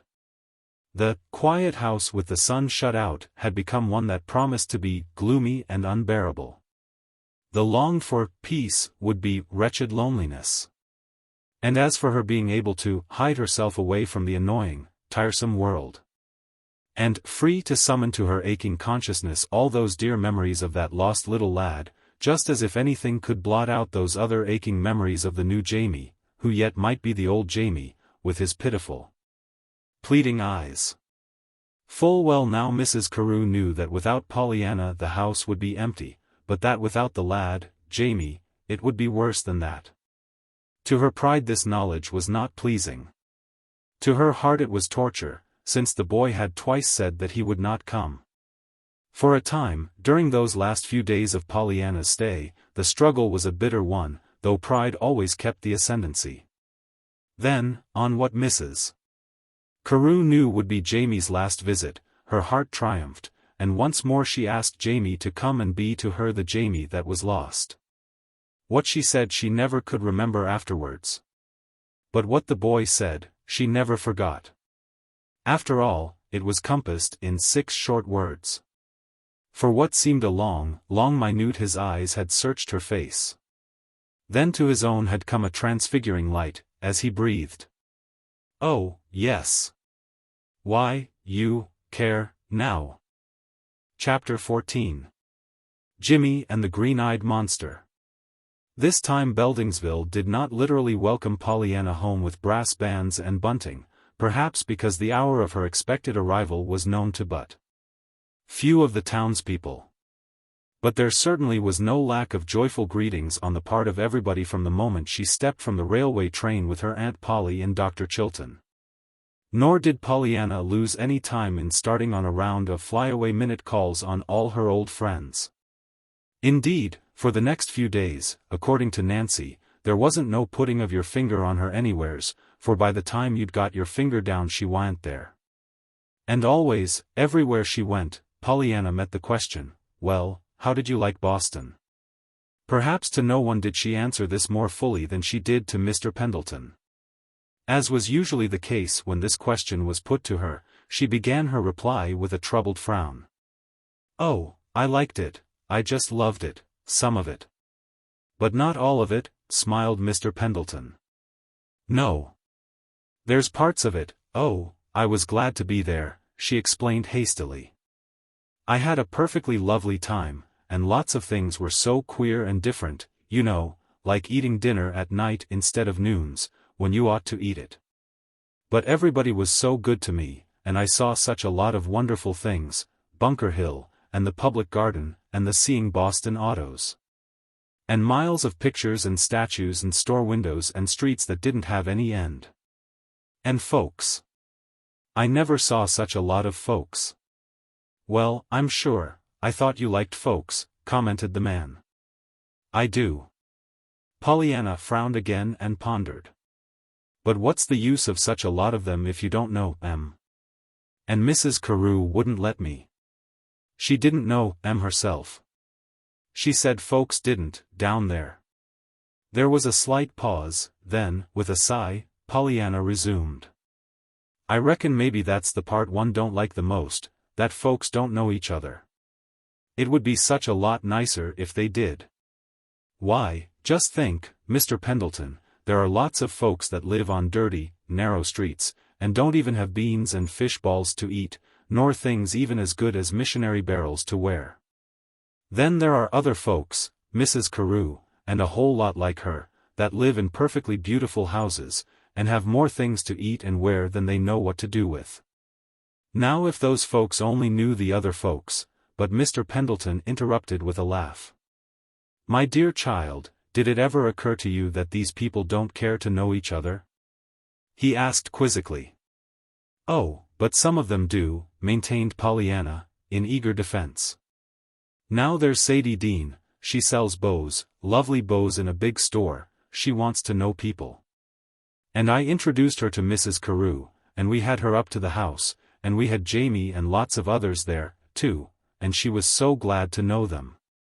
And that's what made me think that if only a lot of Mrs. Carew's kind could know the other kind, but of course I couldn't do the introducing. I didn't know many of them myself, anyway. But if they could know each other, so that the rich people could give the poor people part of their money. But again Mr. Pendleton interrupted with a laugh. Oh, Pollyanna, Pollyanna, he chuckled, I'm afraid you're getting into pretty deep water. You'll be a rabid little socialist before you know it. What? Questioned the little girl, dubiously. I don't think I know what a socialist is. But I know what being sociable is, and I like folks that are that. If it's anything like that, I don't mind being one, a mite. I'd like to be one. I don't doubt it, Pollyanna, smiled the man. But when it comes to this scheme of yours for the wholesale distribution of wealth, you've got a problem on your hands that you might have difficulty with. Pollyanna drew a long sigh. I know, she nodded. That's the way Mrs. Carew talked. She says I don't understand. That 'twould, pauperize her and be indiscriminate and pernicious, and, well, it was something like that, anyway, bridled the little girl, aggrievedly, as the man began to laugh. And, anyway, I don't understand why some folks should have such a lot, and other folks shouldn't have anything, and I don't like it. And if I ever have a lot I shall just give some of it to folks who don't have any, even if it does make me pauperized and pernicious, but Mr. Pendleton was laughing so hard now that Pollyanna, after a moment's struggle, surrendered and laughed with him. Well, anyway, she reiterated, when she had caught her breath, I don't understand it, all the same. No, dear, I'm afraid you don't, agreed the man, growing suddenly very grave and tender-eyed. Nor any of the rest of us, for that matter. But, tell me, he added, after a minute, who is this Jamie you've been talking so much about since you came? And Pollyanna told him. In talking of Jamie, Pollyanna lost her worried, baffled look. Pollyanna loved to talk of Jamie. Here was something she understood. Here was no problem that had to deal with big, fearsome-sounding words. Besides, in this particular instance, would not Mr. Pendleton be especially interested in Mrs. Carew's taking the boy into her home, for who better than himself could understand the need of a child's presence? For that matter, Pollyanna talked to everybody about Jamie. She assumed that everybody would be as interested as she herself was. On most occasions she was not disappointed in the interest shown, but one day she met with a surprise. It came through Jimmy Pendleton. Say, look here, he demanded one afternoon, irritably. Wasn't there anybody else down to Boston but just that everlasting Jamie? Why, Jimmy Bean, what do you mean? Cried Pollyanna. The boy lifted his chin a little. I'm not Jimmy Bean. I'm Jimmy Pendleton. And I mean that I should think, from your talk, that there wasn't anybody down to Boston but just that loony boy who calls them birds and squirrels, Lady Lancelot, and all that tommyrot. Why, Jimmy B. Pendleton, gasped Pollyanna. Then, with some spirit, Jamie isn't loony. He is a very nice boy. And he knows a lot, books and stories. Why, he can make stories right out of his own head. Besides, it isn't Lady Lancelot, it's Sir Lancelot. If you knew half as much as he does you'd know that, too. She finished, with flashing eyes. Jimmy Pendleton flushed miserably and looked utterly wretched. Growing more and more jealous moment by moment, still doggedly he held his ground. Well, anyhow, he scoffed, I don't think much of his name. Jamie. Humph, sound sissy. And I know somebody else that said so, too. Who was it?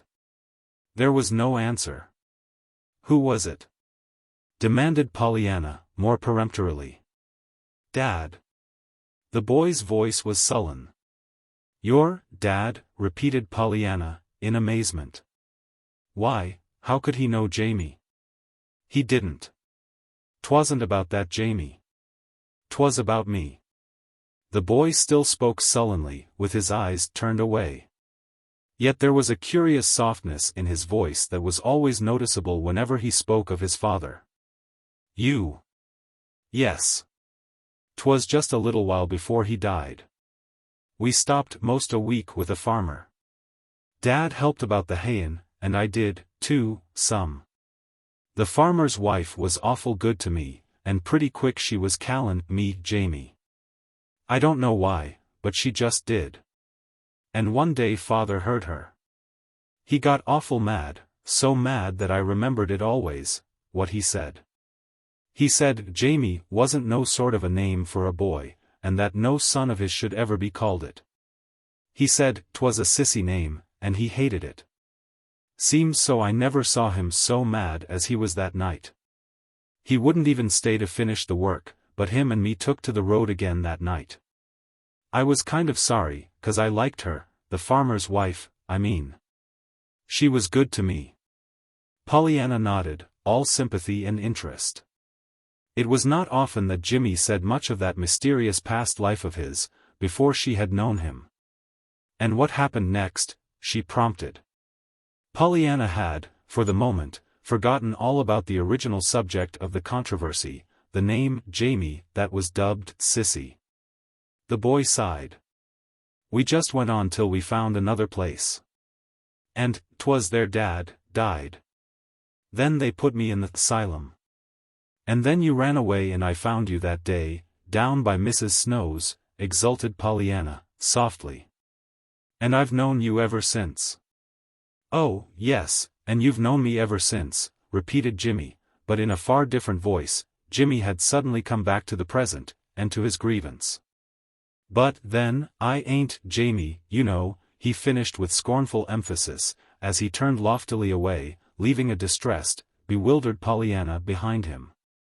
Well, anyway, I can be glad he doesn't always act like this, sighed the little girl, as she mournfully watched the sturdy, boyish figure with its disagreeable, amazing swagger. Chapter 15. Aunt Polly Takes Alarm. Pollyanna had been at home about a week when the letter from Della Weatherby came to Mrs. Chilton. I wish I could make you see what your little niece has done for my sister, wrote Miss Weatherby, but I'm afraid I can't. You would have to know what she was before. You did see her, to be sure, and perhaps you saw something of the hush and gloom in which she has shrouded herself for so many years. But you can have no conception of her bitterness of heart, her lack of aim and interest, her insistence upon eternal mourning. Then came Pollyanna. Probably I didn't tell you, but my sister regretted her promise to take the child, almost the minute it was given. And she made the stern stipulation that the moment Pollyanna began to preach, back she should come to me. Well, she hasn't preached, at least, my sister says she hasn't, and my sister ought to know. And yet, well, just let me tell you what I found when I went to see her yesterday. Perhaps nothing else could give you a better idea of what that wonderful little Pollyanna of yours has accomplished.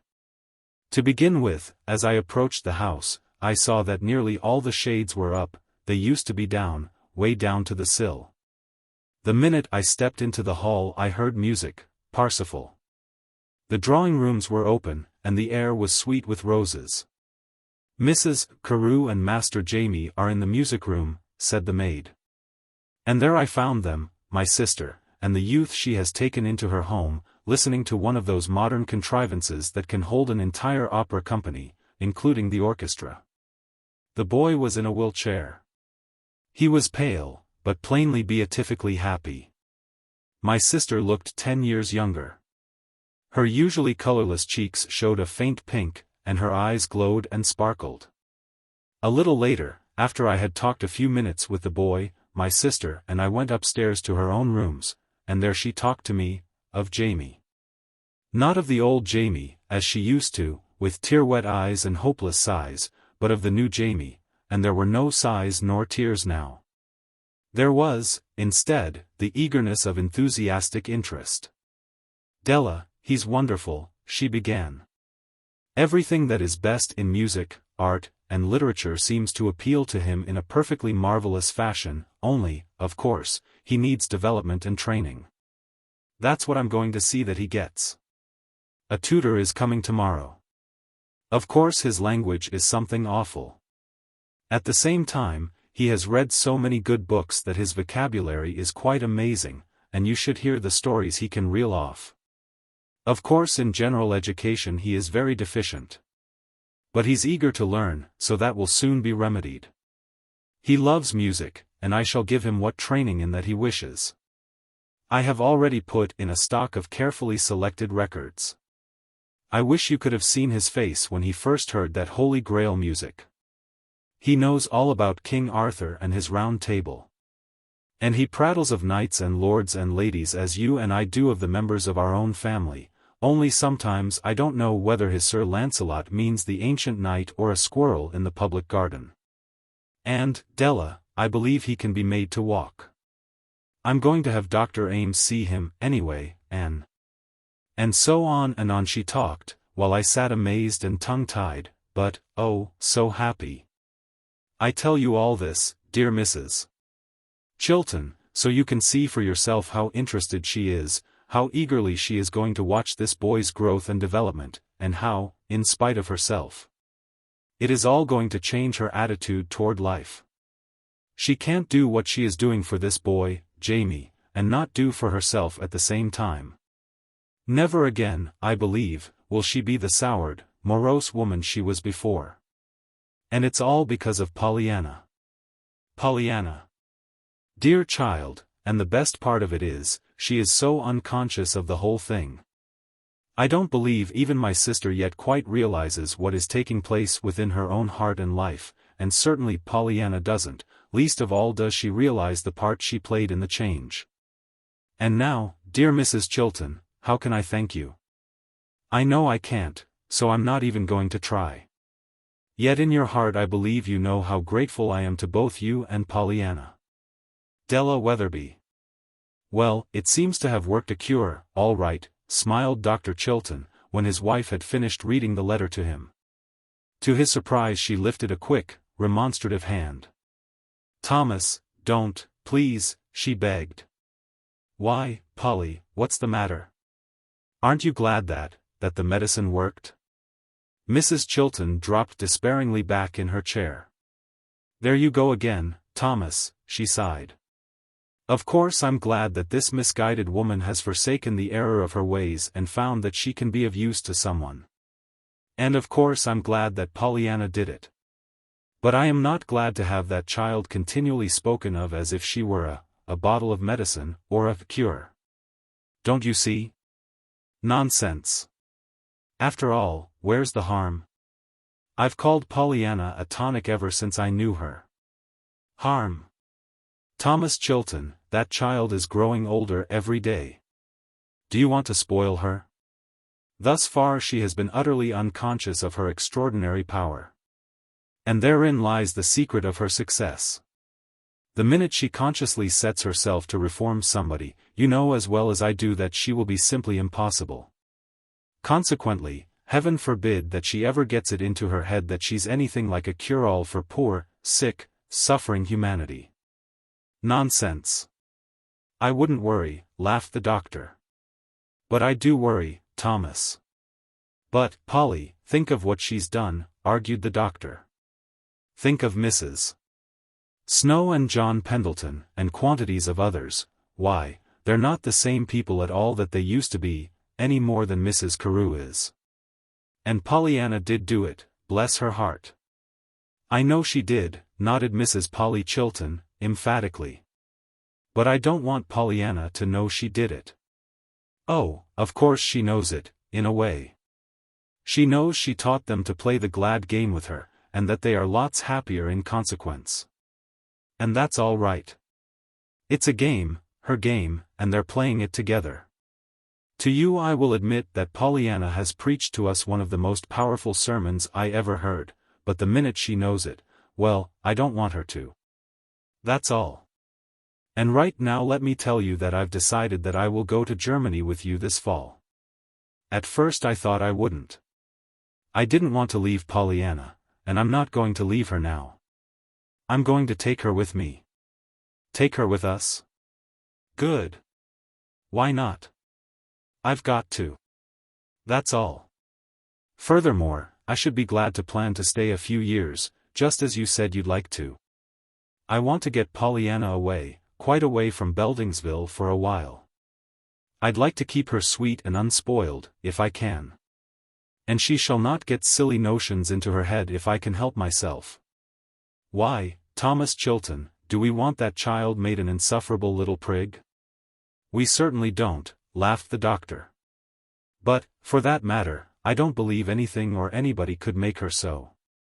However, this Germany idea suits me to a T. You know I didn't want to come away when I did, if it hadn't been for Pollyanna. So the sooner we get back there the better, I'm satisfied. And I'd like to stay, for a little practice, as well as study. Then that's settled. And Aunt Polly gave a satisfied sigh. Chapter 16. When Pollyanna was expected. All Beldingsville was fairly aquiver with excitement. Not since Pollyanna Whittier came home from the sanatorium, walking, had there been such a chatter of talk over backyard fences and on every street corner. Today, too, the center of interest was Pollyanna. Once again Pollyanna was coming home, but so different a Pollyanna, and so different a homecoming. Pollyanna was 20 now. For 6 years she had spent her winters in Germany, her summers leisurely traveling with Dr. Chilton and his wife. Only once during that time had she been in Beldingsville, and then it was for but a short 4 weeks the summer she was 16. Now she was coming home, to stay, report said, she and her Aunt Polly. The doctor would not be with them. 6 months before, the town had been shocked and saddened by the news that the doctor had died suddenly. Beldingsville had expected then that Mrs. Chilton and Pollyanna would return at once to the old home. But they had not come. Instead had come word that the widow and her niece would remain abroad for a time. The report said that, in entirely new surroundings, Mrs. Chilton was trying to seek distraction and relief from her great sorrow. Very soon, however, vague rumors, and rumors not so vague, began to float through the town that, financially, all was not well with Mrs. Polly Chilton. Certain railroad stocks, in which it was known that the Harrington estate had been heavily interested, wavered uncertainly, then tumbled into ruin and disaster. Other investments, according to report, were in a most precarious condition. From the doctor's estate, little could be expected. He had not been a rich man, and his expenses had been heavy for the past 6 years. Beldingsville was not surprised, therefore, when, not quite 6 months after the doctor's death, word came that Mrs. Chilton and Pollyanna were coming home. Once more the old Harrington homestead, so long closed and silent, showed upflung windows and wide-open doors. Once more Nancy, now Mrs. Timothy Durgin, swept and scrubbed and dusted until the old place shone in spotless order. "No, I hain't had no instructions ter do it. I hain't," Nancy explained to curious friends and neighbors who halted at the gate, or came more boldly up to the doorways. "Mother Durgin's had the key, course, and has come in regiurler to air up and see that things was all right. And Miss Chilton just wrote and said she and Miss Pollyanna was comin' this week Friday, and ter please see that the rooms and sheets was aired. And ter leave the key under the side door mat on that day." Under the mat, indeed. Just as if I'd leave them two poor things ter come into this house alone, and all forlorn like that, and me only a mile away. Sittin' in my own parlor like as if I was a fine lady and hadn't no heart at all. Just as if the poor things hadn't enough ter stand without that, comin' into this house and the doctor gone, bless his kind heart, and never comin' back. And no money, too. Did ye hear about that? And ain't it a shame, a shame? Think of Miss Polly, I mean, Miss Chilton, bein' poor. My stars and stockings, I can't sense it, I can't. Perhaps to no one did Nancy speak so interestedly as she did to a tall, good-looking young fellow with peculiarly frank eyes and a particularly winning smile, who cantered up to the side door on a mettlesome thoroughbred at 10 o'clock that Thursday morning. At the same time, to no one did she talk with so much evident embarrassment, so far as the manner of address was concerned, for her tongue stumbled and blundered out a "Master Jimmy," Mr. Bean, I mean, Mr. Pendleton, Master Jimmy, with a nervous precipitation that sent the young man himself into a merry peal of laughter. "Never mind, Nancy. Let it go at whatever comes handiest," he chuckled. "I've found out what I wanted to know. Mrs. Chilton and her niece really are expected tomorrow." "Yes, sir, they be, sir," courtesied Nancy, "more's the pity. Not but that I shall be glad enough ter see 'em, you understand, but it's the way they're comin'. "Yes, I know. I understand," nodded the youth, gravely, his eyes sweeping the fine old house before him. "Well, I suppose that part can't be helped. But I'm glad you're doing just what you are doing. That will help a whole lot," he finished with a bright smile, as he wheeled about and rode rapidly down the driveway. Back on the steps Nancy wagged her head wisely. "I ain't surprised, Master Jimmy," she declared aloud, her admiring eyes following the handsome figures of horse and man.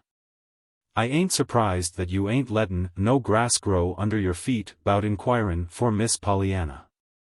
I said long ago 'twould come sometime, and it's bound to, what with your growin' so handsome and tall. And I hope 'twill, I do. It'll be just like a book, what with her findin' you and gettin' you into that grand home with Mr. Pendleton. My, but who'd ever take you now for that little Jimmy Bean that used to be?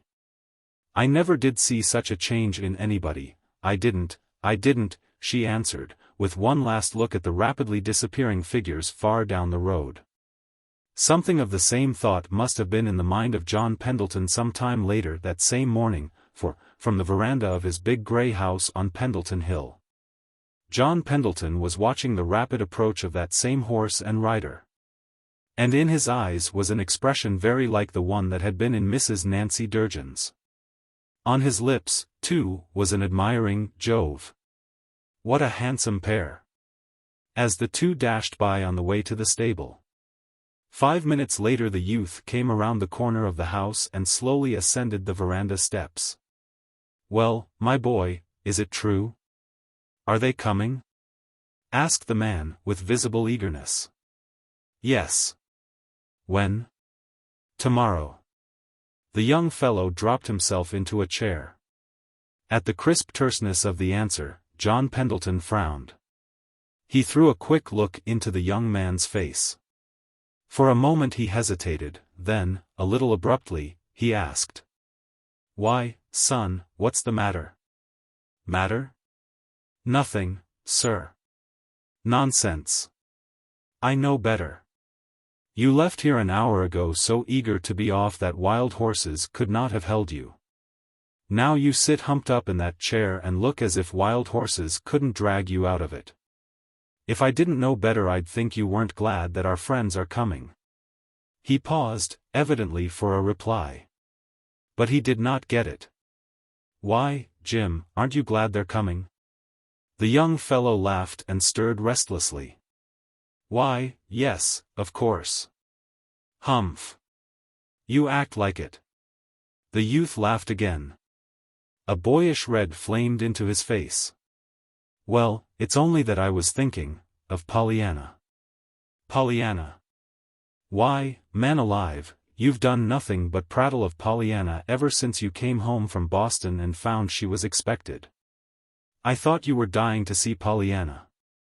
The other leaned forward with curious intentness. "That's exactly it. See? You said it a minute ago. It's just as if yesterday wild horses couldn't keep me from seeing Pollyanna, and now, today, when I know she's coming, they couldn't drag me to see her." "Why, Jim?" At the shocked incredulity on John Pendleton's face, the younger man fell back in his chair with an embarrassed laugh. "Yes, I know. It sounds nutty, and I don't expect I can make you understand. But, somehow, I don't think I ever wanted Pollyanna to grow up. She was such a dear, just as she was. I like to think of her as I saw her last, her earnest, freckled little face, her yellow pigtails, her tearful, 'Oh, yes, I'm glad I'm going, but I think I shall be a little gladder when I come back.' That's the last time I saw her. You know we were in Egypt that time she was here 4 years ago." "I know. I see exactly what you mean, too. I think I felt the same way, till I saw her last winter in Rome." The other turned eagerly. "Sure enough, you have seen her. Tell me about her." A shrewd twinkle came into John Pendleton's eyes. "Oh, but I thought you didn't want to know Pollyanna, grown up." With a grimace the young fellow tossed this aside. "Is she pretty?" "Oh, ye young men," shrugged John Pendleton, in mock despair. "Always the first question, is she pretty?" "Well, is she?" insisted the youth. "I'll let you judge for yourself. If you, on second thoughts, though, I believe I won't. You might be too disappointed. Pollyanna isn't pretty, so far as regular features, curls, and dimples go. In fact, to my certain knowledge the great cross in Pollyanna's life thus far is that she is so sure she isn't pretty. Long ago she told me that black curls were one of the things she was going to have when she got to heaven, and last year in Rome she said something else. It wasn't much, perhaps, so far as words went, but I detected the longing beneath. She said she did wish that sometime someone would write a novel with a heroine who had straight hair and a freckle on her nose. But that she supposed she ought to be glad girls in books didn't have to have them. That sounds like the old Pollyanna." "Oh, you'll still find her, Pollyanna," smiled the man, quizzically. "Besides, I think she's pretty. Her eyes are lovely. She is the picture of health. She carries herself with all the joyous springiness of youth, and her whole face lights up so wonderfully when she talks that you quite forget whether her features are regular or not." "Does she still play the game?" John Pendleton smiled fondly. "I imagine she plays it, but she doesn't say much about it now, I fancy. Anyhow, she didn't to me, the 2 or 3 times I saw her." There was a short silence, then, a little slowly, young Pendleton said, "I think that was one of the things that was worrying me. That game has been so much to so many people. It has meant so much everywhere, all through the town. I couldn't bear to think of her giving it up and not playing it. At the same time I couldn't fancy a grown-up Pollyanna perpetually admonishing people to be glad for something. Some way, well, as I said, I just didn't want Pollyanna to grow up, anyhow." "Well, I wouldn't worry," shrugged the elder man, with a peculiar smile. "Always, with Pollyanna, you know, it was the clearing up shower, both literally and figuratively. And I think you'll find she lives up to the same principle now, though perhaps not quite in the same way. Poor child, I fear she'll need some kind of game to make existence endurable, for a while, at least. Do you mean because Mrs. Chilton has lost her money? Are they so very poor, then? I suspect they are. In fact, they are in rather bad shape, so far as money matters go, as I happen to know. Mrs. Chilton's own fortune has shrunk unbelievably, and poor Tom's estate is very small, and hopelessly full of bad debts, professional services never paid for, and that never will be paid for. Tom could never say no when his help was needed, and all the dead-beats in town knew it and imposed on him accordingly. Expenses have been heavy with him lately. Besides, he expected great things when he should have completed this special work in Germany. Naturally, he supposed his wife and Pollyanna were more than amply provided for through the Harrington estate, so he had no worry in that direction. I see. Too bad. But that isn't all. It was about 2 months after Tom's death that I saw Mrs. Chilton and Pollyanna in Rome, and Mrs. Chilton then was in a terrible state. In addition to her sorrow, she had just begun to get an inkling of the trouble with her finances, and she was nearly frantic. She refused to come home. She declared she never wanted to see Beldingsville, or anybody in it, again. You see, she has always been a peculiarly proud woman, and it was all affecting her in a rather curious way. Pollyanna said that her aunt seemed possessed with the idea that Beldingsville had not approved of her marrying Dr. Chilton in the first place, at her age. And now that he was dead, she felt that they were utterly out of sympathy in any grief that she might show. She resented keenly, too, the fact that they must now know that she was poor as well as widowed. In short, she had worked herself into an utterly morbid, wretched state, as unreasonable as it was terrible. Poor little Pollyanna. It was a marvel to me how she stood it. All is, if Mrs. Chilton kept it up, and continues to keep it up, that child will be a wreck. That's why I said Pollyanna would need some kind of a game if ever anybody did. The pity of it. To think of that happening to Pollyanna, exclaimed the young man, in a voice that was not quite steady. Yes. And you can see all is not right by the way they are coming today, so quietly, with not a word to anybody. That was Polly Chilton's doings, I'll warrant. She didn't want to be met by anybody.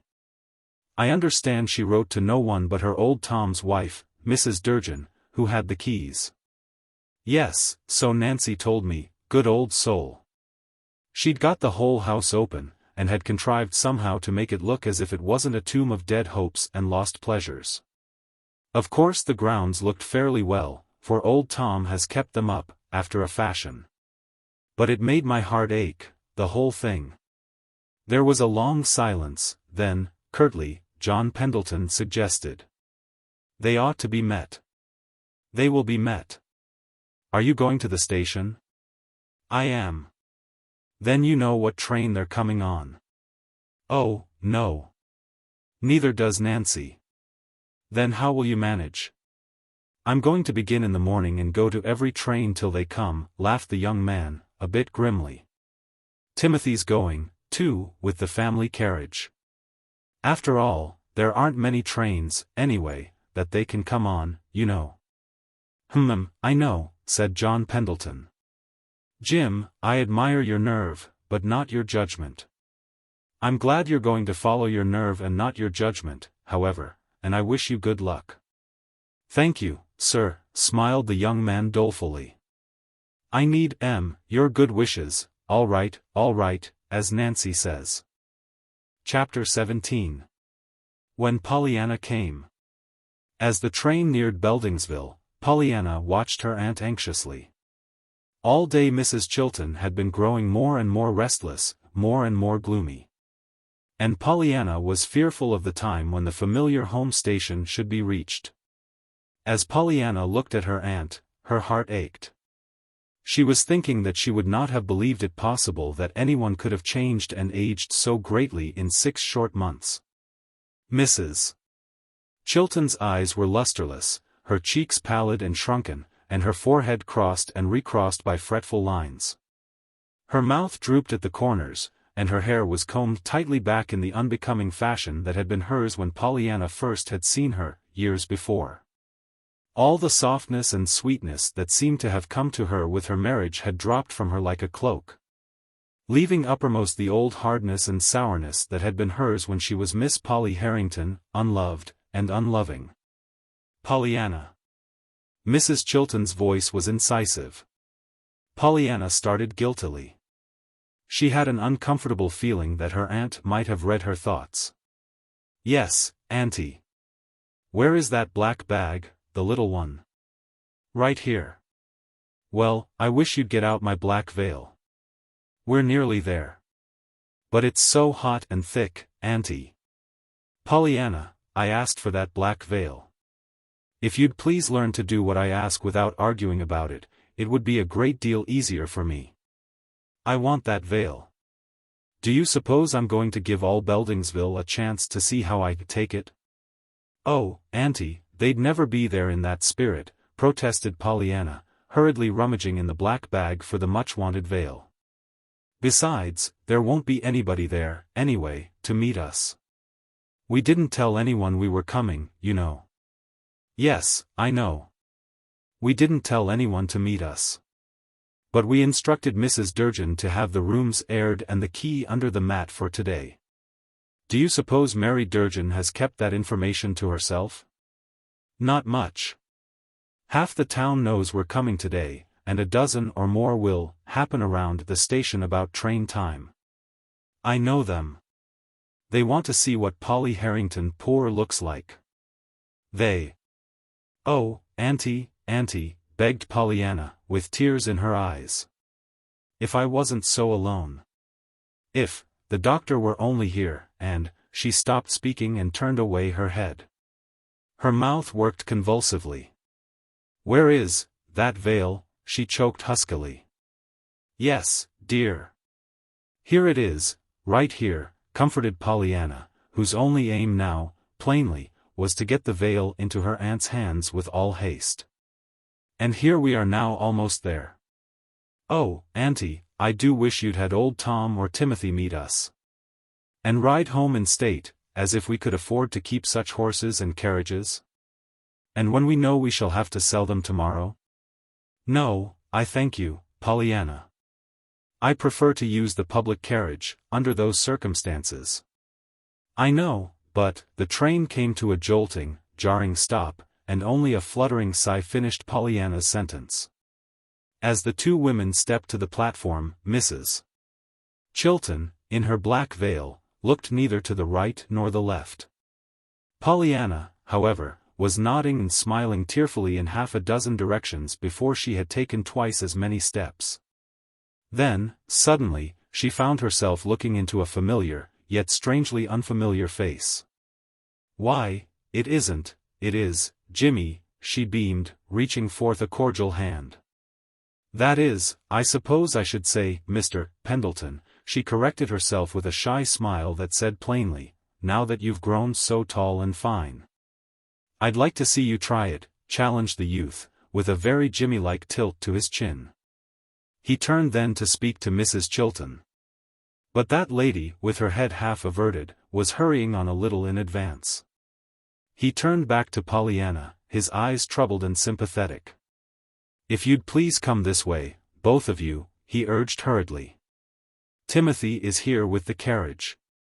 "Oh, how good of him," cried Pollyanna, but with an anxious glance at the somber-veiled figure ahead. Timidly she touched her aunt's arm. "Auntie, dear, Timothy's here. He's come with the carriage. He's over this side. And this is Jimmy Bean, Auntie. You remember Jimmy Bean?" In her nervousness and embarrassment Pollyanna did not notice that she had given the young man the old name of his boyhood. Mrs. Chilton, however, evidently did notice it. With palpable reluctance she turned and inclined her head ever so slightly. "Mr. Pendleton is very kind, I am sure. But, I am sorry that he or Timothy took quite so much trouble," she said frigidly. "No trouble," no trouble at all, I assure you," laughed the young man, trying to hide his embarrassment. "Now if you'll just let me have your checks, so I can see to your baggage." "Thank you," began Mrs. Chilton, "but I am very sure we can." But Pollyanna, with a relieved little "thank you," had already passed over the checks, and dignity demanded that Mrs. Chilton say no more. The drive home was a silent one. Timothy, vaguely hurt at the reception he had met with at the hands of his former mistress, sat up in front stiff and straight, with tense lips. Mrs. Chilton, after a weary, "Well, well, child, just as you please, I suppose we shall have to ride home in it now," had subsided into stern gloom. Pollyanna, however, was neither stern, nor tense, nor gloomy. With eager, though tearful eyes she greeted each loved landmark as they came to it. Only once did she speak, and that was to say, "Isn't Jimmy fine? How he has improved! And hasn't he the nicest eyes and smile?" She waited hopefully, but as there was no reply to this, she contented herself with a cheerful, "Well, I think he has, anyhow." Timothy had been both too aggrieved and too afraid to tell Mrs. Chilton what to expect at home, so the wide-flung doors and flower-adorned rooms with Nancy courtesying on the porch were a complete surprise to Mrs. Chilton and Pollyanna. "Why, Nancy, how perfectly lovely," cried Pollyanna, springing lightly to the ground. "Auntie, here's Nancy to welcome us. And only see how charming she's made everything look." Pollyanna's voice was determinedly cheerful, though it shook audibly. This homecoming without the dear doctor whom she had loved so well was not easy for her. And if hard for her, she knew something of what it must be for her aunt. She knew, too, that the one thing her aunt was dreading was a breakdown before Nancy, than which nothing could be worse in her eyes. Behind the heavy black veil the eyes were brimming and the lips were trembling, Pollyanna knew. She knew, too, that to hide these facts her aunt would probably seize the first opportunity for fault-finding, and make her anger a cloak to hide the fact that her heart was breaking. Pollyanna was not surprised, therefore, to hear her aunt's few cold words of greeting to Nancy followed by a sharp, "Of course all this was very kind, Nancy. But, really, I would have much preferred that you had not done it." All the joy fled from Nancy's face. She looked hurt and frightened. "Oh, but Miss Polly, I mean, Miss Chilton," she entreated. "It seemed as if I couldn't let you." There, never mind, Nancy," interrupted Mrs. Chilton. I don't want to talk about it." And, with her head proudly high, she swept out of the room. A minute later they heard the door of her bedroom shut upstairs. Nancy turned in dismay. "Oh, Miss Pollyanna, what is it? What have I done? I thought she'd like it. I meant it all right." "Of course you did," wept Pollyanna, fumbling in her bag for her handkerchief. "And 'twas lovely to have you do it, too, just lovely. But she didn't like it." "Yes, she did. But she didn't want to show she liked it. She was afraid if she did she'd show other things, and, oh, Nancy, I'm so glad just to see cry." And Pollyanna was sobbing on Nancy's shoulder. There, dear. So she shall, soothed Nancy, patting the heaving shoulders with one hand, and trying, with the other, to make the corner of her apron serve as a handkerchief to wipe her own tears away. "You see, I mustn't cry before her," faltered Pollyanna, "and it was hard, coming here, the first time, you know, and all. And I knew how she was feeling." Of course, poor lamb," crooned Nancy. "And to think the first thing I should have done was something ter vex her, and—" "Oh, but she wasn't vexed at that," corrected Pollyanna, agitatedly. "It's just her way, Nancy. You see, she doesn't like to show how badly she feels about the doctor. And she's so afraid she will show it that she just takes anything for an excuse to talk about. She does it to me, too, just the same. So I know all about it. See? Oh, yes, I see, I do.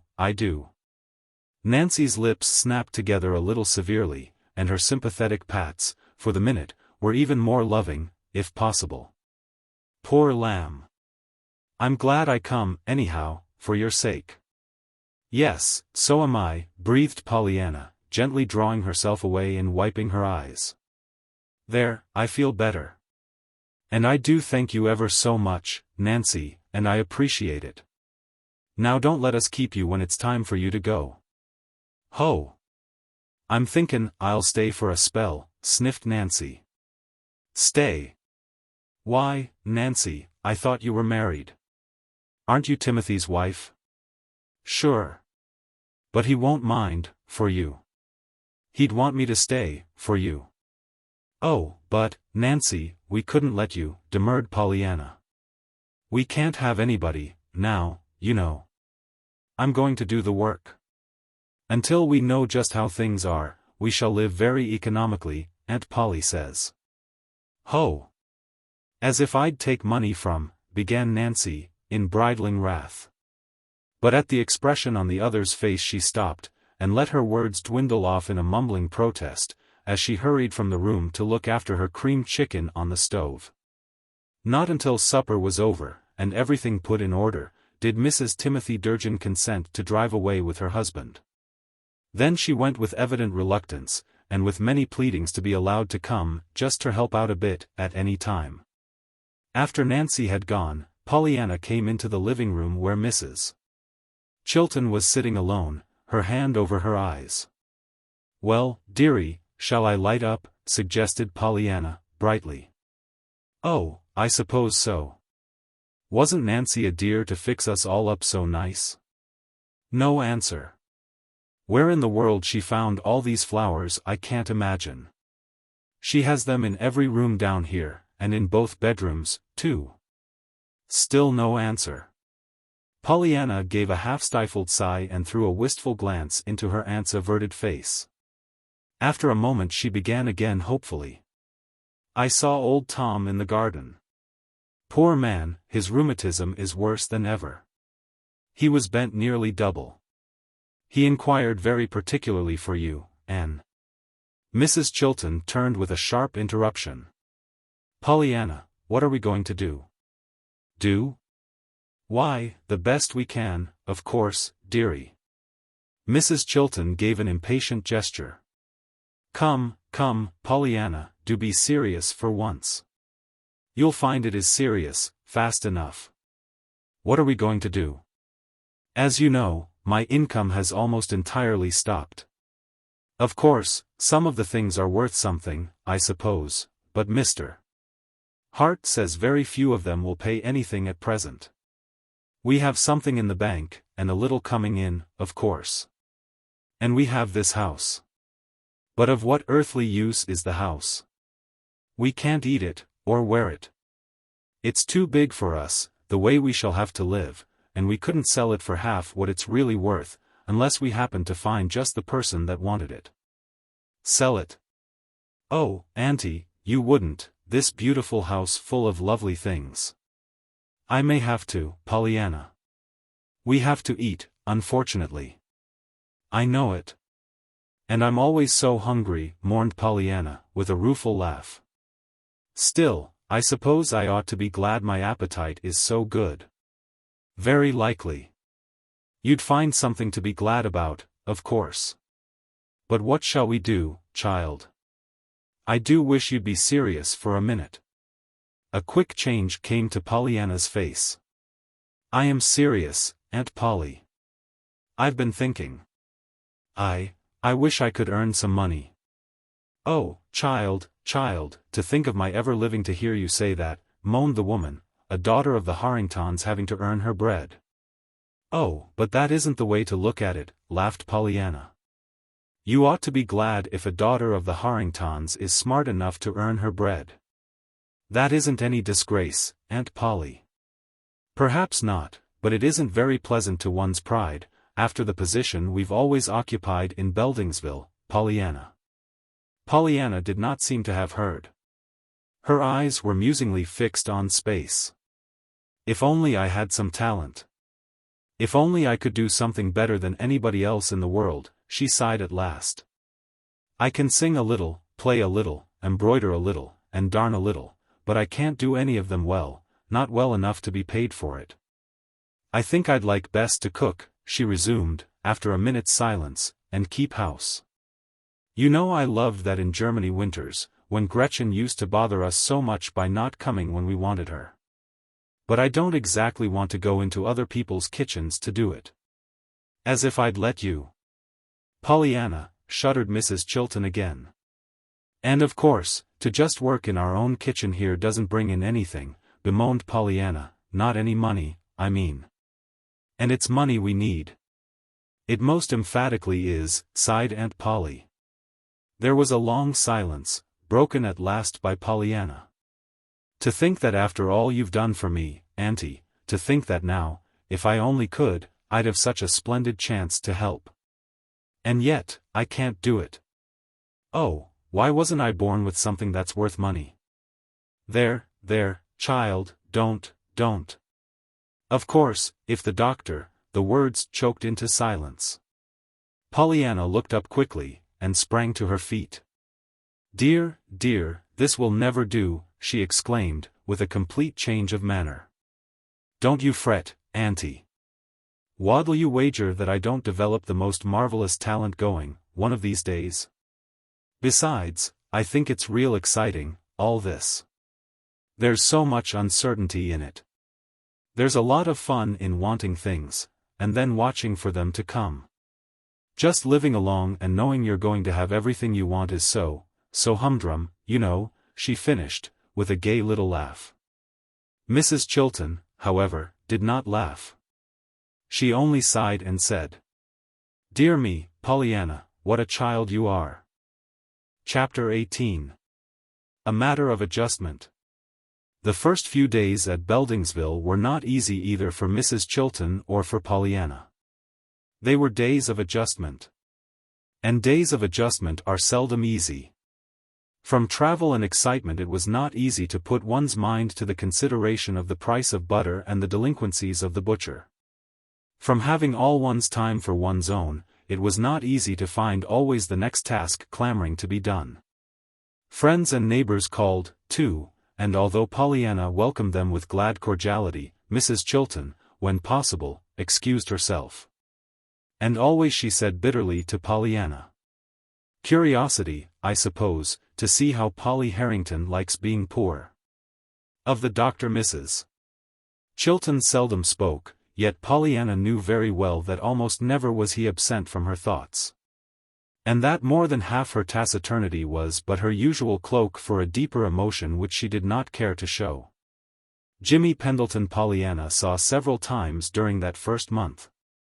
He came first with John Pendleton for a somewhat stiff and ceremonious call, not that it was either stiff or ceremonious until after Aunt Polly came into the room, then it was both.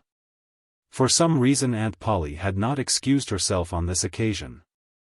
After that Jimmy had come by himself, once with flowers, once with a book for Aunt Polly, twice with no excuse at all.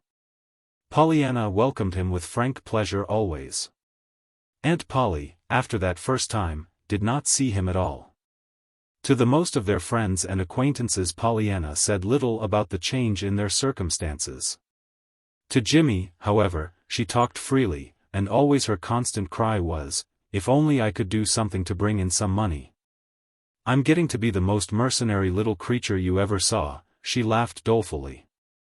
I've got so I measure everything with a dollar bill, and I actually think in quarters and dimes. You see, Aunt Polly does feel so poor. It's a shame, stormed Jimmy. I know it. But, honestly, I think she feels a little poorer than she needs to, she's brooded over it so. But I do wish I could help. Jimmy looked down at the wistful, eager face with its luminous eyes, and his own eyes softened. What do you want to do, if you could do it? He asked. Oh, I want to cook and keep house, smiled Pollyanna, with a pensive sigh. I just love to beat eggs and sugar, and hear the soda gurgle its little tune in the cup of sour milk. I'm happy if I've got a day's baking before me. But there isn't any money in that, except in somebody else's kitchen, of course. And I don't exactly love it well enough for that. I should say not, ejaculated the young fellow. Once more he glanced down at the expressive face so near him.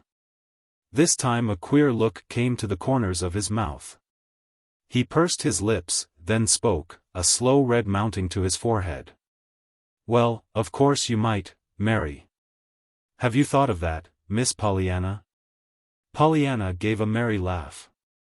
Voice and manner were unmistakably those of a girl quite untouched by even the most far-reaching of Cupid's darts. Oh, no, I shall never marry, she said blithely.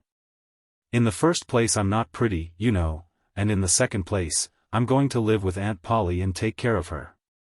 Not pretty, smiled Pendleton, quizzically. Did it ever, occur to you that there might be a difference of opinion on that, Pollyanna? Pollyanna shook her head. There couldn't be. I've got a mirror, you see, she objected, with a merry glance. It sounded like coquetry. In any other girl it would have been coquetry, Pendleton decided. But, looking into the face before him now, Pendleton knew that it was not coquetry. He knew, too, suddenly, why Pollyanna had seemed so different from any girl he had ever known. Something of her old literal way of looking at things still clung to her. Why aren't you pretty? He asked. Even as he uttered the question, and sure as he was of his estimate of Pollyanna's character, Pendleton quite held his breath at his temerity. He could not help thinking of how quickly any other girl he knew would have resented that implied acceptance of her claim to no beauty. But Pollyanna's first words showed him that even this lurking fear of his was quite groundless. Why, I just am not, she laughed, a little ruefully. I wasn't made that way. Maybe you don't remember, but long ago, when I was a little girl, it always seemed to me that one of the nicest things heaven was going to give me when I got there was black curls. And is that your chief desire now? And no, maybe not, hesitated Pollyanna. But I still think I'd like them. Besides, my eyelashes aren't long enough, and my nose isn't Grecian, or Roman, or any of those delightfully desirable ones that belong to a type. It's just nose. And my face is too long, or too short, I've forgotten which, but I measured it once with one of those correct for beauty tests, and it wasn't right, anyhow. And they said the width of the face should be equal to 5 eyes, and the width of the eyes equal to something else. I've forgotten that, too, only that mine wasn't. What a lugubrious picture, laughed Pendleton. Then, with his gaze admiringly regarding the girl's animated face and expressive eyes, he asked. Did you ever look in the mirror when you were talking, Pollyanna? Why, no, of course not. Well, you'd better try it sometime. What a funny idea. Imagine my doing it, laughed the girl. What shall I say? Like this? Now, you, Pollyanna, what if your eyelashes aren't long, and your nose is just a nose? Be glad you've got some eyelashes and some nose. Pendleton joined in her laugh, but an odd expression came to his face. Then you still play the game, he said, a little diffidently. Pollyanna turned soft eyes of wonder full upon him. Why, of course. Why, Jimmy, I don't believe I could have lived the last 6 months, if it hadn't been for that blessed game. Her voice shook a little. I haven't heard you say much about it, he commented. She changed color. I know. I think I'm afraid of saying too much to outsiders who don't care, you know. It wouldn't sound quite the same for me now, at 20, as it did when I was 10. I realize that, of course. Folks don't like to be preached at, you know, she finished with a whimsical smile. I know, nodded the young fellow gravely. But I wonder sometimes, Pollyanna, if you really understand yourself what that game is, and what it has done for those who are playing it. I know, what it has done for myself. Her voice was low, and her eyes were turned away. You see, it really works, if you play it, he mused aloud, after a short silence. Somebody said once that it would revolutionize the world if everybody would really play it. And I believe it would. Yes, but some folks don't want to be revolutionized, smiled Pollyanna. I ran across a man in Germany last year. He had lost his money, and was in hard luck generally. Dear, but he was gloomy. Somebody in my presence tried to cheer him up one day by saying, come, things might be worse, you know. Dear, but you should have heard that man then. If there is anything on earth that makes me mad clear through, he snarled, it is to be told that things might be worse, and to be thankful for what I've got left. These people who go around with an everlasting grin on their faces caroling forth that they are thankful that they can breathe, or eat, or walk, or lie down, I have no use for. I don't want to breathe, or eat, or walk, or lie down, if things are as they are now with me. And when I'm told that I ought to be thankful for some such tommyrot as that, it makes me just want to go out and shoot somebody. Imagine what I'd have gotten if I'd have introduced the glad game to that man, laughed Pollyanna. I don't care. He needed it, answered Jimmy. Of course he did, but he wouldn't have thanked me for giving it to him. I suppose not. But, listen. As he was, under his present philosophy and scheme of living, he made himself and everybody else wretched, didn't he? Well, just suppose he was playing the game. While he was trying to hunt up something to be glad about in everything that had happened to him, he couldn't be at the same time grumbling and growling about how bad things were. So that much would be gained. He'd be a whole lot easier to live with, both for himself and for his friends. Meanwhile, just thinking of the donut instead of the hole couldn't make things any worse for him, and it might make things better. For it wouldn't give him such a gone feeling in the pit of his stomach, and his digestion would be better. I tell you, troubles are poor things to hug. They've got too many prickers. Pollyanna smiled appreciatively. That makes me think of what I told a poor old lady once. She was one of my ladies' aiders out west, and was one of the kind of people that really enjoys being miserable and telling over her causes for unhappiness. I was perhaps 10 years old, and was trying to teach her the game. I reckon I wasn't having very good success, and evidently I at last dimly realized the reason, for I said to her triumphantly, well, anyhow, you can be glad you've got such a lot of things to make you miserable, for you love to be miserable so well. Well, if that wasn't a good one on her, chuckled Jimmy. Pollyanna raised her eyebrows. I'm afraid she didn't enjoy it any more than the man in Germany would have if I'd told him the same thing. But they ought to be told, and you ought to tell. Pendleton stopped short with so queer an expression on his face that Pollyanna looked at him in surprise. Why, Jimmy, what is it? Oh, nothing. I was only thinking, he answered, puckering his lips. Here I am urging you to do the very thing I was afraid you would do before I saw you, you know. That is, I was afraid before I saw you, that, he floundered into a helpless pause, looking very red indeed.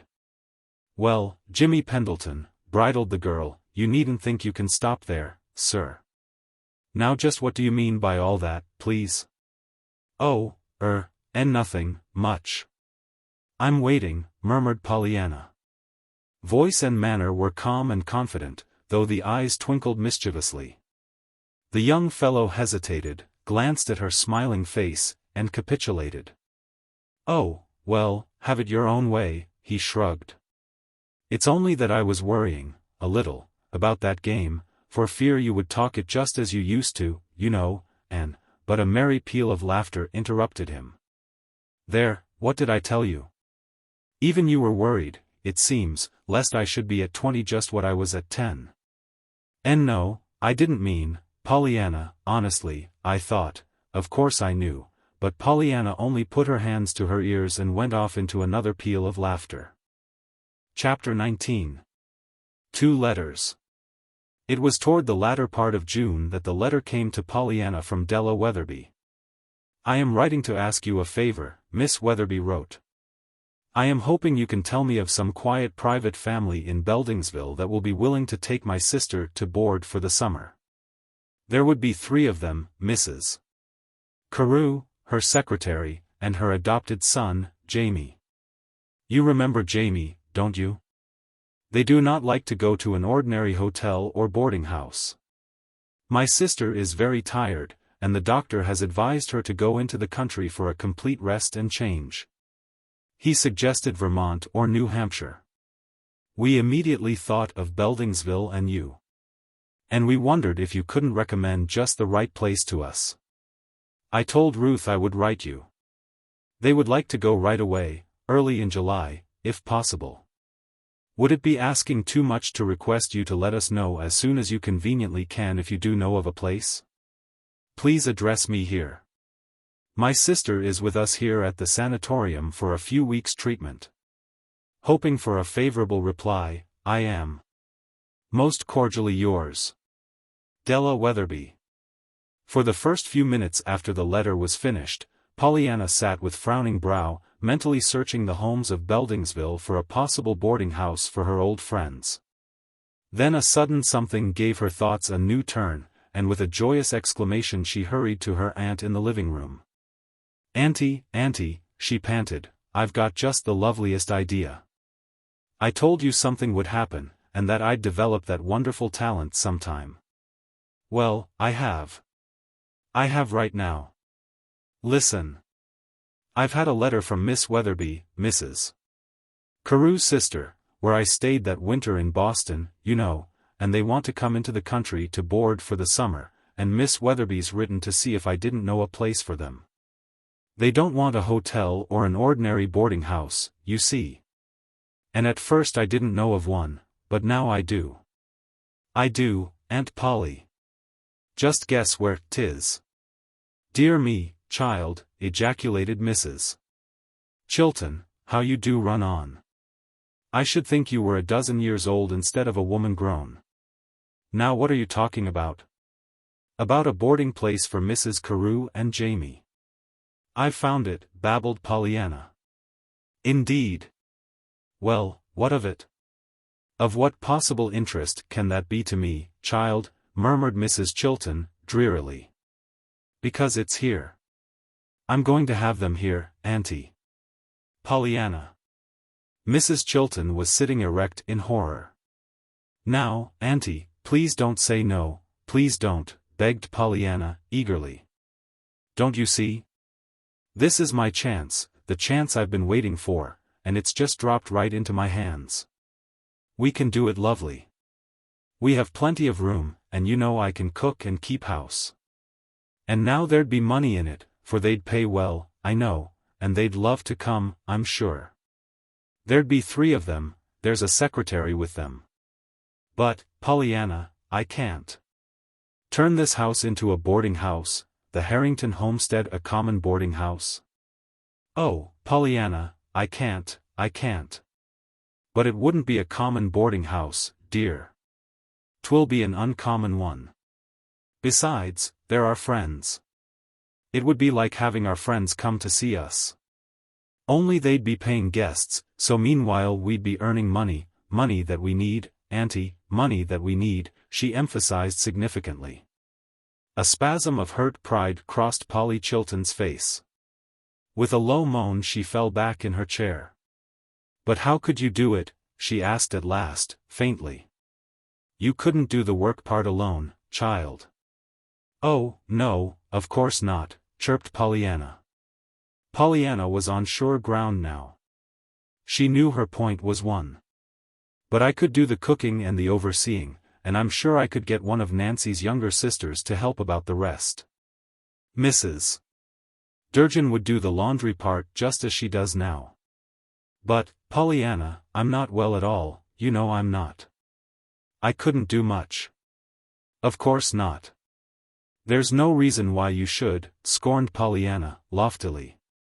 Oh, Auntie, won't it be splendid? Why, it seems too good to be true, money just dropped into my hands like that. Dropped into your hands, indeed. You still have some things to learn in this world, Pollyanna, and one is that summer boarders don't drop money into anybody's hands without looking very sharply to it that they get ample return. By the time you fetch and carry and bake and brew until you are ready to sink, and by the time you nearly kill yourself trying to serve everything to order from fresh-laid eggs to the weather, You will believe what I tell you. All right, I'll remember, laughed Pollyanna. But I'm not doing any worrying now. And I'm going to hurry and write Miss Weatherby at once so I can give it to Jimmy Bean to mail when he comes out this afternoon. Mrs. Chilton stirred restlessly. Pollyanna, I do wish you'd call that young man by his proper name. That Bean gives me the shivers. His name is Pendleton now, as I understand it. So it is, agreed Pollyanna, but I do forget it half the time. I even call him that to his face, sometimes, and of course that's dreadful, when he really is adopted, and all. But you see I'm so excited, she finished, as she danced from the room. She had the letter all ready for Jimmy when he called at 4 o'clock. She was still quivering, with excitement, and she lost no time in telling her visitor what it was all about. And I'm crazy to see them, besides, she cried, when she had told him of her plans. I've never seen either of them since that winter. You know I told you, didn't I tell you, about Jamie? Oh, yes, you told me. There was a touch of constraint in the young man's voice. Well, isn't it splendid, if they can come? Why, I don't know as I should call it exactly splendid, he parried. Not splendid that I've got such a chance to help Aunt Polly out, for even this little while? Why, Jimmy, of course it's splendid. Well, it strikes me that it's going to be rather hard, for you, bridled Jimmy, with more than a shade of irritation. Yes, of course, in some ways. But I shall be so glad for the money coming in that I'll think of that all the time. You see, she sighed, how mercenary I am, Jimmy. For a long minute there was no reply. Then, a little abruptly, the young man asked. Let's see, how old is this Jamie now? Pollyanna glanced up with a merry smile. Oh, I remember, you never did like his name, Jamie, she twinkled. Never mind, he's adopted now, legally, I believe, and has taken the name of Carew. So you can call him that. But that isn't telling me how old he is, reminded Jimmy, stiffly. Nobody knows, exactly, I suppose. You know he couldn't tell, but I imagine he's about your age. I wonder how he is now. I've asked all about it in this letter, anyway. Oh, you have? Pendleton looked down at the letter in his hand and flipped it a little spitefully. He was thinking that he would like to drop it, to tear it up, to give it to somebody, to throw it away, to do anything with it, but mail it. Jimmy knew perfectly well that he was jealous, that he always had been jealous of this youth with the names so like and yet so unlike his own. Not that he was in love with Pollyanna, he assured himself wrathfully. He was not that, of course. It was just that he did not care to have this strange youth with the sissy name come to Beldingsville and be always around to spoil all their good times. He almost said as much to Pollyanna, but something stayed the words on his lips, and after a time he took his leave, carrying the letter with him. That Jimmy did not drop the letter, tear it up, give it to anybody, or throw it away was evidenced a few days later, for Pollyanna received a prompt and delighted reply from Miss Weatherby.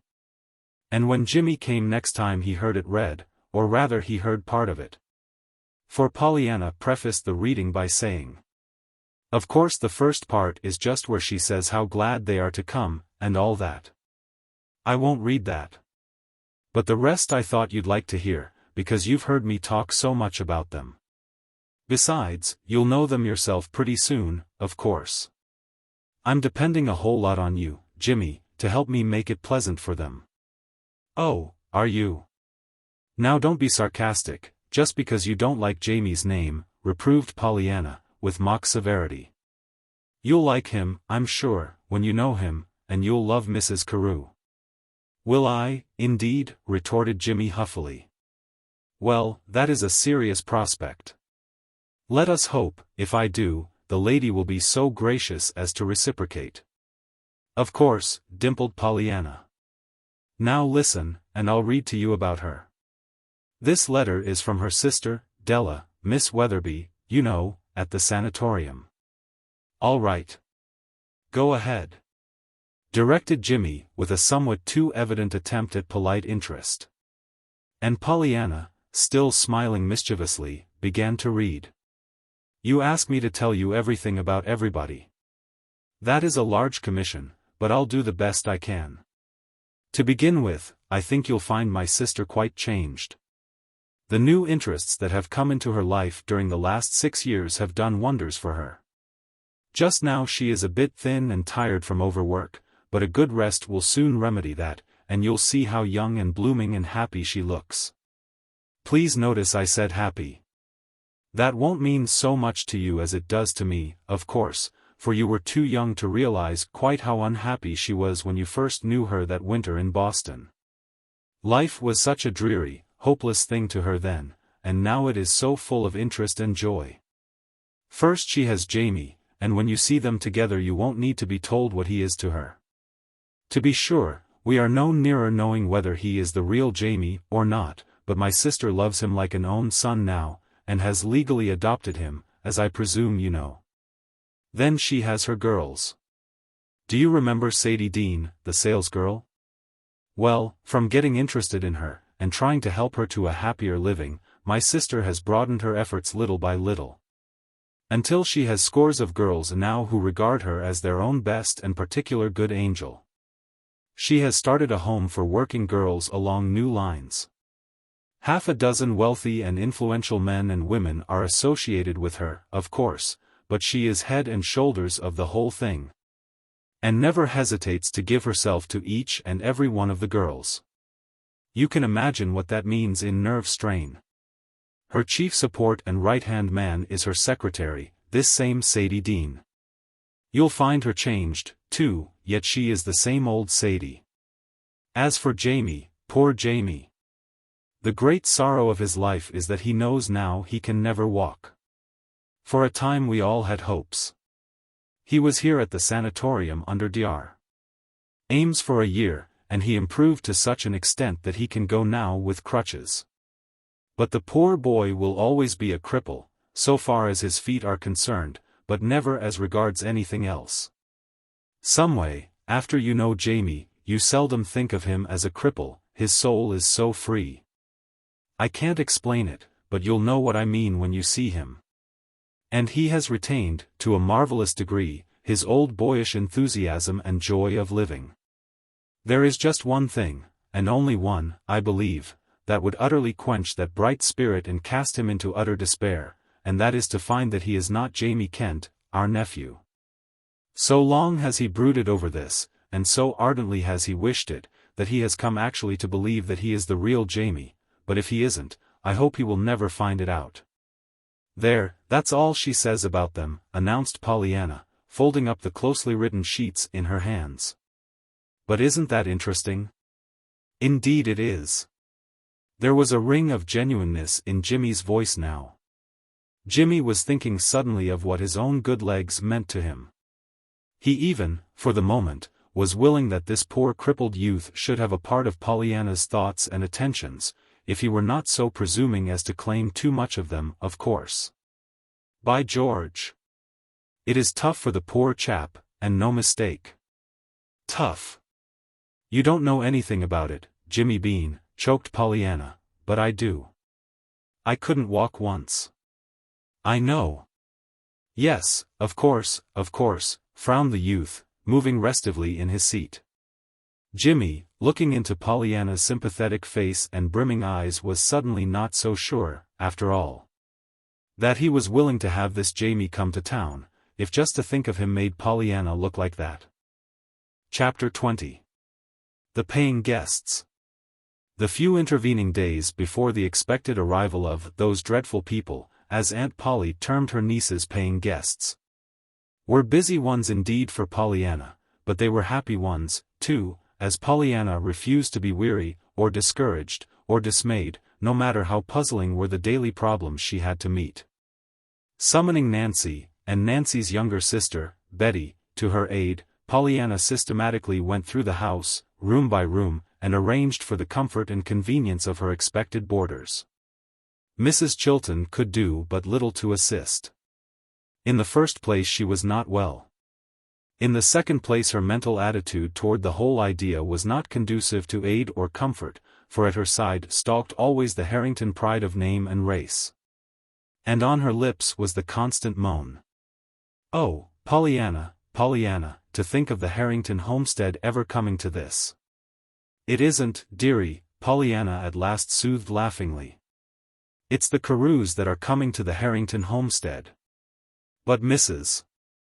Chilton was not to be so lightly diverted, and responded only with a scornful glance and a deeper sigh, so Pollyanna was forced to leave her to travel alone her road of determined gloom. Upon the appointed day, Pollyanna with Timothy, who owned the Harrington horses now, went to the station to meet the afternoon train. Up to this hour there had been nothing but confidence and joyous anticipation in Pollyanna's heart. But with the whistle of the engine there came to her a veritable panic of doubt, shyness, and dismay. She realized suddenly what she, Pollyanna, almost alone and unaided, was about to do. She remembered Mrs. Carew's wealth, position, and fastidious tastes.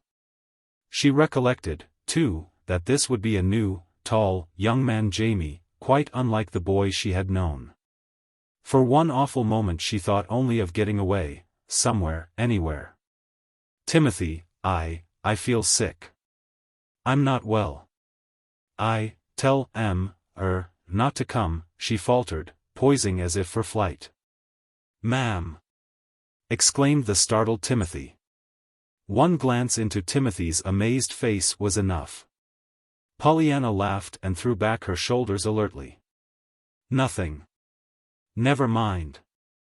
I didn't mean it, of course, Timothy. Quick, see.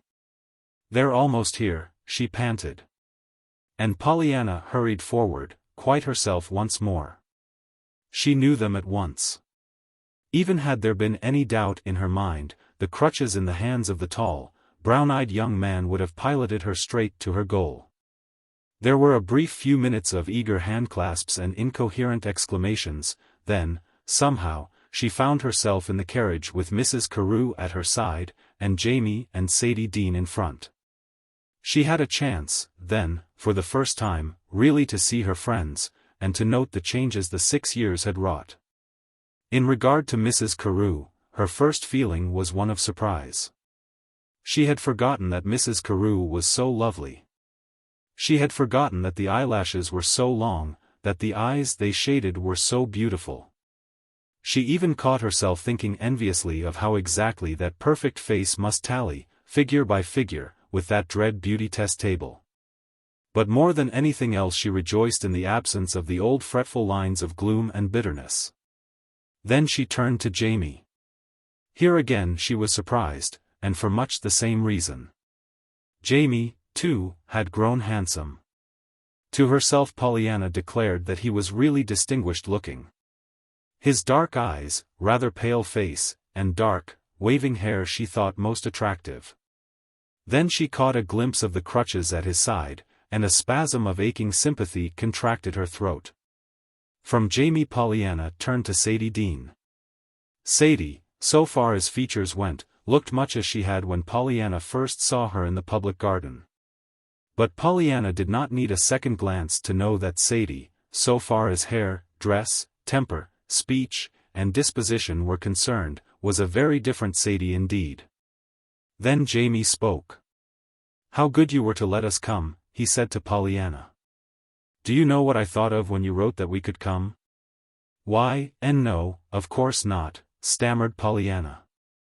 Pollyanna was still seeing the crutches at Jamie's side, and her throat was still tightened from that aching sympathy. "Well, I thought of the little maid in the public garden with her bag of peanuts for Sir Lancelot and Lady Guinevere, and I knew that you were just putting us in their places. For if you had a bag of peanuts, and we had none, you wouldn't be happy till you'd shared it with us." "A bag of peanuts, indeed," laughed Pollyanna. "Oh, of course in this case, your bag of peanuts happened to be airy country rooms, and cow's milk, and real eggs from a real hen's nest," returned Jamie whimsically. "But it amounts to the same thing. And maybe I'd better warn you, you remember how greedy Sir Lancelot was." "Well," he paused meaningly. "All right, I'll take the risk," dimpled Pollyanna, thinking how glad she was that Aunt Polly was not present to hear her worst predictions so nearly fulfilled thus early. Poor Sir Lancelot. I wonder if anybody feeds him now, or if he's there at all. Well, if he's there, he's fed, interposed Mrs. Carew, merrily. This ridiculous boy still goes down there at least once a week with his pockets bulging with peanuts and I don't know what all. He can be traced any time by the trail of small grains he leaves behind him. And half the time, when I order my cereal for breakfast it isn't forthcoming, because, forsooth, Master Jamie has fed it to the pigeons, ma'am. Yes, but let me tell you, plunged in Jamie, enthusiastically. And the next minute Pollyanna found herself listening with all the old fascination to a story of a couple of squirrels in a sunlit garden. Later she saw what Della Weatherby had meant in her letter, for when the house was reached, it came as a distinct shock to her to see Jamie pick up his crutches and swing himself out of the carriage with their aid. She knew then that already in 10 short minutes he had made her forget that he was lame. To Pollyanna's great relief that first dreaded meeting between Aunt Polly and the Carew party passed off much better than she had feared. The newcomers were so frankly delighted with the old house and everything in it, that it was an utter impossibility for the mistress and owner of it all to continue her stiff attitude of disapproving resignation to their presence. Besides, as was plainly evident before an hour had passed, the personal charm and magnetism of Jamie had pierced even Aunt Polly's armor of distrust. And Pollyanna knew that at least one of her own most dreaded problems was a problem no longer, for already Aunt Polly was beginning to play the stately, yet gracious hostess to these, her guests. Notwithstanding her relief at Aunt Polly's change of attitude, however, Pollyanna did not find that all was smooth sailing, by any means. There was work, and plenty of it, that must be done. Nancy's sister, Betty, was pleasant and willing, but she was not Nancy, as Pollyanna soon found. She needed training, and training took time. Pollyanna worried, too, for fear everything should not be quite right. To Pollyanna, those days, a dusty chair was a crime and a fallen cake a tragedy. Gradually, however, after incessant arguments and pleadings on the part of Mrs. Carew and Jamie, Pollyanna came to take her tasks more easily, and to realize that the real crime and tragedy in her friend's eyes was, not the dusty chair nor the fallen cake, but the frown of worry and anxiety on her own face. Just as if it wasn't enough for you to let us come, Jamie declared, without just killing yourself with work to get us something to eat. Besides, we ought not to eat so much, anyway, Mrs. Carew laughed, or else we shall get digestion, as one of my girls calls it when her food disagrees with her. It was wonderful, after all, how easily the 3 new members of the family fitted into the daily life. Before 24 hours had passed, Mrs. Carew had gotten Mrs. Chilton to asking really interested questions about the new home for working girls, and Sadie Dean and Jamie were quarreling over the chance to help with the pea shelling or the flower picking. The Carews had been at the Harrington homestead nearly a week when one evening John Pendleton and Jimmy called. Pollyanna had been hoping they would come soon. She had, indeed, urged it very strongly before the Carews came. She made the introductions now with visible pride. "You are such good friends of mine, I want you to know each other, and be good friends together," she explained. That Jimmy and Mr. Pendleton should be clearly impressed with the charm and beauty of Mrs. Carew did not surprise Pollyanna in the least, but the look that came into Mrs. Carew's face at sight of Jimmy did surprise her very much. It was almost a look of recognition. "Why, Mr. Pendleton, haven't I met you before?" Mrs. Carew cried. Jimmy's frank eyes met Mrs. Carew's gaze squarely, admiringly. "I think not," he smiled back at her. "I'm sure I never have met you." "I should have remembered it, if I had met you," he bowed. So unmistakable was his significant emphasis that everybody laughed, and John Pendleton chuckled. "Well done, son, for a youth of your tender years. I couldn't have done half so well myself." Mrs. Carew flushed slightly and joined in the laugh. "No, but really," she urged, joking aside, there certainly is a strangely familiar something in your face. I think I must have seen you somewhere, if I haven't actually met you. And maybe you have, cried Pollyanna, in Boston. Jimmy goes to tech their winters, you know. Jimmy's going to build bridges and dams, you see, when he grows up, I mean, she finished with a merry glance at the big 6-foot fellow still standing before Mrs. Carew. Everybody laughed again, that is, everybody but Jamie, and only Sadie Dean noticed that Jamie, instead of laughing, closed his eyes as if at the sight of something that hurt. And only Sadie Dean knew how, and why, the subject was so quickly changed, for it was Sadie herself who changed it. It was Sadie, too, who, when the opportunity came, saw to it that books and flowers and beasts and birds, things that Jamie knew and understood, were talked about as well as dams and bridges which, as Sadie knew, Jamie could never build. That Sadie did all this, however, was not realized by anybody, least of all by Jamie, the one who most of all was concerned. When the call was over and the Pendletons had gone, Mrs. Carew referred again to the curiously haunting feeling that somewhere she had seen young Pendleton before. I know I have, somewhere, she declared musingly.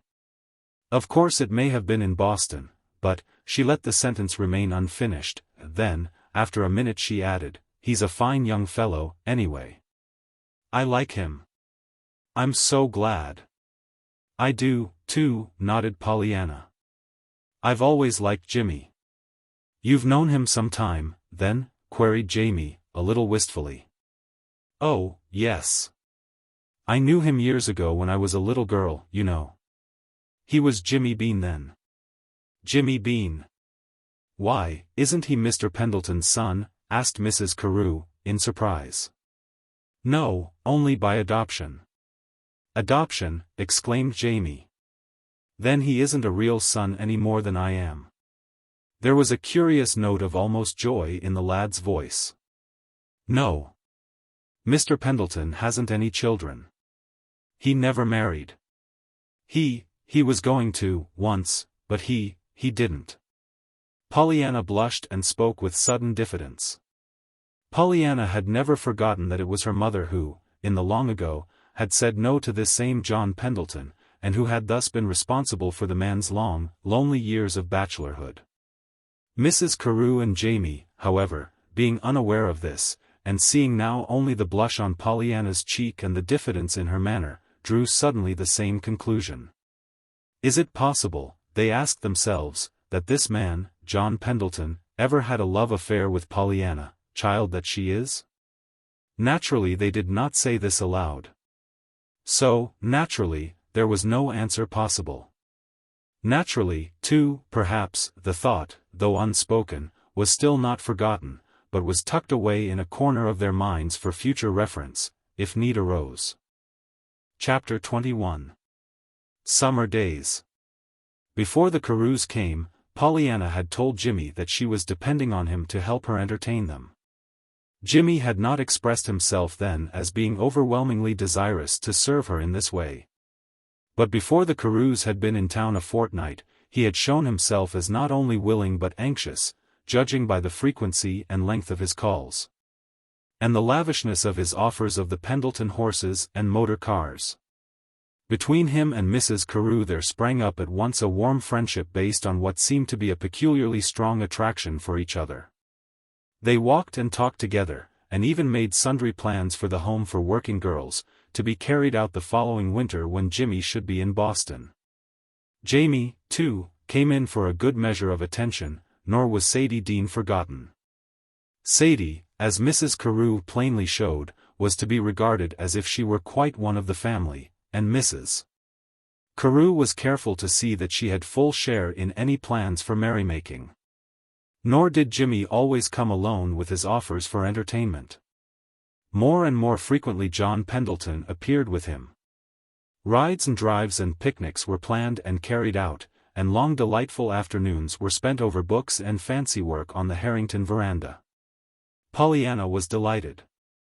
Not only were her paying guests being kept from any possibilities of ennui and homesickness, but her good friends, the Carews, were becoming delightfully acquainted with her other good friends, the Pendletons. So, like a mother hen with a brood of chickens, she hovered over the veranda meetings, and did everything in her power to keep the group together and happy. Neither the Carews nor the Pendletons, however, were at all satisfied to have Pollyanna merely an onlooker in their pastimes, and very strenuously they urged her to join them. They would not take no for an answer, indeed, and Pollyanna very frequently found the way opened for her. "Just as if we were going to have you poked up in this hot kitchen frosting cake," Jamie scolded one day, after he had penetrated the fastnesses of her domain. "It is a perfectly glorious morning, and we're all going over to the gorge and take our luncheon. And you are going with us." "But, Jamie, I can't, indeed I can't," refused Pollyanna. "Why not?" "You won't have dinner to get for us, for we shan't be here to eat it." "But there's the luncheon." "Wrong again. We'll have the luncheon with us, so you can't stay home to get that." "Now what's to hinder your going along with the luncheon, eh?" "Why, Jamie, I can't. There's the cake to frost." "Don't want it frosted." "And the dusting." "Don't want it dusted." "And the ordering to do for tomorrow." "Give us crackers and milk." "We'd lots rather have you and crackers and milk than a turkey dinner and not you." "But I can't begin to tell you the things I've got to do today." "Don't want you to begin to tell me," retorted Jamie, cheerfully. "I want you to stop telling me. Come, put on your bonnet. I saw Betty in the dining room, and she says she'll put our luncheon up. Now hurry." "Why, Jamie, you ridiculous boy, I can't go," laughed Pollyanna, holding feebly back, as he tugged at her dress sleeve. "I can't go to that picnic with you." But she went. She went not only then, but again and again. She could not help going, indeed, for she found arrayed against her not only Jamie, but Jimmy and Mr. Pendleton, to say nothing of Mrs. Carew and Sadie Dean, and even Aunt Polly herself. "And of course I am glad to go," she would sigh happily, when some dreary bit of work was taken out of her hands in spite of all protesting. "But, surely, never before were there any boarders like mine, teasing for crackers and milk and cold things. And never before was there a boarding mistress like me, running around the country after this fashion." The climax came when one day John Pendleton, and Aunt Polly never ceased to exclaim because it was John Pendleton, suggested that they all go on a 2 weeks camping trip to a little lake up among the mountains 40 miles from Beldingsville. The idea was received with enthusiastic approbation by everybody except Aunt Polly. Aunt Polly said, privately, to Pollyanna, that it was all very good and well and desirable that John Pendleton should have gotten out of the sour, morose aloofness that had been his state for so many years. But that it did not necessarily follow that it was equally desirable that he should be trying to turn himself into a 20-year-old boy again. And that was what, in her opinion, he seemed to be doing now. Publicly she contented herself with saying coldly that she certainly should not go on any insane camping trip to sleep on damp ground and eat bugs and spiders, under the guise of fun. Nor did she think it a sensible thing for anybody over 40 to do. If John Pendleton felt any wound from this shaft, he made no sign. Certainly there was no diminution of apparent interest and enthusiasm on his part, and the plans for the camping expedition came on apace, for it was unanimously decided that even if Aunt Polly would not go, that was no reason why the rest should not. "And Mrs. Carew will be all the chaperone we need, anyhow," Jimmy had declared airily. For a week, therefore, little was talked of but tents, food supplies, cameras, and fishing tackle, and little was done that was not a preparation in some way for the trip. "And let's make it the real thing," proposed Jimmy, eagerly. "Yes, even to Mrs. Chilton's bugs and spiders," he added, with a merry smile straight into that lady's severely disapproving eyes. "None of your log cabin central dining room idea for us. We want real campfires with potatoes baked in the ashes, and we want to sit around and tell stories and roast corn on a stick. And we want to swim and row and fish," chimed in Pollyanna. And, she stopped suddenly, her eyes on Jamie's face. That is, of course, she corrected quickly, we wouldn't want to do those things all the time. There'd be a lot of quiet things we'd want to do, too, read and talk, you know. Jamie's eyes darkened. His face grew a little white. His lips parted, but before any words came, Sadie Dean was speaking. Oh, but on camping trips and picnics, you know, we expect to do outdoor stunts, she interposed feverishly, and I'm sure we want to. Last summer we were down in Maine, and you should have seen the fish Mr. Carew caught. It was, you tell it, she begged, turning to Jamie. Jamie laughed and shook his head. They'd never believe it, he objected, a fish story like that. Try us, challenged Pollyanna. Jamie still shook his head, but the color had come back to his face, and his eyes were no longer somber as if with pain. Pollyanna, glancing at Sadie Dean, vaguely wondered why she suddenly settled back in her seat with so very evident an air of relief. At last the appointed day came, and the start was made in John Pendleton's big new touring car with Jimmy at the wheel. A whir, a throbbing rumble, a chorus of goodbyes, and they were off, with one long shriek of the siren under Jimmy's mischievous fingers. In after days Pollyanna often went back in her thoughts to that first night in camp. The experience was so new and so wonderful in so many ways. It was 4 o'clock when their 40-mile automobile journey came to an end. Since 3:30 their big car had been ponderously picking its way over an old logging road not designed for 6-cylinder automobiles. For the car itself, and for the hand at the wheel, this part of the trip was a most wearing one. But for the merry passengers, who had no responsibility concerning hidden holes and muddy curves, it was nothing but a delight growing more poignant with every new vista through the green arches. And with every echoing laugh that dodged the low-hanging branches. The site for the camp was one known to John Pendleton years before, and he greeted it now with a satisfied delight that was not unmingled with relief. Oh, how perfectly lovely! Chorused the others. Glad you like it. I thought it would be about right, nodded John Pendleton. Still, I was a little anxious, after all, for these places do change, you know, most remarkably sometimes. And of course this has grown up to bushes a little, but not so but what we can easily clear it. Everybody fell to work then, clearing the ground, putting up the 2 little tents, unloading the automobile, building the campfire, and arranging the kitchen and pantry. It was then that Pollyanna began especially to notice Jamie, and to fear for him. She realized suddenly that the hummocks and hollows and pine-littered knolls were not like a carpeted floor for a pair of crutches, and she saw that Jamie was realizing it, too. She saw, also, that in spite of his infirmity, he was trying to take his share in the work, and the sight troubled her. Twice she hurried forward and intercepted him, taking from his arms the box he was trying to carry.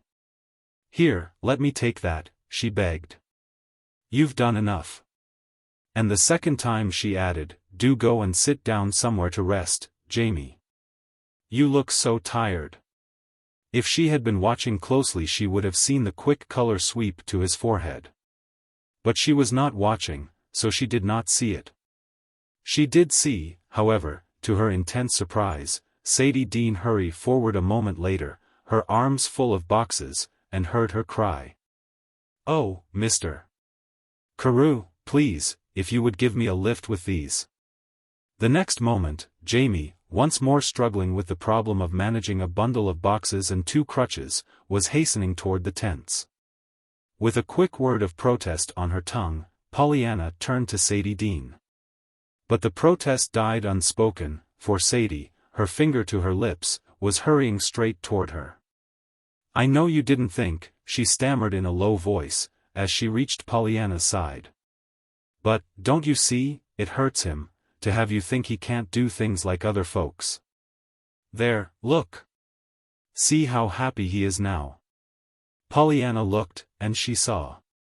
She saw Jamie, his whole self alert, deftly balance his weight on one crutch and swing his burden to the ground. She saw the happy light on his face, and she heard him say nonchalantly. Here's another contribution from Miss Dean. She asked me to bring this over. Why, yes, I see, breathed Pollyanna, turning to Sadie Dean. But Sadie Dean had gone.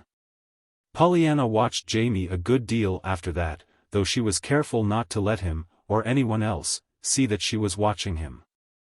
And as she watched, her heart ached. Twice she saw him essay a task and fail, once with a box too heavy for him to lift, once with a folding table too unwieldy for him to carry with his crutches. And each time she saw his quick glance about him to see if others noticed. She saw, too, that unmistakably he was getting very tired, and that his face, in spite of its gay smile, was looking white and drawn, as if he were in pain. I should think we might have known more, stormed Pollyanna hotly to herself, her eyes blinded with tears. I should think we might have known more than to have let him come to a place like this. Camping, indeed, and with a pair of crutches. Why couldn't we have remembered before we started? An hour later, around the campfire after supper, Pollyanna had her answer to this question. For, with the glowing fire before her, and the soft, fragrant dark all about her, she once more fell under the spell of the witchery that fell from Jamie's lips. And she once more forgot Jamie's crutches. Chapter 22. Comrades. They were a merry party, the 6 of them, and a congenial one. There seemed to be no end to the new delights that came with every new day, not the least of which was the new charm of companionship that seemed to be a part of this new life they were living. As Jamie said one night, when they were all sitting about the fire. You see, we seem to know each other so much better up here in the woods, better in a week than we would in a year in town. I know it. I wonder why, murmured Mrs. Carew, her eyes dreamily following the leaping blaze. I think it's something in the air, sighed Pollyanna, happily. There's something about the sky and the woods and the lake well, there just is, that's all. I think you mean, because the world is shut out, cried Sadie Dean, with a curious little break in her voice. Sadie had not joined in the laugh that followed Pollyanna's limping conclusion. Up here everything is so real and true that we, too, can be our real true selves, not what the world says we are because we are rich, or poor, or great, or humble. But what we really are, ourselves. Ho, scoffed Jimmy, airily. All that sounds very fine, but the real common-sense reason is because we don't have any misses. Tom and Dick and Harry sitting on their side porches and commenting on every time we stir, and wondering among themselves where we are going, why we are going there. And how long we're intending to stay. Oh, Jimmy, how you do take the poetry out of things, reproached Pollyanna, laughingly. But that's my business, flashed Jimmy. How do you suppose I'm going to build dams and bridges if I don't see something besides poetry in the waterfall? You can't, Pendleton. And it's the bridge, that counts, every time, declared Jamie in a voice that brought a sudden hush to the group about the fire. It was for only a moment, however, for almost at once Sadie Dean broke the silence with a gay pooh. I'd rather have the waterfall every time, without any bridge around, to spoil the view. Everybody laughed, and it was as if a tension somewhere snapped. Then Mrs. Carew rose to her feet. Come, children, your stern chaperone says it's bedtime. And with a merry chorus of good nights the party broke up. And so the days passed. To Pollyanna they were wonderful days, and still the most wonderful part was the charm of close companionship, a companionship that, while differing as to details with each one, was yet delightful with all. With Sadie Dean she talked of the new home, and of what a marvelous work Mrs. Carew was doing. They talked, too, of the old days when Sadie was selling bows behind the counter, and of what Mrs. Carew had done for her. Pollyanna heard, also, something of the old father and mother back home, and of the joy that Sadie, in her new position, had been able to bring into their lives. And after all it's really you that began it, you know, she said one day to Pollyanna. But Pollyanna only shook her head at this with an emphatic nonsense. It was all Mrs. Carew. With Mrs. Carew herself, Pollyanna talked also of the home, and of her plans for the girls. And once, in the hush of a twilight walk, Mrs. Carew spoke of herself and of her changed outlook on life. And she, like Sadie Dean, said brokenly, "After all, it's really you that began it, Pollyanna." But Pollyanna, as in Sadie Dean's case, would have none of this. And she began to talk of Jamie, and of what he had done. "Jamie's a dear," Mrs. Carew answered affectionately. "And I love him like an own son. He couldn't be dearer to me if he were really my sister's boy." "Then you don't think he is?" "I don't know. We've never learned anything conclusive. Sometimes I'm sure he is. Then again I doubt it. I think he really believes he is, bless his heart. At all events, one thing is sure, he has good blood in him from somewhere. Jamie's no ordinary waif of the streets, you know, with his talents, and the wonderful way he has responded to teaching and training proves it." "Of course," nodded Pollyanna. "And as long as you love him so well, it doesn't really matter, anyway, does it, whether he's the real Jamie or not?" Mrs. Carew hesitated. Into her eyes crept the old somberness of heartache. "Not so far as he is concerned," she sighed, at last. "It's only that sometimes I get to thinking, if he isn't our Jamie, where is Jamie Kent? Is he well? Is he happy? Has he anyone to love him? When I get to thinking like that, Pollyanna, I'm nearly wild. I'd give everything I have in the world, it seems to me, to really know that this boy is Jamie Kent." Pollyanna used to think of this conversation sometimes, in her after-talks with Jamie. Jamie was so sure of himself. "It's just somehow that I feel it so," he said once to Pollyanna. "I believe I am Jamie Kent. I've believed it quite a while. I'm afraid I've believed it so long now, that I just couldn't bear it, to find out I wasn't he.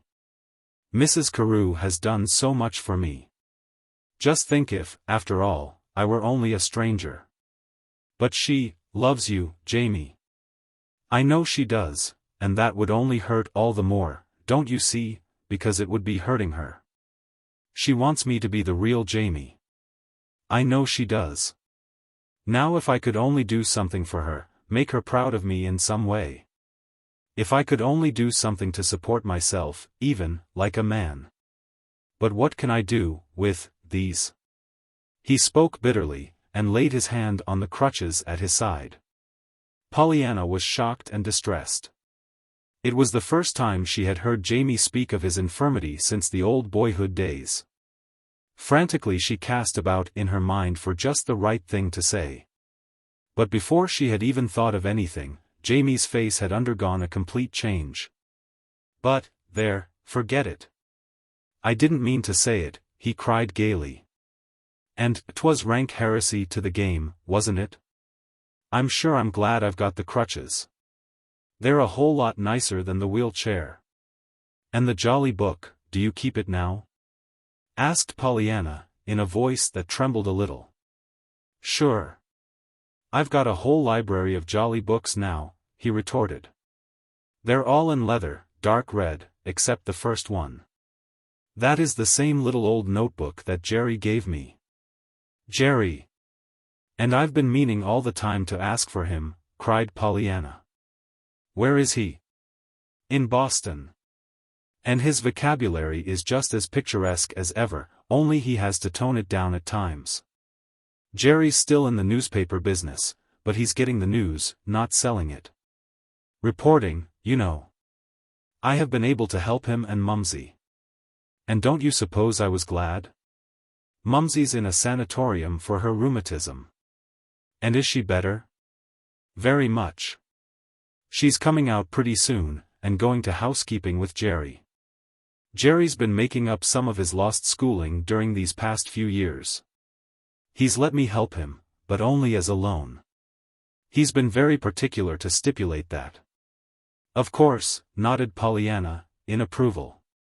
"He'd want it that way, I'm sure. I should. It isn't nice to be under obligations that you can't pay. I know how it is. That's why I so wish I could help Aunt Polly out, after all she's done for me. But you are helping her this summer. Pollyanna lifted her eyebrows. Yes, I'm keeping summer boarders. I look it, don't I? She challenged, with a flourish of her hands toward her surroundings. Surely, never was a boarding-house mistress's task quite like mine. And you should have heard Aunt Polly's dire predictions of what summer boarders would be, she chuckled irrepressibly. What was that? Pollyanna shook her head decidedly. Couldn't possibly tell you. That's a dead secret. But, she stopped and sighed, her face growing wistful again. This isn't going to last, you know. It can't. Summer boarders don't. I've got to do something winters. I've been thinking. I believe, I'll write stories. Jamie turned with a start. You'll, what? He demanded. Write stories, to sell, you know. You needn't look so surprised. Lots of folks do that. I knew 2 girls in Germany who did. Did you ever try it? Jamie still spoke a little queerly. And no, not yet, admitted Pollyanna. Then, defensively, in answer to the expression on his face, she bridled, I told you I was keeping summer boarders now. I can't do both at once. Of course not. She threw him a reproachful glance. You don't think I can ever do it? I didn't say so. No, but you look it. I don't see why I can't. It isn't like singing. You don't have to have a voice for it. And it isn't like an instrument that you have to learn how to play. I think it is, a little, like that. Jamie's voice was low. His eyes were turned away. How? What do you mean? Why, Jamie, just a pencil and paper, so, that isn't like learning to play the piano or violin. There was a moment's silence. Then came the answer, still in that low, diffident voice, still with the eyes turned away. The instrument that you play on, Pollyanna, will be the great heart of the world. And to me that seems the most wonderful instrument of all, to learn. Under your touch, if you are skillful, it will respond with smiles or tears, as you will. Pollyanna drew a tremulous sigh. Her eyes grew wet. Oh, Jamie, how beautifully you do put things, always. I never thought of it that way. But it's so, isn't it? How I would love to do it. Maybe I couldn't do all that. But I've read stories in the magazines, lots of them. Seems as if I could write some like those, anyway.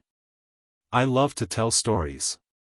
I'm always repeating those you tell, and I always laugh and cry, too, just as I do when you tell them. Jamie turned quickly.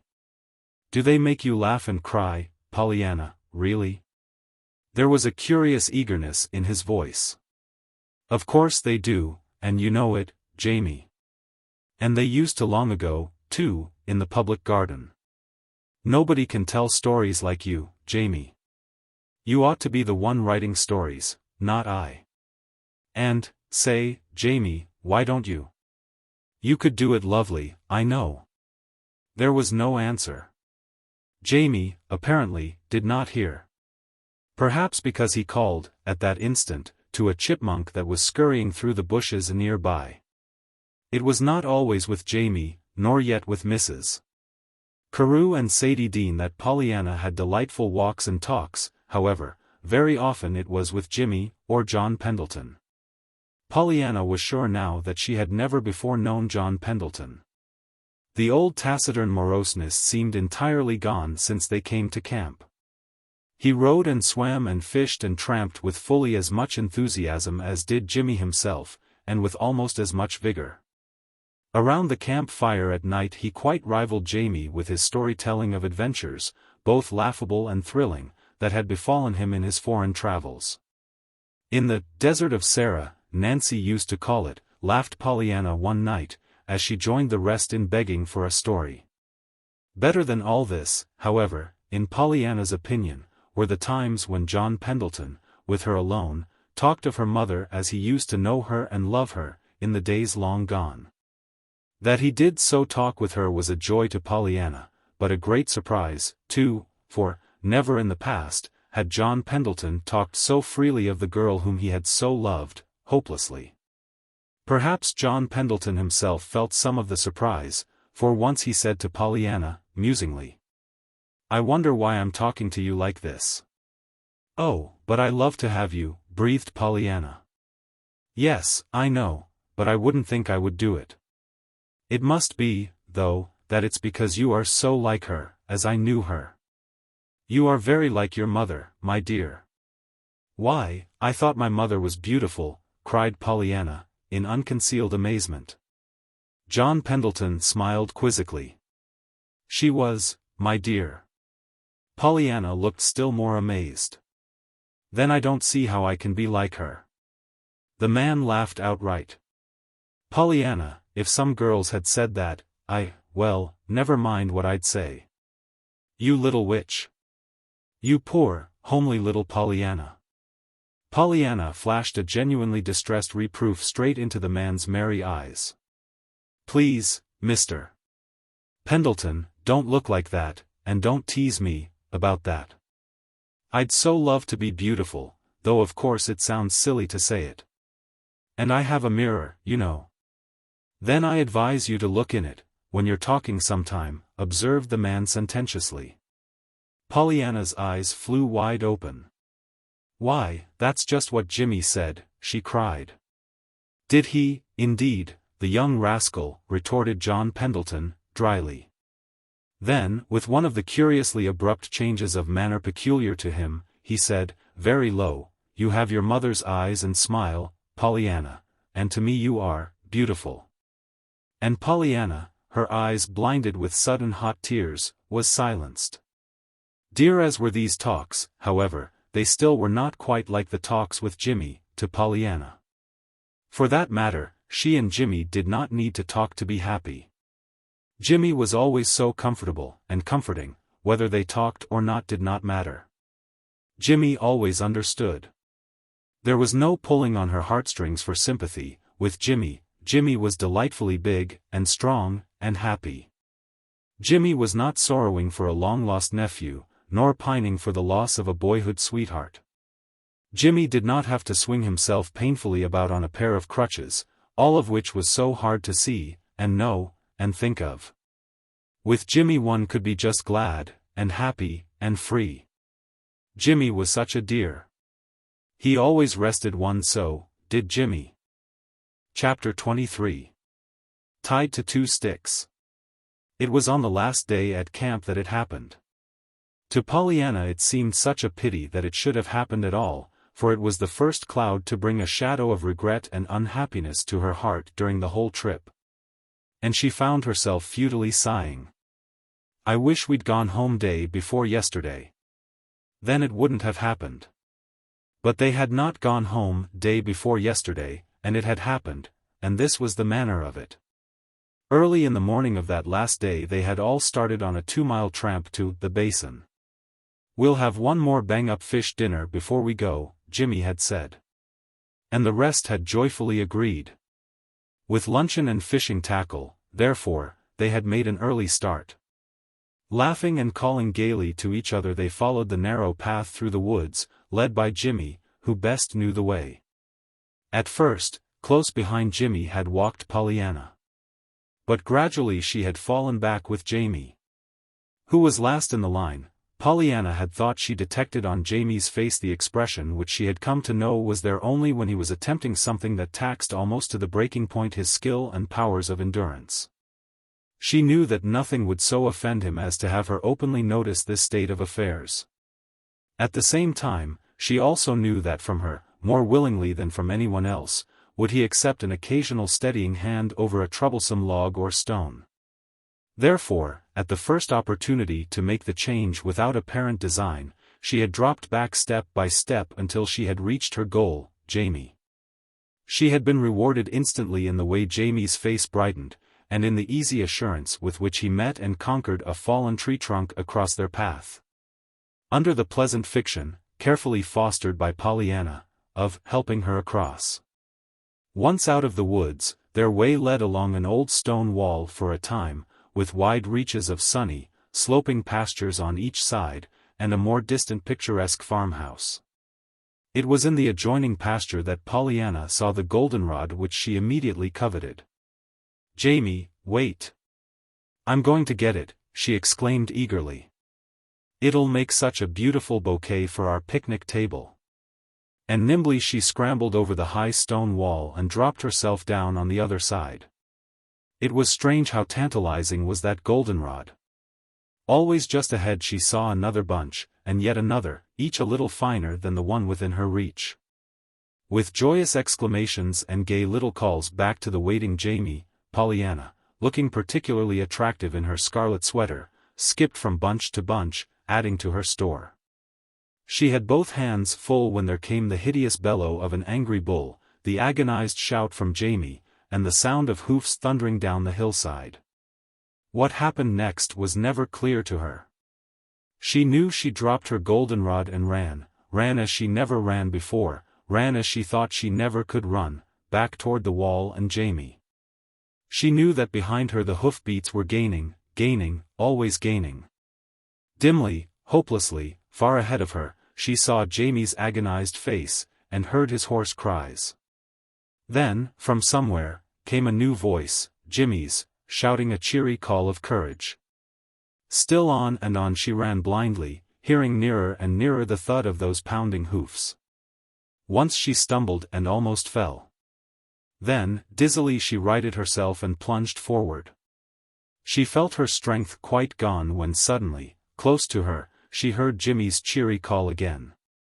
The next minute she felt herself snatched off her feet and held close to a great throbbing something that dimly she realized was Jimmy's heart. It was all a horrid blur then of cries, hot, panting breaths, and pounding hoofs thundering nearer, ever nearer. Then, just as she knew those hoofs to be almost upon her, she felt herself flung, still in Jimmy's arms, sharply to one side. And yet not so far but that she still could feel the hot breath of the maddened animal as he dashed by. Almost at once then she found herself on the other side of the wall, with Jimmy bending over her, imploring her to tell him she was not dead. With an hysterical laugh that was yet half a sob, she struggled out of his arms and stood upon her feet. "Dead? No, indeed, thanks to you, Jimmy. I'm all right. I'm all right. Oh, how glad I was to hear your voice. Oh, that was splendid. How did you do it?" she panted. "Pooh. That was nothing. An inarticulate choking cry brought his words to a sudden halt. He turned to find Jamie face down on the ground, a little distance away. Pollyanna was already hurrying toward him. Jamie, what is the matter?" she cried. "Did you fall? Are you hurt?" There was no answer. "What is it, old fellow? Are you hurt?" demanded Jimmy. Still there was no answer. Then, suddenly, Jamie pulled himself half upright and turned. They saw his face then, and fell back, shocked and amazed. "Hurt? Am I hurt?" he choked huskily, flinging out both his hands. "Don't you suppose it hurts to see a thing like that and not be able to do anything? To be tied, helpless, to a pair of sticks? I tell you there's no hurt in all the world to equal it." But, Jamie, faltered Pollyanna. "Don't," interrupted the cripple, almost harshly. He had struggled to his feet now. "Don't say anything. I didn't mean to make a scene like this," he finished brokenly, as he turned and swung back along the narrow path that led to the camp. For a minute, as if transfixed, the two behind him watched him go. "Well, by Jove," breathed Jimmy, then, in a voice that shook a little, "that was tough on him." "And I didn't think, and praised you, right before him," half-sobbed Pollyanna. "And his hands, did you see them? They were bleeding where the nails had cut right into the flesh," she finished, as she turned and stumbled blindly up the path. "But, Pollyanna, Where are you going?" cried Jimmy. "I'm going to Jamie, of course. Do you think I'd leave him like that? Come, we must get him to come back." And Jimmy, with a sigh that was not all for Jamie, went. Chapter 24. Jimmy wakes up. Outwardly the camping trip was pronounced a great success. But inwardly, Pollyanna wondered sometimes if it were all herself, or if there really were a peculiar, indefinable constraint in everybody with everybody else. Certainly she felt it, and she thought she saw evidences that the others felt it, too. As for the cause of it all, unhesitatingly she attributed it to that last day at camp with its unfortunate trip to the basin. To be sure, she and Jimmy had easily caught up with Jamie, and had, after considerable coaxing, persuaded him to turn about and go on to the basin with them. But, in spite of everybody's very evident efforts to act as if nothing out of the ordinary had happened, nobody really succeeded in doing so. Pollyanna, Jamie, and Jimmy overdid their gaiety a bit, perhaps. And the others, while not knowing exactly what had happened, very evidently felt that something was not quite right, though they plainly tried to hide the fact that they did feel so. Naturally, in this state of affairs, restful happiness was out of the question. Even the anticipated fish dinner was flavorless, and early in the afternoon the start was made back to the camp. Once home again, Pollyanna had hoped that the unhappy episode of the angry bull would be forgotten. But she could not forget it, so in all fairness she could not blame the others if they could not. Always she thought of it now when she looked at Jamie. She saw again the agony on his face, the crimson stain on the palms of his hands. Her heart ached for him, and because it did so ache, his mere presence had come to be a pain to her. Remorsefully she confessed to herself that she did not like to be with Jamie now, nor to talk with him, but that did not mean that she was not often with him. She was with him, indeed, much oftener than before, for so remorseful was she, and so fearful was she that he would detect her unhappy frame of mind. That she lost no opportunity of responding to his overtures of comradeship. And sometimes she deliberately sought him out. This last she did not often have to do, however, for more and more frequently these days Jamie seemed to be turning to her for companionship. The reason for this, Pollyanna believed, was to be found in this same incident of the bull and the rescue. Not that Jamie ever referred to it directly. He never did that. He was, too, even gayer than usual, but Pollyanna thought she detected sometimes a bitterness underneath it all that was never there before. Certainly she could not help seeing that at times he seemed almost to want to avoid the others, and that he actually sighed, as if with relief, when he found himself alone with her. She thought she knew why this was so, after he said to her, as he did say one day, while they were watching the others play tennis. "You see, after all, Pollyanna, there isn't anyone who can quite understand as you can." Understand?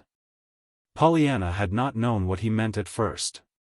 They had been watching the players for 5 minutes without a word between them. "Yes, for you, once, couldn't walk, yourself." "Oh, yes, I know," faltered Pollyanna.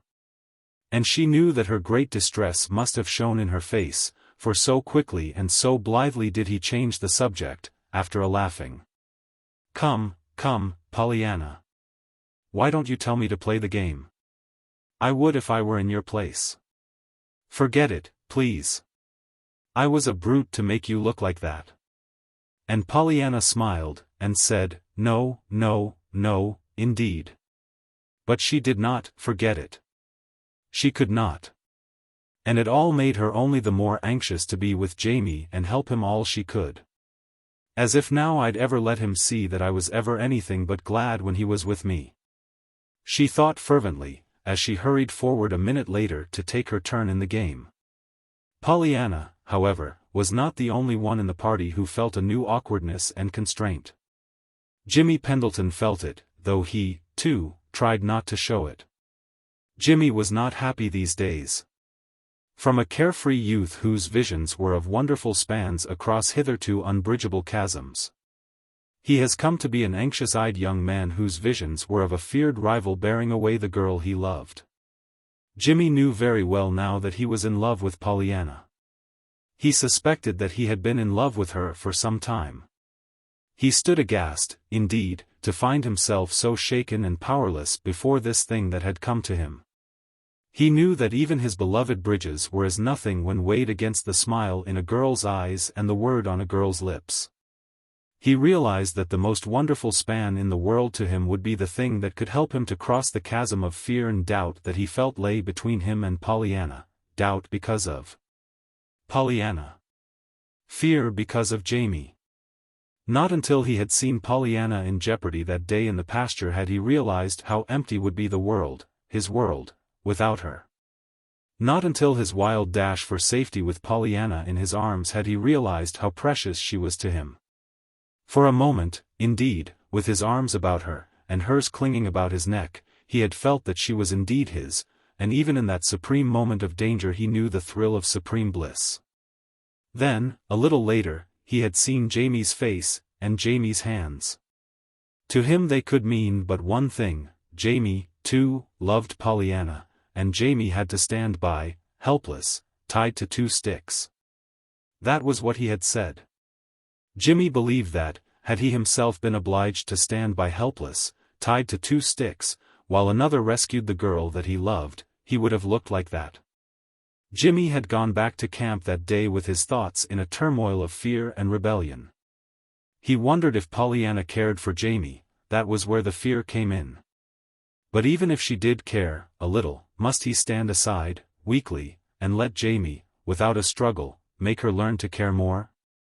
That was where the rebellion came in. Indeed, no, he would not do it, decided Jimmy. It should be a fair fight between them. Then, all by himself as he was, Jimmy flushed hot to the roots of his hair. Would it be a fair fight? Could any fight between him and Jamie be a fair fight? Jimmy felt suddenly as he had felt years before when, as a lad, he had challenged a new boy to a fight for an apple they both claimed, then, at the first blow, had discovered that the new boy had a crippled arm. He had purposely lost then, of course, and had let the crippled boy win. But he told himself fiercely now that this case was different. It was no apple that was at stake. It was his life's happiness. It might even be Pollyanna's life's happiness, too. Perhaps she did not care for Jamie at all, but would care for her old friend, Jimmy, if he but once showed her he wanted her to care. And he would show her. He would. Once again Jimmy blushed hotly. But he frowned, too, angrily. If only he could forget how Jamie had looked when he had uttered that moaning, tied to 2 sticks. If only, but what was the use? It was not a fair fight, and he knew it. He knew, too, right there and then, that his decision would be just what it afterwards proved to be: he would watch and wait. He would give Jamie his chance, and if Pollyanna showed that she cared, he would take himself off and away quite out of their lives. And they should never know, either of them, how bitterly he was suffering. He would go back to his bridges, as if any bridge, though it led to the moon itself, could compare for a moment with Pollyanna. But he would do it. He must do it. It was all very fine and heroic, and Jimmy felt so exalted he was a-tingle with something that was almost happiness when he finally dropped off to sleep that night. But martyrdom in theory and practice differs woefully, as would-be martyrs have found out from time immemorial. It was all very well to decide alone and in the dark that he would give Jamie his chance. But it was quite another matter really to do it when it involved nothing less than the leaving of Pollyanna and Jamie together almost every time he saw them. Then, too, he was very much worried at Pollyanna's apparent attitude toward the lame youth. It looked very much to Jimmy as if she did indeed care for him, so watchful was she of his comfort, so apparently eager to be with him. Then, as if to settle any possible doubt in Jimmy's mind, there came the day when Sadie Dean had something to say on the subject. They were all out in the tennis court. Sadie was sitting alone when Jimmy strolled up to her. "You next with Pollyanna, isn't it?" he queried. She shook her head. "Pollyanna isn't playing any more this morning." "Isn't playing?" frowned Jimmy, who had been counting on his own game with Pollyanna. Why not? For a brief minute Sadie Dean did not answer. Then with very evident difficulty she said, "Pollyanna told me last night that she thought we were playing tennis too much, that it wasn't kind to Mr. Carew, as long as he can't play." "I know." But Jimmy stopped helplessly, the frown plowing a deeper furrow into his forehead. The next instant he fairly started with surprise at the tense something in Sadie Dean's voice, as she said, "But he doesn't want her to stop. He doesn't want any one of us to make any difference, for him. It's that hurts him so. She doesn't understand. She doesn't understand. But I do. She thinks she does, though." Something in words or manner sent a sudden pang to Jimmy's heart. He threw a sharp look into her face. A question flew to his lips. For a moment he held it back. Then, trying to hide his earnestness with a bantering smile, he let it come. "Why, Miss Dean, you don't mean to convey the idea that there's any special interest in each other, between those two, do you?" She gave him a scornful glance. "Where have your eyes been? She worships him." "I mean, they worship each other," she corrected hastily. Jimmy, with an inarticulate ejaculation, turned and walked away abruptly. He could not trust himself to remain longer. He did not wish to talk any more, just then, to Sadie Dean. So abruptly, indeed, did he turn, that he did not notice that Sadie Dean, too, turned hurriedly, and busied herself looking in the grass at her feet, as if she had lost something. Very evidently, Sadie Dean, also, did not wish to talk any more just then. Jimmy Pendleton told himself that it was not true at all, that it was all falderal, what Sadie Dean had said. Yet nevertheless, true or not true, he could not forget it. It colored all his thoughts thereafter, and loomed before his eyes like a shadow whenever he saw Pollyanna and Jamie together. He watched their faces covertly. He listened to the tones of their voices. He came then, in time, to think it was, after all, true, that they did worship each other. And his heart, in consequence, grew like lead within him. True to his promise to himself, however, he turned resolutely away. The die was cast, he told himself. Pollyanna was not to be for him. Restless days for Jimmy followed. To stay away from the Harrington homestead entirely he did not dare, lest his secret be suspected. To be with Pollyanna at all now was torture. Even to be with Sadie Dean was unpleasant, for he could not forget that it was Sadie Dean who had finally opened his eyes. Jamie, certainly, was no haven of refuge, under the circumstances. And that left only Mrs. Carew. Mrs. Carew, however, was a host in herself, and Jimmy found his only comfort these days in her society. Gay or grave, she always seemed to know how to fit his mood exactly, and it was wonderful how much she knew about bridges, the kind of bridges he was going to build. She was so wise, too, and so sympathetic, knowing always just the right word to say. He even one day almost told her about the packet. But John Pendleton interrupted them at just the wrong moment, so the story was not told. John Pendleton was always interrupting them at just the wrong moment, Jimmy thought vexedly, sometimes. Then, when he remembered what John Pendleton had done for him, he was ashamed. The packet was a thing that dated back to Jimmy's boyhood, and had never been mentioned to anyone save to John Pendleton, and that only once, at the time of his adoption. The packet was nothing but rather a large white envelope, worn with time, and plump with mystery behind a huge red seal. It had been given him by his father, and it bore the following instructions in his father's hand. To my boy, Jimmy. Not to be opened until his 30th birthday except in case of his death, when it shall be opened at once. There were times when Jimmy speculated a good deal as to the contents of that envelope. There were other times when he forgot its existence. In the old days, at the orphan's home, his chief terror had been that it should be discovered and taken away from him. In those days he wore it always hidden in the lining of his coat. Of late years, at John Pendleton's suggestion, it had been tucked away in the Pendleton safe. "For there's no knowing how valuable it may be," John Pendleton had said, with a smile. "And, anyway, your father evidently wanted you to have it, and we wouldn't want to run the risk of losing it." "No, I wouldn't want to lose it, of course," Jimmy had smiled back, a little soberly. "But I'm not counting on its being real valuable, sir. Poor Dad didn't have anything that was very valuable about him, as I remember." It was this packet that Jimmy came so near mentioning to Mrs. Carew one day, if only John Pendleton had not interrupted them. "Still, maybe it's just as well I didn't tell her about it," Jimmy reflected afterwards, on his way home. "She might have thought Dad had something in his life that wasn't quite right. And I wouldn't have wanted her to think that, of Dad." Chapter 25. The Game and Pollyanna.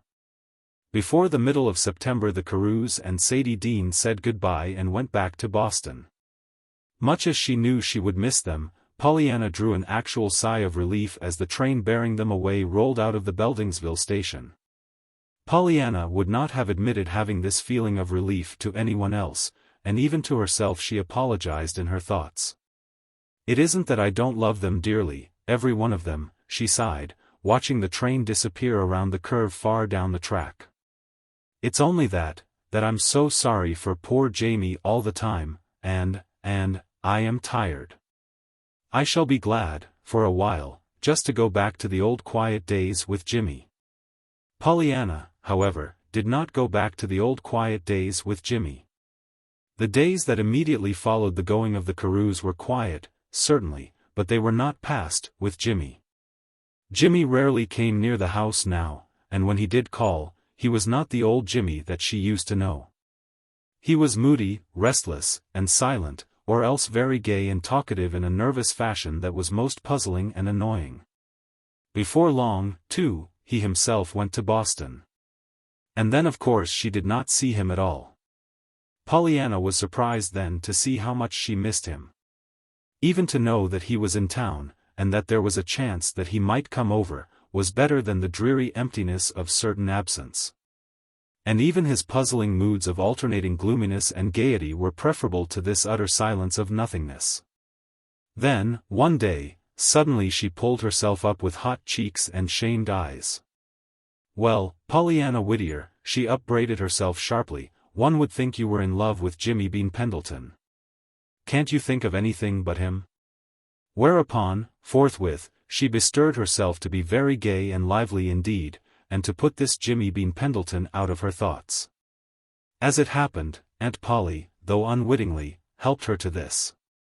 With the going of the Carews had gone also their chief source of immediate income, and Aunt Polly was beginning to worry again, audibly, about the state of their finances. "I don't know, really, Pollyanna, what is going to become of us," she would moan frequently. "Of course we are a little ahead now from this summer's work, and we have a small sum from the estate right along, but I never know how soon that's going to stop, like all the rest. If only we could do something to bring in some ready cash." It was after one of these moaning lamentations one day that Pollyanna's eyes chanced to fall on a prize story contest offer. It was a most alluring one. The prizes were large and numerous. The conditions were set forth in glowing terms. To read it, one would think that to win out were the easiest thing in the world. It contained even a special appeal that might have been framed for Pollyanna herself. "This is for you, you who read this," it ran. "What if you never have written a story before? That is no sign you cannot write one. Try it. That's all. Wouldn't you like $3,000? 2,000? 1,000? 500, or even 100? Then why not go after it?" "The very thing," cried Pollyanna, clapping her hands. "I'm so glad I saw it. And it says I can do it, too. I thought I could, if I'd just try. I'll go tell Auntie, so she needn't worry any more." Pollyanna was on her feet and halfway to the door when a second thought brought her steps to a pause. "Come to think of it, I reckon I won't, after all. It'll be all the nicer to surprise her. And if I should get the first one? Pollyanna went to sleep that night planning what she could do with that $3,000. Pollyanna began her story the next day. That is, she, with a very important air, got out a quantity of paper, sharpened up half a dozen pencils, and established herself at the big old-fashioned Harrington desk in the living room. After biting restlessly at the ends of two of her pencils, she wrote down 3 words on the fair white page before her. Then she drew a long sigh, threw aside the second ruined pencil, and picked up a slender green one with a beautiful point. This point she eyed with a meditative frown. Oh dear! I wonder where they get their titles, she despaired. Maybe, though, I ought to decide on the story first, and then make a title to fit. Anyhow, I'm going to do it. And forthwith she drew a black line through the 3 words and poised the pencil for a fresh start. The start was not made at once, however. Even when it was made, it must have been a false one, for at the end of half an hour the whole page was nothing but a jumble of scratched-out lines, with only a few words here and there left to tell the tale. At this juncture Aunt Polly came into the room. She turned tired eyes upon her niece. "Well, Pollyanna, what are you up to now?" she demanded. Pollyanna laughed and colored guiltily. "Nothing much, Auntie. Anyhow, it doesn't look as if it were much, yet," she admitted, with a rueful smile. "Besides, it's a secret, and I'm not going to tell it yet." "Very well. Suit yourself," sighed Aunt Polly. "But I can tell you right now that if you're trying to make anything different out of those mortgage papers Mr. Hart left, it's useless. I've been all over them myself twice." "No, dear, it isn't the papers. It's a whole heap nicer than any papers ever could be," crowed Pollyanna triumphantly, turning back to her work. In Pollyanna's eyes suddenly had risen a glowing vision of what it might be, with that $3,000 once hers. For still another half-hour Pollyanna wrote and scratched, and chewed her pencils, then, with her courage dulled, but not destroyed, she gathered up her papers and pencils and left the room. "I reckon maybe I'll do better by myself upstairs," she was thinking as she hurried through the hall. "I thought I ought to do it at a desk, being literary work, so, but anyhow, the desk didn't help me any this morning. I'll try the window seat in my room." The window seat, however, proved to be no more inspiring, judging by the scratched and re-scratched pages that fell from Pollyanna's hands. And at the end of another half-hour Pollyanna discovered suddenly that it was time to get dinner. "Well, I'm glad 'tis, anyhow," she sighed to herself. "I'd a lot rather get dinner than do this. Not but that I want to do this, of course, only I'd no idea 'twas such an awful job, just a story, so." During the following month Pollyanna worked faithfully, doggedly, but she soon found that, just a story, so, was indeed no small matter to accomplish. Pollyanna, however, was not one to set her hand to the plow and look back. Besides, there was that $3,000 prize, or even any of the others, if she should not happen to win the first one. Of course even $100 was something. So day after day she wrote and erased, and rewrote, until finally the story, such as it was, lay completed before her. Then, with some misgivings, it must be confessed, she took the manuscript to Millie Snow to be typewritten. "It reads all right, that is, it makes sense," mused Pollyanna doubtfully, as she hurried along toward the Snow cottage, "and it's a real nice story about a perfectly lovely girl. But there's something somewhere that isn't quite right about it, I'm afraid. Anyhow, I don't believe I'd better count too much on the first prize. Then I won't be too much disappointed when I get one of the littler ones." Pollyanna always thought of Jimmy when she went to the Snows. For it was at the side of the road near their cottage that she had first seen him as a forlorn little runaway lad from the orphan's home years before. She thought of him again today, with a little catch of her breath. Then, with the proud lifting of her head that always came now with the second thought of Jimmy, she hurried up the Snows' doorsteps and rang the bell. As was usually the case, the Snows had nothing but the warmest of welcomes for Pollyanna. And also as usual it was not long before they were talking of the game. In no home in Beldingsville was the glad game more ardently played than in the Snows. "Well, and how are you getting along?" asked Pollyanna, when she had finished the business part of her call. "Splendidly," beamed Millie Snow.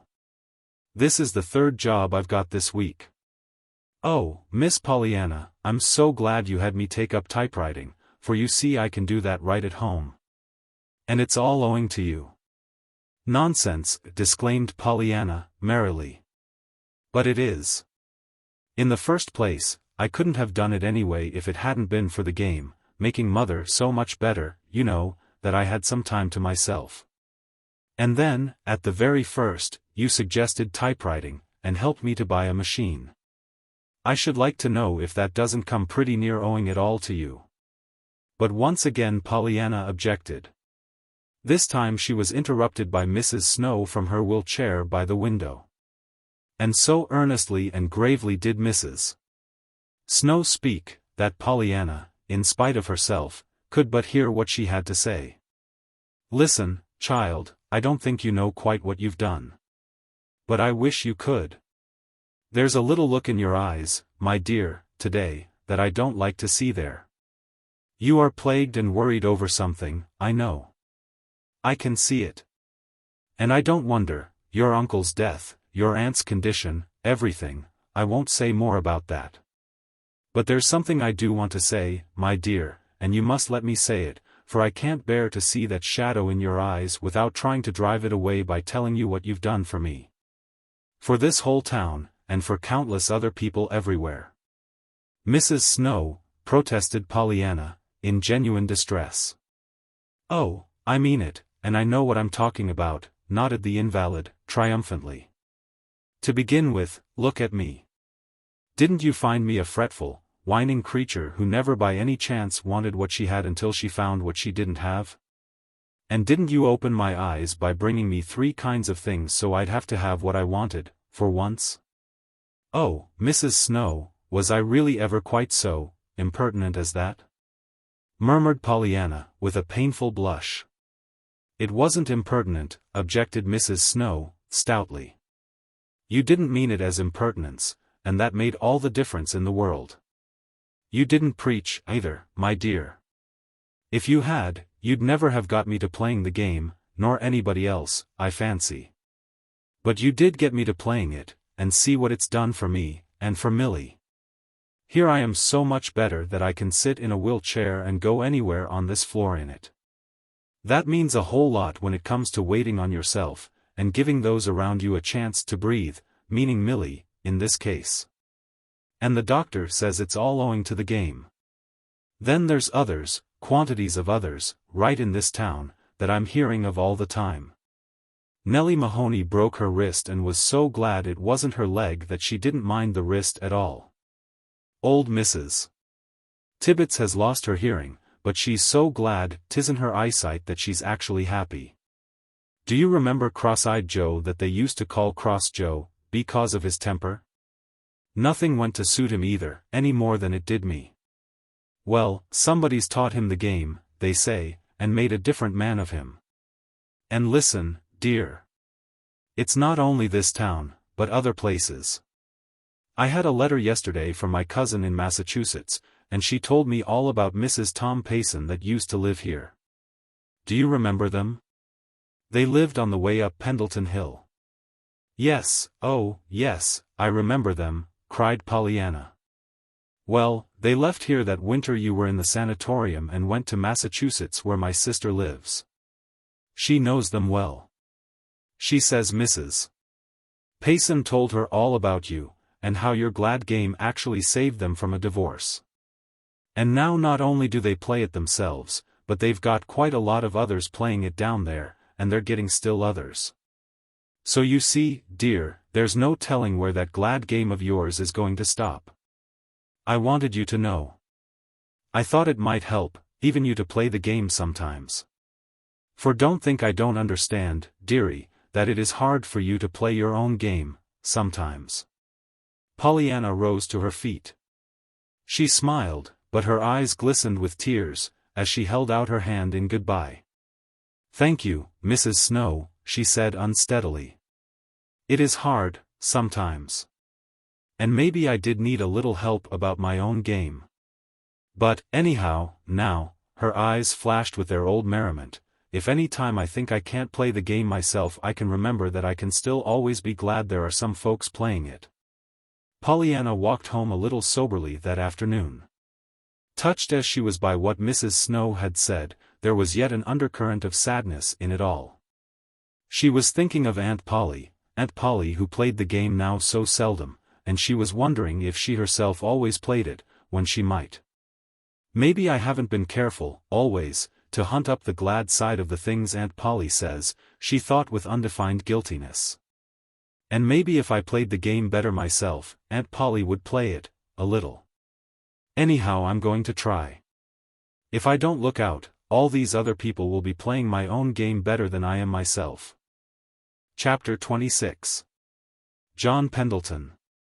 It was just a week before Christmas that Pollyanna sent her story, now neatly typewritten, in for the contest. The prize winners would not be announced until April, the magazine notice said, so Pollyanna settled herself for the long wait with characteristic, philosophical patience. "I don't know, anyhow, but I'm glad 'tis so long," she told herself, "for all winter I can have the fun of thinking it may be the first one instead of one of the others, that I'll get. I might just as well think I'm going to get it, then if I do get it, I won't have been unhappy any. While if I don't get it, I won't have had all these weeks of unhappiness beforehand, anyway. And I can be glad for one of the smaller ones, then." That she might not get any prize was not in Pollyanna's calculations at all.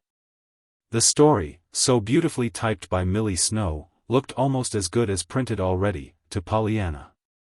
Christmas was not a happy time at the Harrington homestead that year, in spite of Pollyanna's strenuous efforts to make it so.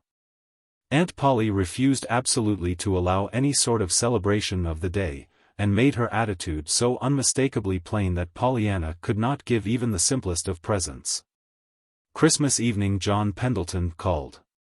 Mrs. Chilton excused herself, but Pollyanna, utterly worn out from a long day with her aunt, welcomed him joyously. But even here she found a fly in the amber of her content, for John Pendleton had brought with him a letter from Jimmy, and the letter was full of nothing but the plans he and Mrs. Carew were making for a wonderful Christmas celebration at the home for working girls, and Pollyanna, ashamed though she was to own it to herself, was not in a mood to hear about Christmas celebrations just then, least of all, Jimmy's. John Pendleton, however, was not ready to let the subject drop, even when the letter had been read. "Great doings, those," he exclaimed, as he folded the letter. "Yes, indeed, fine," murmured Pollyanna, trying to speak with due enthusiasm. "And it's tonight, too, isn't it? I'd like to drop in on them about now." "Yes," murmured Pollyanna again, with still more careful enthusiasm. "Mrs. Carew knew what she was about when she got Jimmy to help her, I fancy," chuckled the man.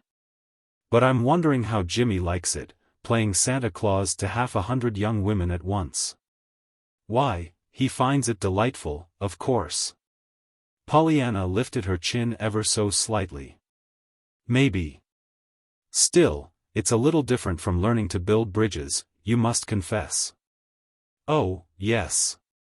But I'll risk Jimmy, and I'll risk wagering that those girls never had a better time than he'll give them tonight, too." "Why yes, of course," stammered Pollyanna, trying to keep the hated tremulousness out of her voice.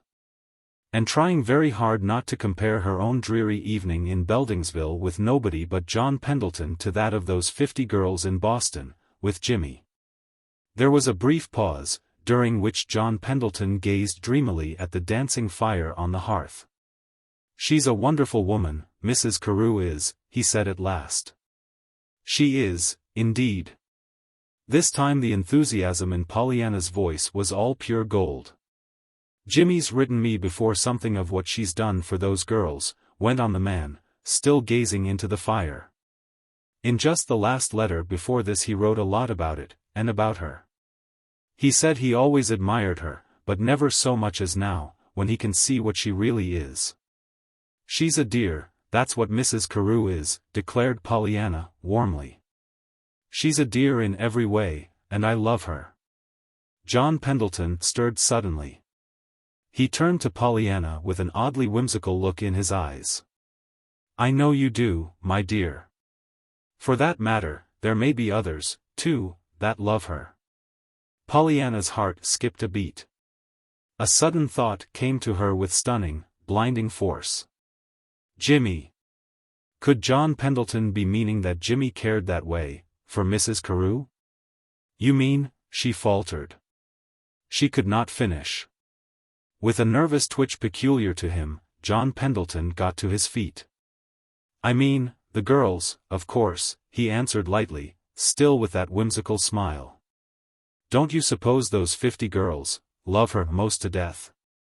Pollyanna said yes, of course, and murmured something else appropriate, in answer to John Pendleton's next remark. But her thoughts were in a tumult, and she let the man do most of the talking for the rest of the evening. Nor did John Pendleton seem averse to this. Restlessly he took a turn or two about the room, then sat down in his old place. And when he spoke, it was on his old subject, Mrs. Carew. "Queer, about that Jamie of hers, isn't it? I wonder if he is her nephew." As Pollyanna did not answer, the man went on, after a moment's silence. "He's a fine fellow, anyway. I like him. There's something fine and genuine about him. She's bound up in him. That's plain to be seen, whether he's really her kin or not." There was another pause, then, in a slightly altered voice, John Pendleton said, "Still it's queer, too, when you come to think of it, that she never married again.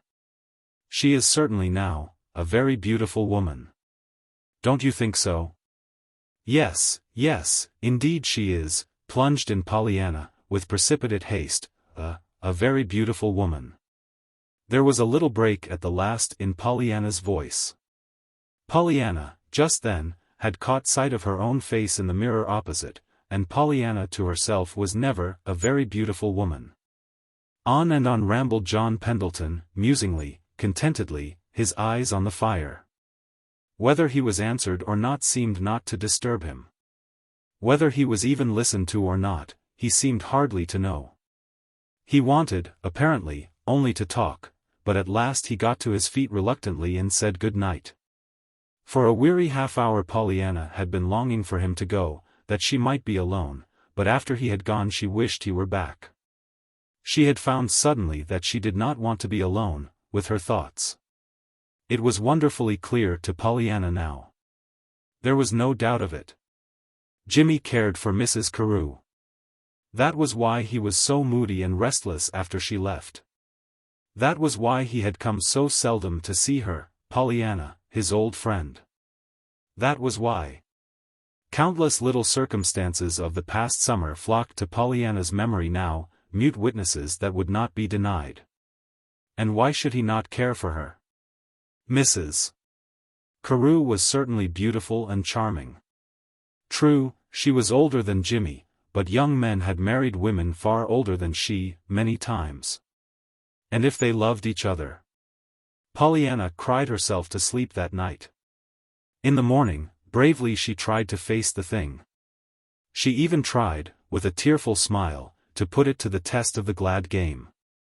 She was reminded then of something Nancy had said to her years before: "If there is a set o' folks in the world that wouldn't have no use for that ere glad game o' your'n, it'd be a pair o' quarrelin' lovers." Not that we're quarreling, or even lovers, thought Pollyanna blushingly. But just the same I can be glad he's glad, and glad she's glad, too, only, even to herself Pollyanna could not finish this sentence. Being so sure now that Jimmy and Mrs. Carew cared for each other, Pollyanna became peculiarly sensitive to everything that tended to strengthen that belief. And being ever on the watch for it, she found it, as was to be expected. First in Mrs. Carew's letters. "I am seeing a lot of your friend, young Pendleton," Mrs. Carew wrote one day, "and I'm liking him more and more. I do wish, however, just for curiosity's sake, that I could trace to its source that elusive feeling that I've seen him before somewhere. Frequently, after this, she mentioned him casually. And, to Pollyanna, in the very casualness of these references lay their sharpest sting, for it showed so unmistakably that Jimmy and Jimmy's presence were now to Mrs. Carew a matter of course. From other sources, too, Pollyanna found fuel for the fire of her suspicions. More and more frequently John Pendleton dropped in with his stories of Jimmy, and of what Jimmy was doing. And always here there was mention of Mrs. Carew. Poor Pollyanna wondered, indeed, sometimes, if John Pendleton could not talk of anything but Mrs. Carew and Jimmy, so constantly was one or the other of those names on his lips. There were Sadie Dean's letters, too, and they told of Jimmy, and of what he was doing to help Mrs. Carew. Even Jamie, who wrote occasionally, had his mite to add, for he wrote one evening. "It's 10 o'clock. I'm sitting here alone waiting for Mrs. Carew to come home. She and Pendleton have been to one of their usual socials down to the home." From Jimmy himself Pollyanna heard very rarely, and for that she told herself mournfully that she could be glad. "For if he can't write about anything but Mrs. Carew and those girls, I'm glad he doesn't write very often," she sighed. Chapter 27. The day Pollyanna did not play. And so one by one the winter days passed. January and February slipped away in snow and sleet, and March came in with a gale that whistled and moaned around the old house, and set loose blinds to swinging and loose gates to creaking in a way that was most trying to nerves already stretched to the breaking point. Pollyanna was not finding it very easy these days to play the game, but she was playing it faithfully, valiantly. Aunt Polly was not playing it at all, which certainly did not make it any the easier for Pollyanna to play it. Aunt Polly was blue and discouraged. She was not well, too, and she had plainly abandoned herself to utter gloom. Pollyanna still was counting on the prize contest. She had dropped from the first prize to one of the smaller ones, however. Pollyanna had been writing more stories. And the regularity with which they came back from their pilgrimages to magazine editors was beginning to shake her faith in her success as an author. "Oh, well, I can be glad that Aunt Polly doesn't know anything about it, anyway," declared Pollyanna to herself bravely, as she twisted in her fingers the "declined with thanks" slip that had just towed in one more shipwreck story. "She can't worry about this, she doesn't know about it." All of Pollyanna's life these days revolved around Aunt Polly, and it is doubtful if even Aunt Polly herself realized how exacting she had become, and how entirely her niece was giving up her life to her. It was on a particularly gloomy day in March that matters came, in a way, to a climax. Pollyanna, upon arising, had looked at the sky with a sigh. Aunt Polly was always more difficult on cloudy days. With a gay little song, however, that still sounded a bit forced, Pollyanna descended to the kitchen and began to prepare breakfast. "I reckon I'll make corn muffins," she told the stove confidentially, "then maybe Aunt Polly won't mind other things so much." Half an hour later she tapped at her aunt's door. "Up so soon?" "Oh, that's fine. And you've done your hair yourself?" "I couldn't sleep. I had to get up," sighed Aunt Polly, wearily. "I had to do my hair, too. You weren't here." "But I didn't suppose you were ready for me, Auntie," explained Pollyanna, hurriedly. "Never mind, though. You'll be glad I wasn't when you find what I've been doing." "Well, I shan't, not this morning," frowned Aunt Polly, perversely. "Nobody could be glad this morning. Look at it rain. That makes the third rainy day this week." "That's so, but you know the sun never seems quite so perfectly lovely as it does after a lot of rain like this," smiled Pollyanna, deftly arranging a bit of lace and ribbon at her aunt's throat. "Now come. Breakfast's all ready. Just you wait till you see what I've got for you." Aunt Polly, however, was not to be diverted, even by corn muffins, this morning. Nothing was right, nothing was even endurable, as she felt, and Pollyanna's patience was sorely taxed before the meal was over. To make matters worse, the roof over the east attic window was found to be leaking, and an unpleasant letter came in the mail.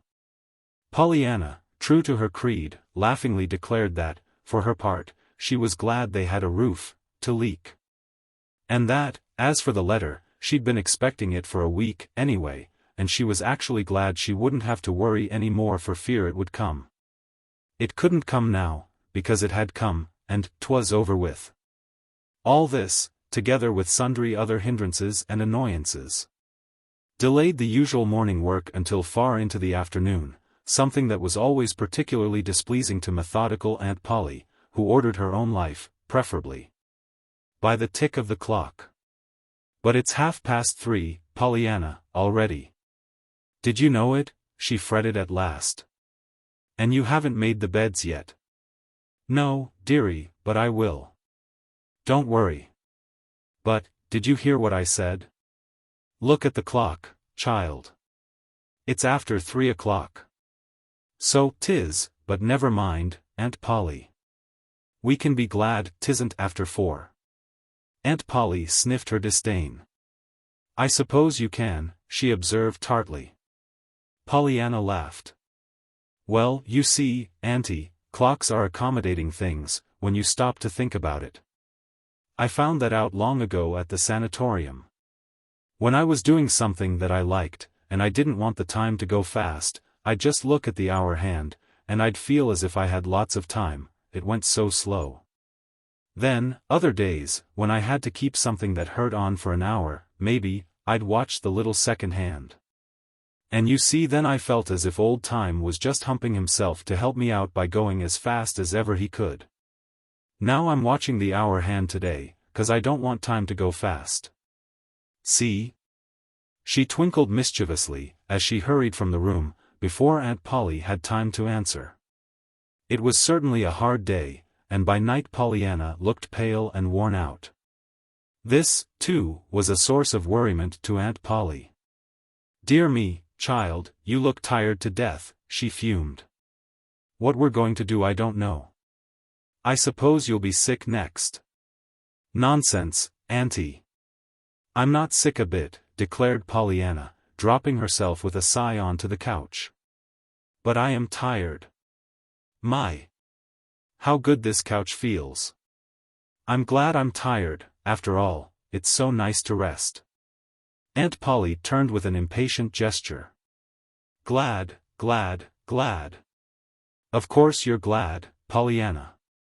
You're always glad for everything. I never saw such a girl." "Oh, yes, I know it's the game," she went on, in answer to the look that came to Pollyanna's face. "And it's a very good game, too, but I think you carry it altogether too far. This eternal doctrine of, 'it might be worse,' has got on my nerves, Pollyanna. Honestly, it would be a real relief if you wouldn't be glad for something, sometime."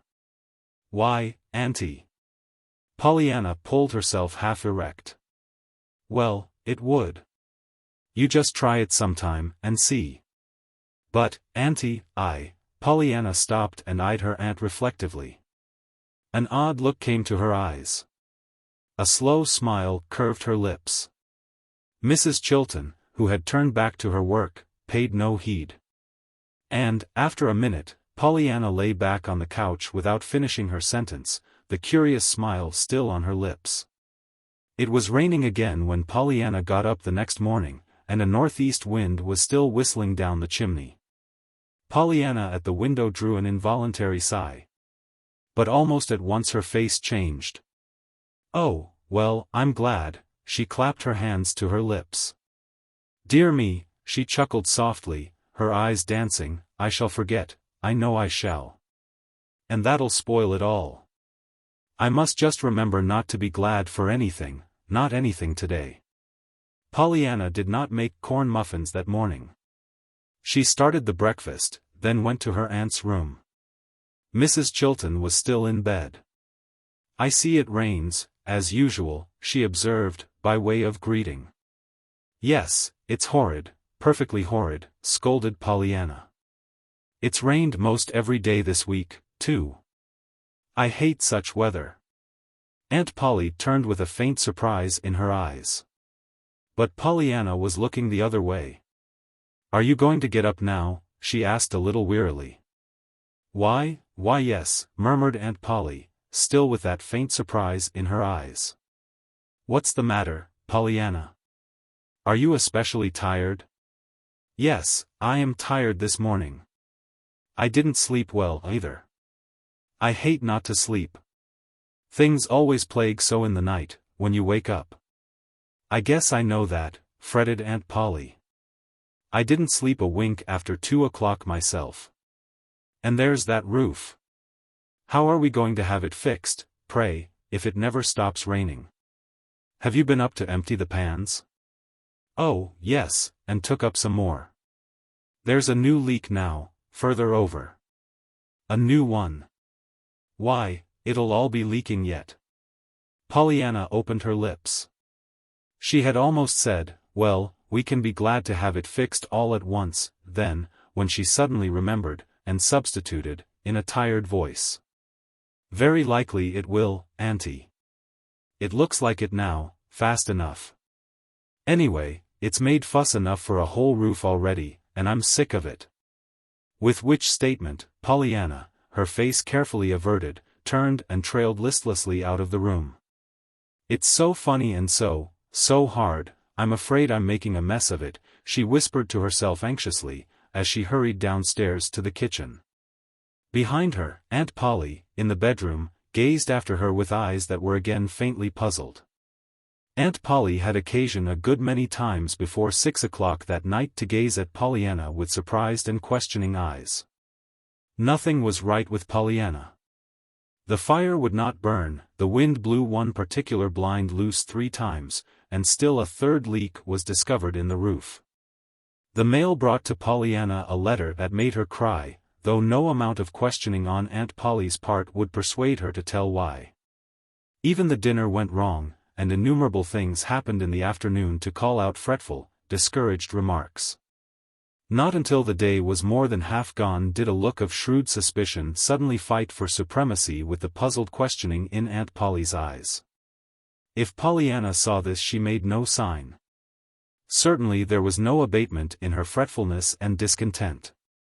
Long before 6 o'clock, however, the suspicion in Aunt Polly's eyes became conviction, and drove to ignominious defeat the puzzled questioning. But, curiously enough then, a new look came to take its place, a look that was actually a twinkle of amusement.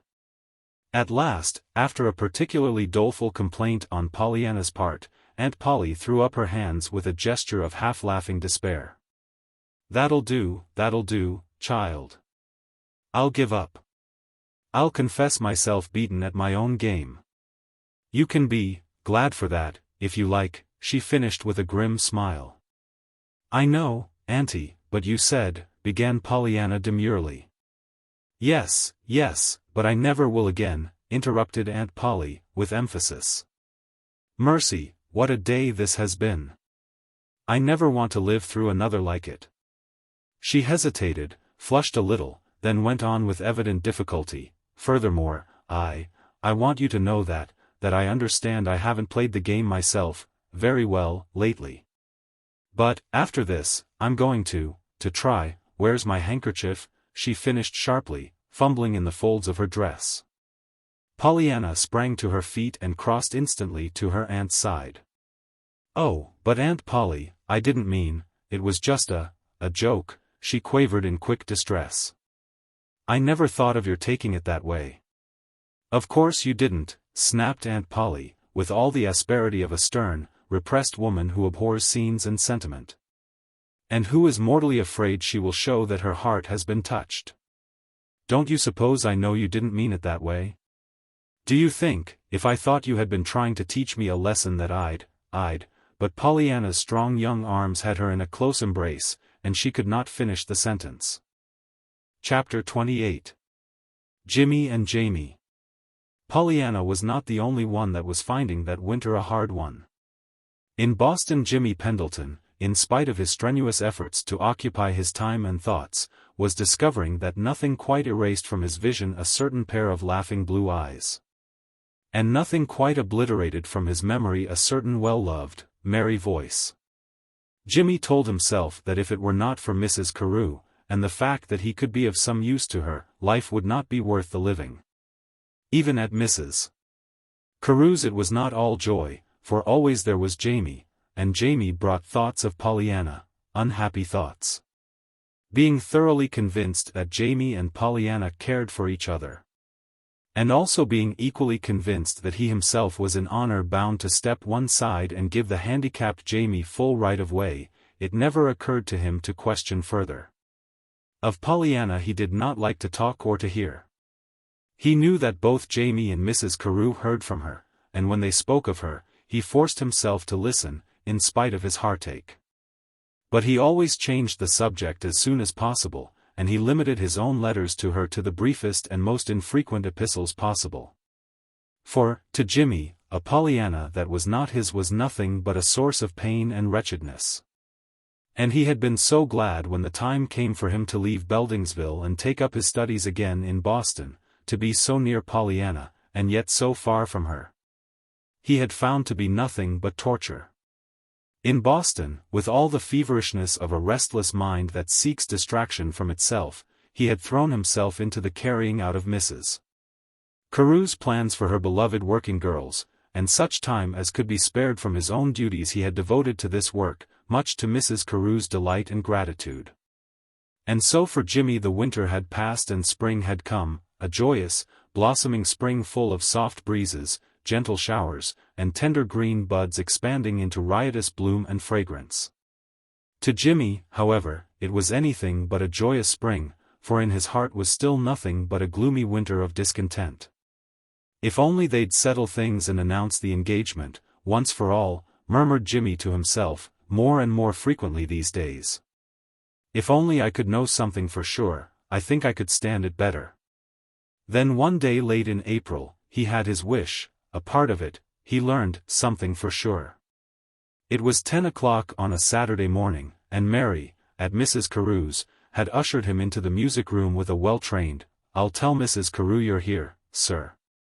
She's expecting you, I think." In the music room Jimmy had found himself brought to a dismayed halt by the sight of Jamie at the piano, his arms outflung upon the rack, and his head bowed upon them. Pendleton had half turned to beat a soft retreat when the man at the piano lifted his head, bringing into view 2 flushed cheeks and a pair of fever-bright eyes.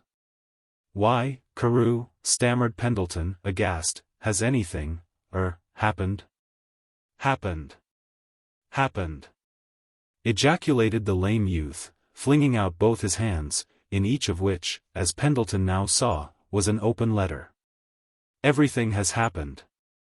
Wouldn't you think it had if all your life you'd been in prison, and suddenly you saw the gates flung wide open? Wouldn't you think it had if all in a minute you could ask the girl you love to be your wife? Wouldn't you think it had if, but, listen.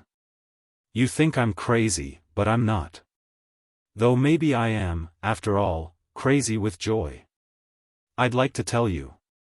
May I? I've got to tell somebody." Pendleton lifted his head. It was as if, unconsciously, he was bracing himself for a blow. He had grown a little white, but his voice was quite steady when he answered.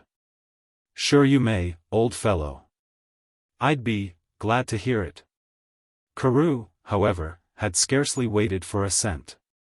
He was rushing on, still a bit incoherently. "It's not much to you, of course. You have 2 feet and your freedom. You have your ambitions and your bridges. But to me it's everything. It's a chance to live a man's life and do a man's work, perhaps, even if it isn't dams and bridges. It's something, and it's something I've proved now I can do. Listen. In that letter there is the announcement that a little story of mine has won the first prize, $3,000, in a contest. In that other letter there, a big publishing house accepts with flattering enthusiasm my first book manuscript for publication. And they both came today, this morning. Do you wonder I am crazy glad? No. No, indeed. I congratulate you, Carew, with all my heart," cried Jimmy, warmly. "Thank you, and you may congratulate me. Think what it means to me. Think what it means if, by and by, I can be independent, like a man. Think what it means if I can, some day, make Mrs. Carew proud and glad that she gave the crippled lad a place in her home and heart. Think what it means for me to be able to tell the girl I love that I do love her. Yes, yes, indeed, old boy. Jimmy spoke firmly, though he had grown very white now. Of course, maybe I ought not to do that last, even now, resumed Jamie, a swift cloud shadowing the shining brightness of his countenance. I'm still tied to these. He tapped the crutches by his side. I can't forget, of course, that day in the woods last summer, when I saw Pollyanna. I realize that always I'll have to run the chance of seeing the girl I love in danger. And not being able to rescue her. Oh, but Carew, began the other huskily. Carew lifted a peremptory hand. I know what you'd say. But don't say it. You can't understand. You aren't tied to two sticks. You did the rescuing, not I. It came to me then how it would be, always, with me and Sadie. I'd have to stand aside and see others. Sadie, cut in Jimmy, sharply. Yes, Sadie Dean. You act surprised. Didn't you know? Haven't you suspected how I felt toward Sadie? Cried Jamie. Have I kept it so well to myself, then? I tried to, but, he finished with a faint smile and a half-despairing gesture. Well, you certainly kept it all right, old fellow, from me, anyhow, cried Jimmy, gaily. The color had come back to Jimmy's face in a rich flood, and his eyes had grown suddenly very bright indeed. So it's Sadie Dean. Good. I congratulate you again, I do, as Nancy says. Jimmy was quite babbling with joy and excitement now, so great and wonderful had been the reaction within him at the discovery that it was Sadie, not Pollyanna, whom Jamie loved. Jamie flushed and shook his head a bit sadly. No congratulations, yet. You see, I haven't spoken to her. But I think she must know. I supposed everybody knew. Pray, whom did you think it was, if not, Sadie? Jimmy hesitated. Then, a little precipitately, he let it out. Why, I'd thought of Pollyanna. Jamie smiled and pursed his lips. Pollyanna's a charming girl, and I love her, but not that way, any more than she does me. Besides, I fancy somebody else would have something to say about that, eh? Jimmy colored like a happy, conscious boy. Do you? He challenged, trying to make his voice properly impersonal. Of course. John Pendleton. John Pendleton. Jimmy wheeled sharply. What about John Pendleton? Queried a new voice, and Mrs. Carew came forward with a smile. Jimmy, around whose ears for the second time within 5 minutes the world had crashed into fragments, barely collected himself enough for a low word of greeting. But Jamie, unabashed, turned with a triumphant air of assurance. Nothing, only I just said that I believed John Pendleton would have something to say about Pollyanna's loving anybody, but him. Pollyanna. John Pendleton. Mrs. Carew sat down suddenly in the chair nearest her. If the two men before her had not been so deeply absorbed in their own affairs they might have noticed that the smile had vanished from Mrs. Carew's lips, and that an odd look as of almost fear had come to her eyes. Certainly, maintained Jamie. Were you both blind last summer? Wasn't he with her a lot? Why, I thought he was with all of us, murmured Mrs. Carew, a little faintly. Not as he was with Pollyanna, insisted Jamie. Besides, have you forgotten that day when we were talking about John Pendleton's marrying, and Pollyanna blushed and stammered and said finally that he had thought of marrying, once? Well, I wondered then if there wasn't something between them. Don't you remember? Why yes, I think I do, now that you speak of it, murmured Mrs. Carew again. But I had forgotten it. Oh, but I can explain that, cut in Jimmy, wetting his dry lips. John Pendleton did have a love affair once, but it was with Pollyanna's mother. Pollyanna's mother. exclaimed two voices in surprise. Yes. He loved her years ago, but she did not care for him at all, I understand. She had another lover, a minister, and she married him instead, Pollyanna's father. Oh, breathed Mrs. Carew, leaning forward suddenly in her chair. And is that why he's never married? Yes, avouched Jimmy. So you see there's really nothing to that idea at all, that he cares for Pollyanna. It was her mother. On the contrary, I think it makes a whole lot to that idea, declared Jamie, wagging his head wisely. I think it makes my case all the stronger. Listen. He once loved the mother. He couldn't have her. What more absolutely natural than that he should love the daughter now, and win her? Oh, Jamie, you incorrigible spinner of tales, reproached Mrs. Carew, with a nervous laugh. This is no tenpenny novel. It's real life. She's too young for him. He ought to marry a woman, not a girl, that is, if he marries anyone, I mean, she stammeringly corrected, a sudden flood of color in her face. Perhaps. But what if it happens to be a girl that he loves, argued Jamie, stubbornly. And, really, just stop to think. Have we had a single letter from her that hasn't told of his being there? And you know how he's always talking of Pollyanna in his letters. Mrs. Carew got suddenly to her feet. Yes, I know, she murmured, with an odd little gesture, as if throwing something distasteful aside. But, she did not finish her sentence, and a moment later she had left the room. When she came back in 5 minutes she found, much to her surprise, that Jimmy had gone. Why, I thought he was going with us on the girls' picnic, she exclaimed. So did I, frowned Jamie. But the first thing I knew he was explaining or apologizing or something about unexpectedly having to leave town, and he'd come to tell you he couldn't go with us. Anyhow, the next thing I knew he'd gone. You see, Jamie's eyes were glowing again, I don't think I knew quite what he did say, anyway. I had something else to think of. And he jubilantly spread before her the 2 letters which all the time he had still kept in his hands. Oh, Jamie, breathed Mrs. Carew, when she had read the letters through. How proud I am of you. Then suddenly her eyes filled with tears at the look of ineffable joy that illumined Jamie's face. Chapter 29. Jimmy and John. It was a very determined, square-jawed young man that alighted at the Beldingsville station late that Saturday night. And it was an even more determined, square-jawed young man that, before 10 o'clock the next morning, stalked through the Sunday quiet village streets and climbed the hill to the Harrington homestead.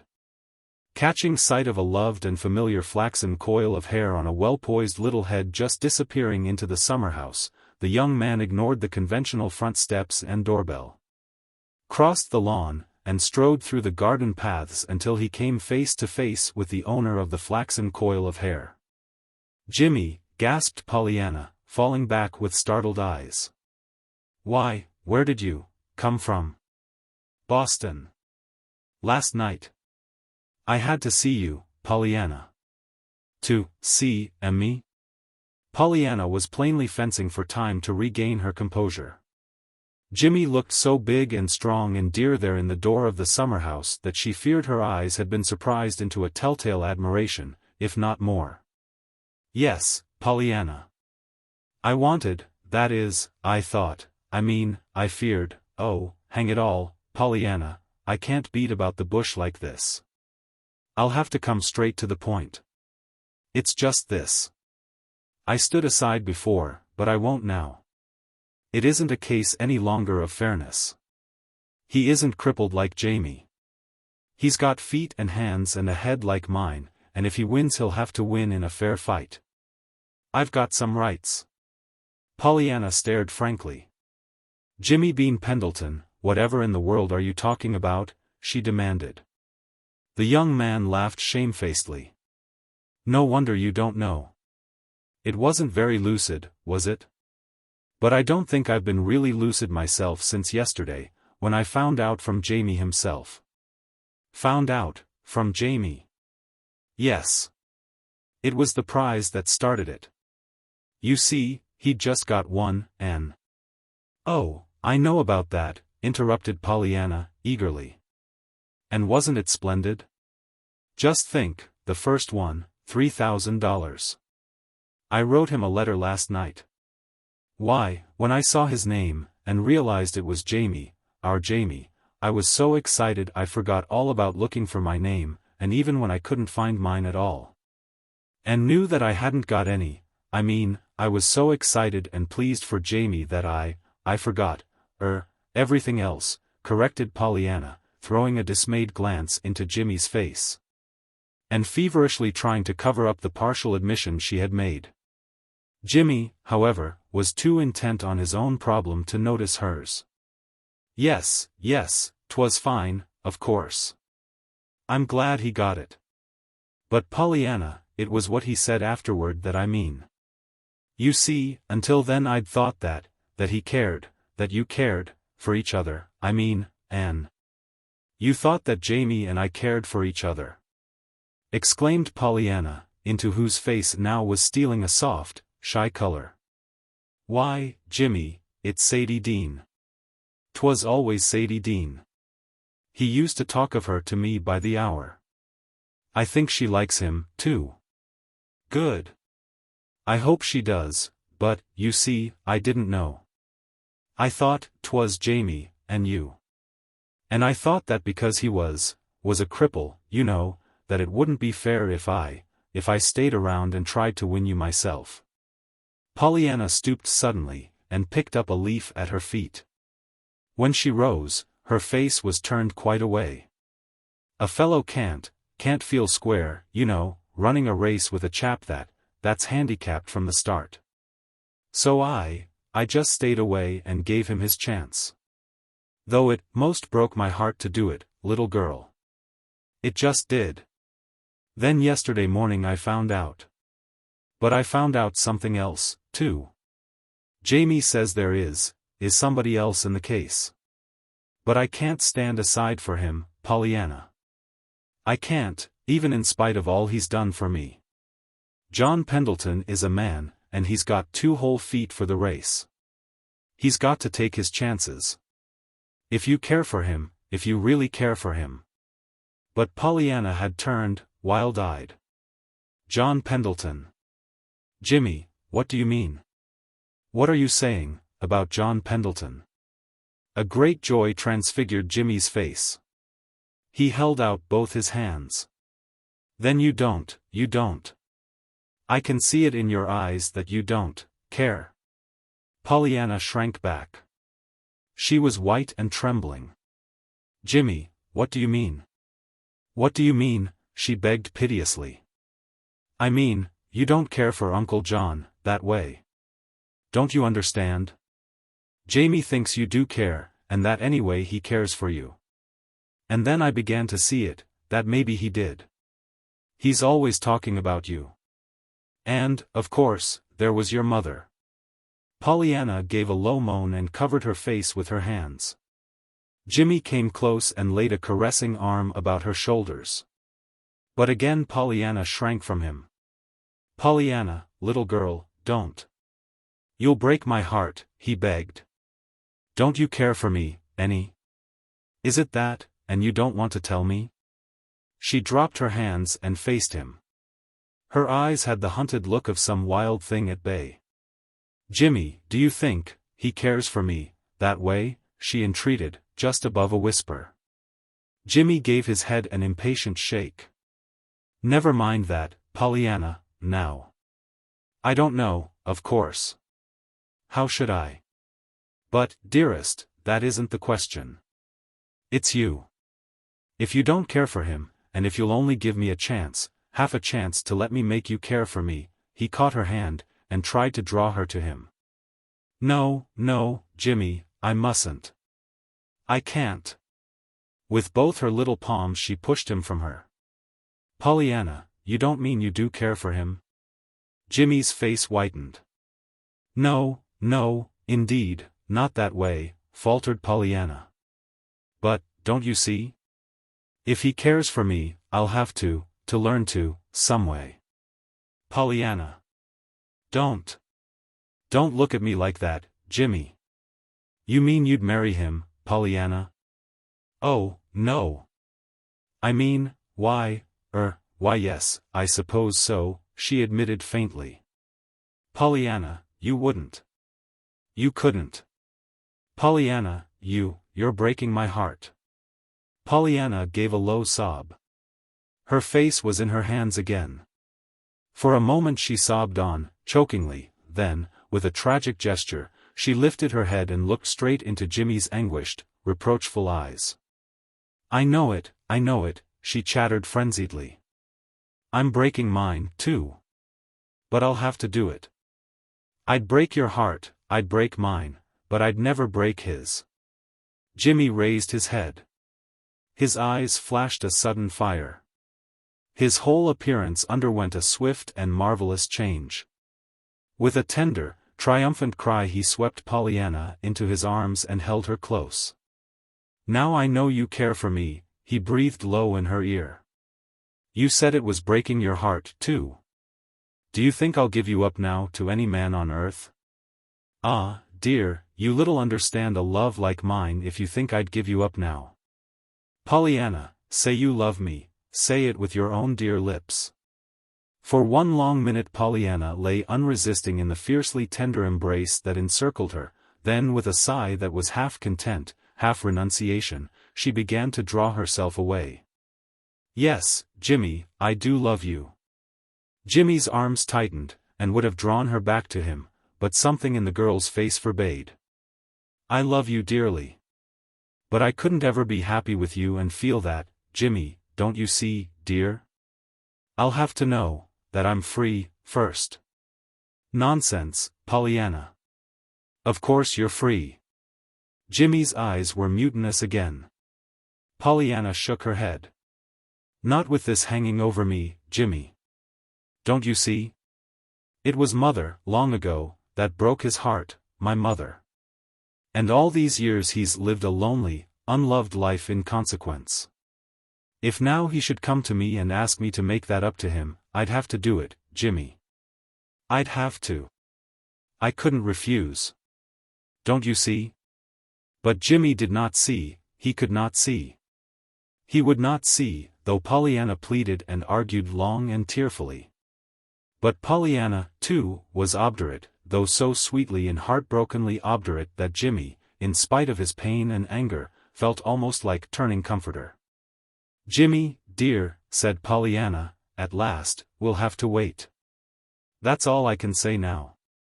I hope he doesn't care, and I don't believe he does care. But I've got to know. I've got to be sure. We'll just have to wait, a little, till we find out, Jimmy, till we find out. And to this plan Jimmy had to submit, though it was with a most rebellious heart. All right, little girl, it'll have to be as you say, of course, he despaired. But, surely, never before was a man kept waiting for his answer till the girl he loved, and who loved him, found out if the other man wanted her. I know. But, you see, dear, never before had the other man wanted her mother, sighed Pollyanna, her face puckered into an anxious frown. Very well, I'll go back to Boston, of course, acceded Jimmy reluctantly. But you needn't think I've given up, because I haven't. Nor I shan't give up, just so long as I know you really care for me, my little sweetheart, he finished, with a look that sent her palpitatingly into retreat, just out of reach of his arms. Chapter 30. John Pendleton turns the key. Jimmy went back to Boston that night in a state that was a most tantalizing commingling of happiness, hope, exasperation, and rebellion. Behind him he left a girl who was in a scarcely less enviable frame of mind. For Pollyanna, tremulously happy in the wondrous thought of Jimmy's love for her, was yet so despairingly terrified at the thought of the possible love of John Pendleton, that there was not a thrill of joy that did not carry its pang of fear. Fortunately for all concerned, however, this state of affairs was not of long duration. For, as it chanced, John Pendleton, in whose unwitting hands lay the key to the situation, in less than a week after Jimmy's hurried visit, turned that key in the lock and opened the door of doubt. It was late Thursday afternoon that John Pendleton called to see Pollyanna. As it happened, he, like Jimmy, saw Pollyanna in the garden and came straight toward her. Pollyanna, looking into his face, felt a sudden sinking of the heart. It's come, she shivered, and involuntarily she turned as if to flee. Oh, Pollyanna, wait a minute, please, called the man hastening his steps. You're just the one I wanted to see. Come, can't we go in here, he suggested, turning toward the summer house. I want to speak to you about something. Why, yes, of course, stammered Pollyanna, with forced gaiety. Pollyanna knew that she was blushing, and she particularly wished not to blush just then. It did not help matters any, either, that he should have elected to go into the summer house for his talk. The summer house now, to Pollyanna, was sacred to certain dear memories of Jimmy. And to think it should be here, she was shuddering frantically. But aloud she said, still gaily, it's a lovely evening, isn't it? There was no answer. John Pendleton strode into the summer house and dropped himself into a rustic chair without even waiting for Pollyanna to seat herself, a most unusual proceeding on the part of John Pendleton. Pollyanna, stealing a nervous glance at his face, found it so startlingly like the old stern, sour visage of her childhood's remembrance, that she uttered an involuntary exclamation. Still John Pendleton paid no heed. Still moodily he sat wrapped in thought. At last, however, he lifted his head and gazed somberly into Pollyanna's startled eyes. Pollyanna. Yes, Mr. Pendleton. Do you remember the sort of man I was when you first knew me, years ago? Why, yes, I think so. Delightfully agreeable specimen of humanity, wasn't I? In spite of her perturbation, Pollyanna smiled faintly. I liked you, sir. Not until the words were uttered did Pollyanna realize just how they would sound. She strove then, frantically, to recall or modify them and had almost added that is, I liked you then, when she stopped just in time. Certainly that would not have helped matters any. She listened then, fearfully, for John Pendleton's next words. They came almost at once. I know you did, bless your little heart.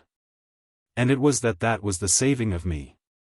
I wonder, Pollyanna, if I could ever make you realize just what your childish trust and liking did for me.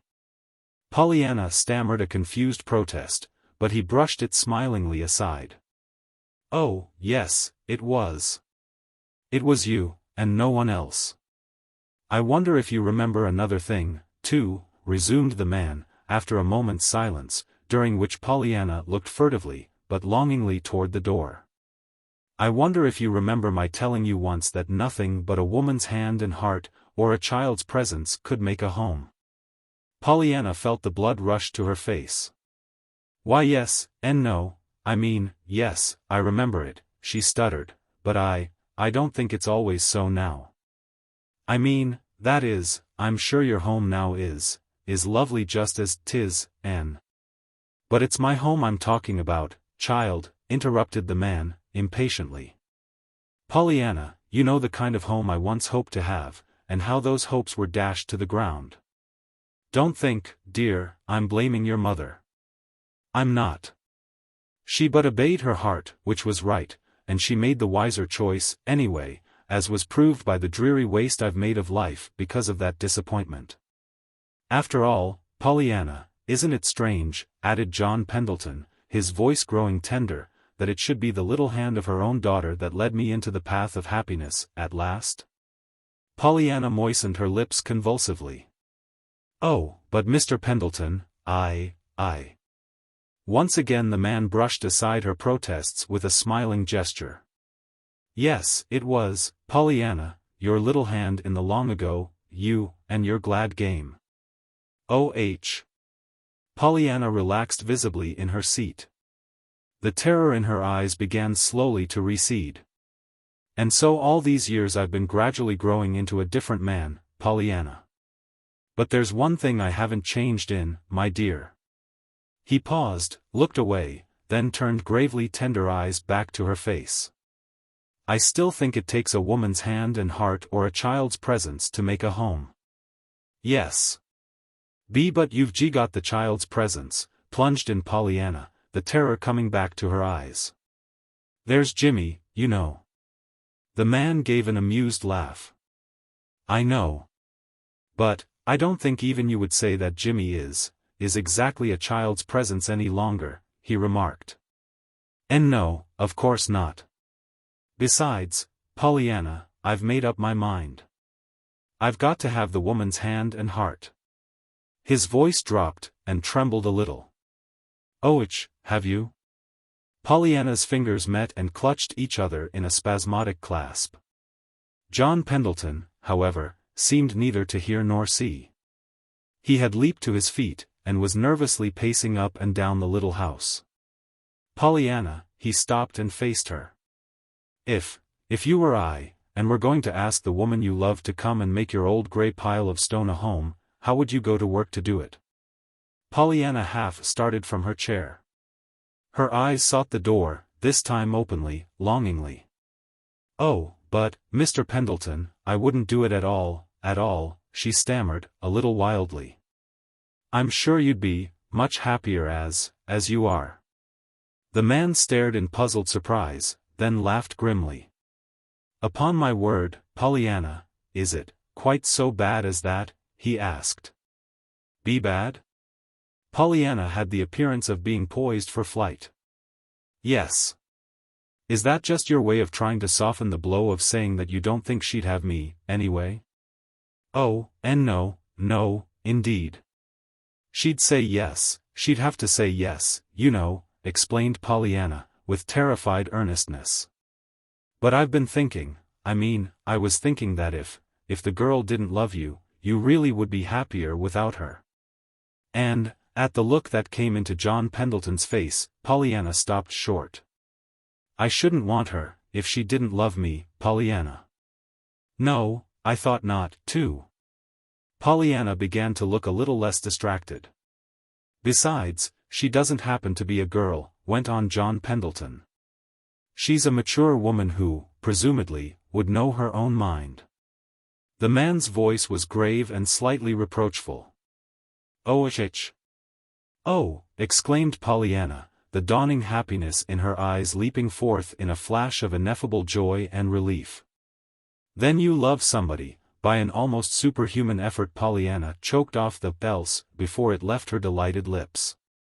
"Love somebody? Haven't I just been telling you I did?" laughed John Pendleton, half vexedly. "What I want to know is, can she be made to love me? That's where I was sort of counting on your help, Pollyanna. You see, she's a dear friend of yours." "Is she?" gurgled Pollyanna. "Then she'll just have to love you. We'll make her." "Maybe she does, anyway, already." "Who is she?" There was a long pause before the answer came. "I believe, after all, Pollyanna, I won't, yes, I will, too. Can't you guess, Mrs. Carew?" "Oh," breathed Pollyanna, with a face of unclouded joy. "How perfectly lovely. I'm so glad. A long hour later Pollyanna sent Jimmy a letter. It was confused and incoherent, a series of half-completed, illogical, but shyly joyous sentences, out of which Jimmy gathered much, a little from what was written, more from what was left unwritten. After all, did he really need more than this? "Oh, Jimmy, he doesn't love me a bit. It's someone else. I mustn't tell you who it is, but her name isn't Pollyanna." Jimmy had just time to catch the 7 o'clock train for Beldingsville, and he caught it. Chapter 31. After long years. Pollyanna was so happy that night after she had sent her letter to Jimmy that she could not quite keep it to herself. Always before going to bed she stepped into her aunt's room to see if anything were needed. Tonight, after the usual questions, she had turned to put out the light when a sudden impulse sent her back to her aunt's bedside. A little breathlessly she dropped on her knees. "Aunt Polly, I'm so happy I just had to tell someone. I want to tell you." May I? Tell me? Tell me what, child? Of course you may tell me. You mean, it's good news, for me? Why, yes, dear. I hope so, blushed Pollyanna. I hope it will make you glad, a little, for me, you know. Of course Jimmy will tell you himself all properly some day. But I wanted to tell you first. Jimmy. Mrs. Chilton's face changed perceptibly. Yes, when he asks you for me, stammered Pollyanna, with a radiant flood of color. Oh, I'm so happy, I had to tell you. Asks me for you. Pollyanna.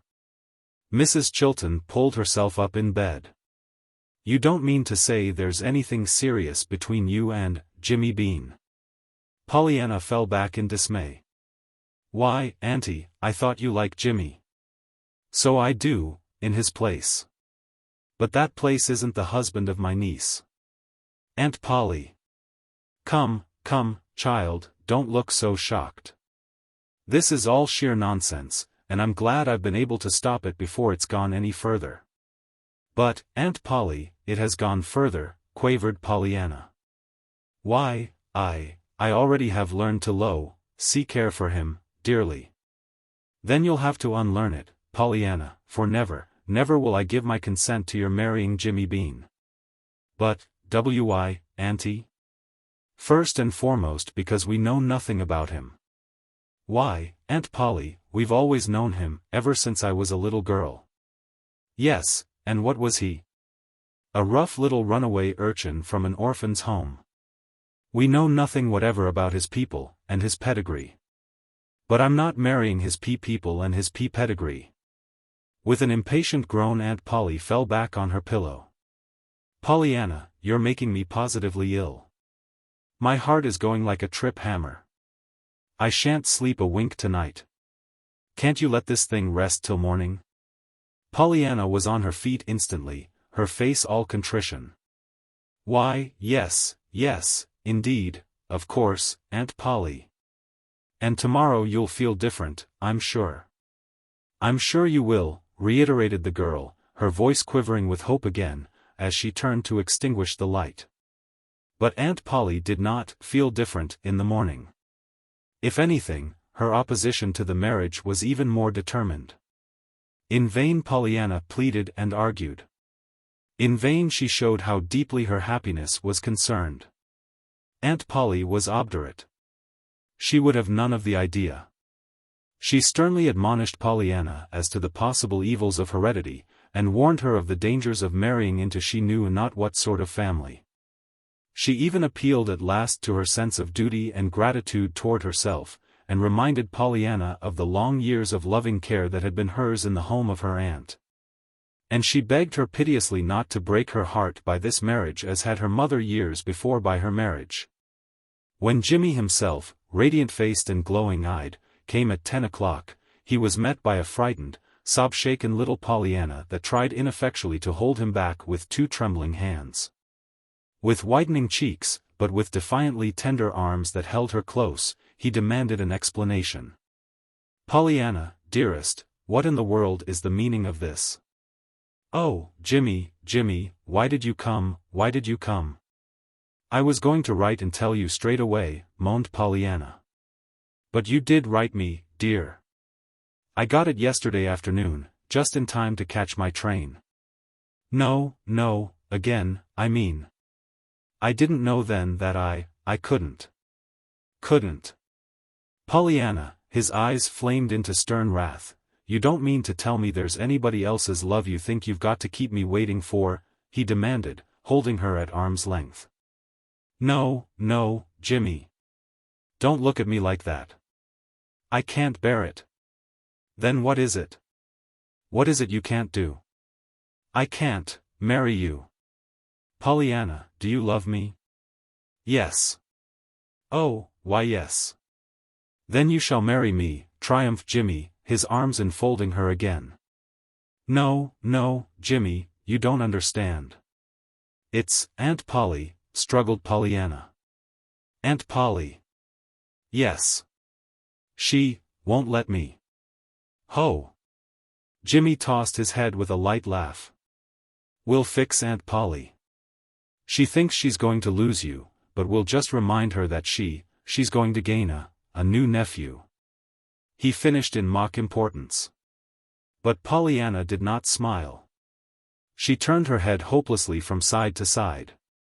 No, Jimmy, you don't understand. Oh, how can I tell you? She objects to you, for me. Jimmy's arms relaxed a little. His eyes sobered. Oh, well, I suppose I can't blame her for that. I'm no wonder, of course, he admitted constrainedly. Still, he turned loving eyes upon her. I'd try to make you happy, dear. Indeed you would. I know you would, protested Pollyanna, tearfully. Then why not give me a chance to try, Pollyanna, even if she doesn't quite approve at first? Maybe in time, after we were married, we could win her over. Oh, but I couldn't do that, moaned Pollyanna, after what she said. I couldn't, without her consent. You see, she's done so much for me, and she's so dependent on me. She isn't well a bit, now, Jimmy. And, really, lately she's been so loving, and she's been trying so hard to play the game, you know, in spite of all her troubles. And she cried, Jimmy, and begged me not to break her heart as mother did long ago. And Jimmy, I just couldn't, after all she's done for me. There was a moment's pause. Then, with a vivid red mounting to her forehead, Pollyanna spoke again, brokenly. Jimmy, if you could only tell Aunt Polly something about your father, and your people, and... Jimmy's arms dropped suddenly. He stepped back a little. The color drained from his face. Is that it? He asked. Yes. Pollyanna came nearer, and touched his arm timidly. Don't think, it isn't for me, Jimmy. I don't care. Besides, I know that your father and your people were all fine and noble, because you are so fine and noble. But Jimmy, don't look at me like that. But Jimmy, with a low moan, had turned quite away from her. A minute later, with only a few choking words, which she could not understand, he had left the house. From the Harrington homestead Jimmy went straight home and sought out John Pendleton. He found him in the great crimson-hung library where, some years before, Pollyanna had looked fearfully about for the skeleton in John Pendleton's closet. Uncle John, do you remember that packet Father gave me? Demanded Jimmy. Why, yes. What's the matter, son? John Pendleton had given a start of surprise at sight of Jimmy's face. That packet has got to be opened, sir. But, the conditions. I can't help it. It's got to be. That's all. Will you do it? Why, yes, my boy, of course, if you insist. But, he paused helplessly. Uncle John, as perhaps you have guessed, I love Pollyanna. I asked her to be my wife, and she consented. The elder man made a delighted exclamation, but the other did not pause, or change his sternly intent expression. She says now she can't marry me. Mrs. Chilton objects. She objects to me. Objects to you. John Pendleton's eyes flashed angrily. Yes. I found out why when Pollyanna begged if I couldn't tell her aunt something about my father and my people. Shucks. I thought Polly Chilton had more sense. Still, it's just like her, after all. The Harringtons have always been inordinately proud of race and family, snapped John Pendleton. Well, could you? Could I? It was on the end of my tongue to tell Pollyanna that there couldn't have been a better father than mine was. Then, suddenly, I remembered the packet and what it said. And I was afraid. I didn't dare say a word till I knew what was inside that packet.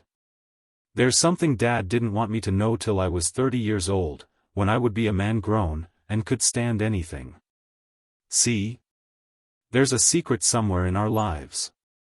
I've got to know that secret, and I've got to know it now. But, Jimmy, lad, don't look so tragic. It may be a good secret. Perhaps it'll be something you'll like to know. Perhaps. But if it had been, would he have been apt to keep it from me till I was 30 years old? No. Uncle John, it was something he was trying to save me from till I was old enough to stand it and not flinch. Understand, I'm not blaming Dad. Whatever it was something he couldn't help, I'll warrant. But what it was I've got to know. Will you get it, please? It's in your safe, you know. John Pendleton rose at once. I'll get it, he said. 3 minutes later it lay in Jimmy's hand, but Jimmy held it out at once. I would rather you read it, sir, please. Then tell me. But, Jimmy, very well.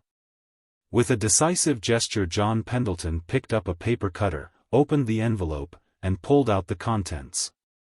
There was a package of several papers tied together, and one folded sheet alone, apparently a letter. This John Pendleton opened and read first. And as he read, Jimmy, tense and breathless, watched his face. He saw, therefore, the look of amazement, joy, and something else he could not name, that leaped into John Pendleton's countenance. Uncle John, what is it? What is it? He demanded. Read it, for yourself, answered the man, thrusting the letter into Jimmy's outstretched hand. And Jimmy read this. The enclosed papers are the legal proof that my boy Jimmy is really James Kent, son of John Kent, who married Doris Weatherby, daughter of William Weatherby of Boston. There is also a letter in which I explain to my boy why I have kept him from his mother's family all these years. If this packet is opened by him at 30 years of age, he will read this letter, and I hope will forgive a father who feared to lose his boy entirely. So took this drastic course to keep him to himself. If it is opened by strangers, because of his death, I request that his mother's people in Boston be notified at once, and the enclosed package of papers be given, intact, into their hands. John Kent. Jimmy was pale and shaken when he looked up to meet John Pendleton's eyes. Am I, the lost, Jamie? He faltered. That letter says you have documents there to prove it, nodded the other. Mrs. Carew's nephew? Of course. But, why, what, I can't realize it. There was a moment's pause before into Jimmy's face flashed a new joy. Then, surely now I know who I am. I can tell, Mrs. Chilton, something of my people. I should say you could, retorted John Pendleton, dryly. The Boston Weatherbys can trace straight back to the Crusades, and I don't know but to the year 1. That ought to satisfy her. As for your father, he came of good stock, too, Mrs. Carew told me, though he was rather eccentric, and not pleasing to the family, as you know, of course. Yes. Poor Dad. And what a life he must have lived with me all those years, always dreading pursuit. I can understand, lots of things, now, that used to puzzle me. A woman called me Jamie, once. Jove! How angry he was. I know now why he hurried me away that night without even waiting for supper. Poor Dad. It was right after that he was taken sick. He couldn't use his hands or his feet, and very soon he couldn't talk straight. Something ailed his speech. I remember when he died he was trying to tell me something about this packet. I believe now he was telling me to open it, and go to my mother's people, but I thought then he was just telling me to keep it safe. So that's what I promised him. But it didn't comfort him any. It only seemed to worry him more. You see, I didn't understand. Poor Dad. Suppose we take a look at these papers, suggested John Pendleton. Besides, there's a letter from your father to you, I understand. Don't you want to read it? Yes, of course. And then, the young fellow laughed shamefacedly and glanced at the clock. I was wondering just how soon I could go back, to Pollyanna. A thoughtful frown came to John Pendleton's face. He glanced at Jimmy, hesitated, then spoke. "I know you want to see Pollyanna, lad, and I don't blame you, but it strikes me that, under the circumstances, you should go first to Mrs. Carew, and take these." He tapped the papers before him. Jimmy drew his brows together and pondered. "All right, sir, I will," he agreed resignedly. "And if you don't mind, I'd like to go with you," further suggested John Pendleton, a little diffidently. I have a little matter of my own that I'd like to see your aunt about. Suppose we go down today on the 3 o'clock? Good. We will, sir. Gory. And so I'm Jamie.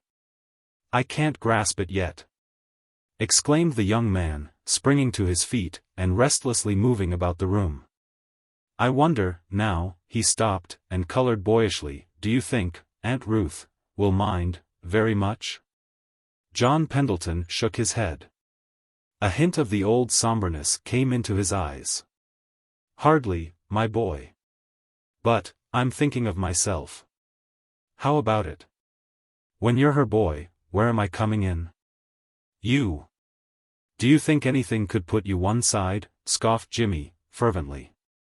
"You needn't worry about that. And she won't mind. She has Jamie, you know," and, he stopped short, a dawning dismay in his eyes. "By George! Uncle John, I forgot, Jamie. This is going to be tough on Jamie." "Yes, I'd thought of that. Still, he's legally adopted, isn't he?" "Oh, yes, it isn't that. It's the fact that he isn't the real Jamie himself, and he with his 2 poor useless legs. Why, Uncle John, it'll just about kill him. I've heard him talk." "I know. Besides, Pollyanna and Mrs. Carew both have told me how he feels, how sure he is, and how happy he is. Great Scott! I can't take away from him this, but what can I do?" "I don't know, my boy. I don't see as there's anything you can do, but what you are doing." There was a long silence. Jimmy had resumed his nervous pacing up and down the room. Suddenly he wheeled, his face alight. "There is a way, and I'll do it. I know Mrs. Carew will agree. We won't tell. We won't tell anybody but Mrs. Carew herself, and Pollyanna and her aunt. I'll have to tell them," he added defensively. "You certainly will, my boy. As for the rest," John Pendleton paused doubtfully. "It's nobody's business.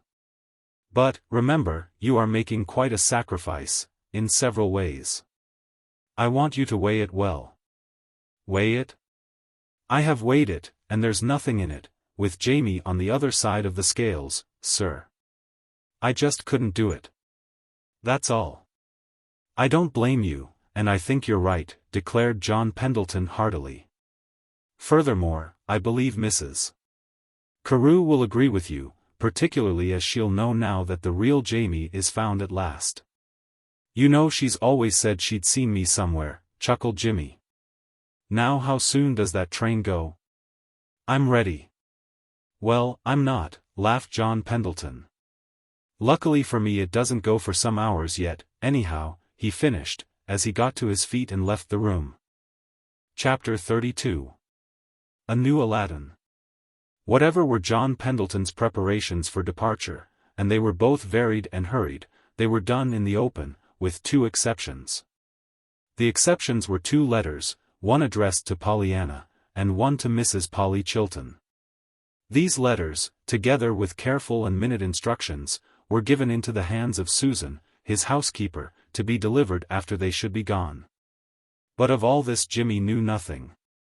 The travelers were nearing Boston when John Pendleton said to Jimmy, "My boy, I've got one favor to ask, or rather, 2. The first is that we say nothing to Mrs. Carew until tomorrow afternoon. The other is that you allow me to go first and be your ambassador, you yourself not appearing on the scene until perhaps, say, 4 o'clock. Are you willing?" "Indeed I am," replied Jimmy, promptly, not only willing, but delighted. "I'd been wondering how I was going to break the ice, and I'm glad to have somebody else do it. Good.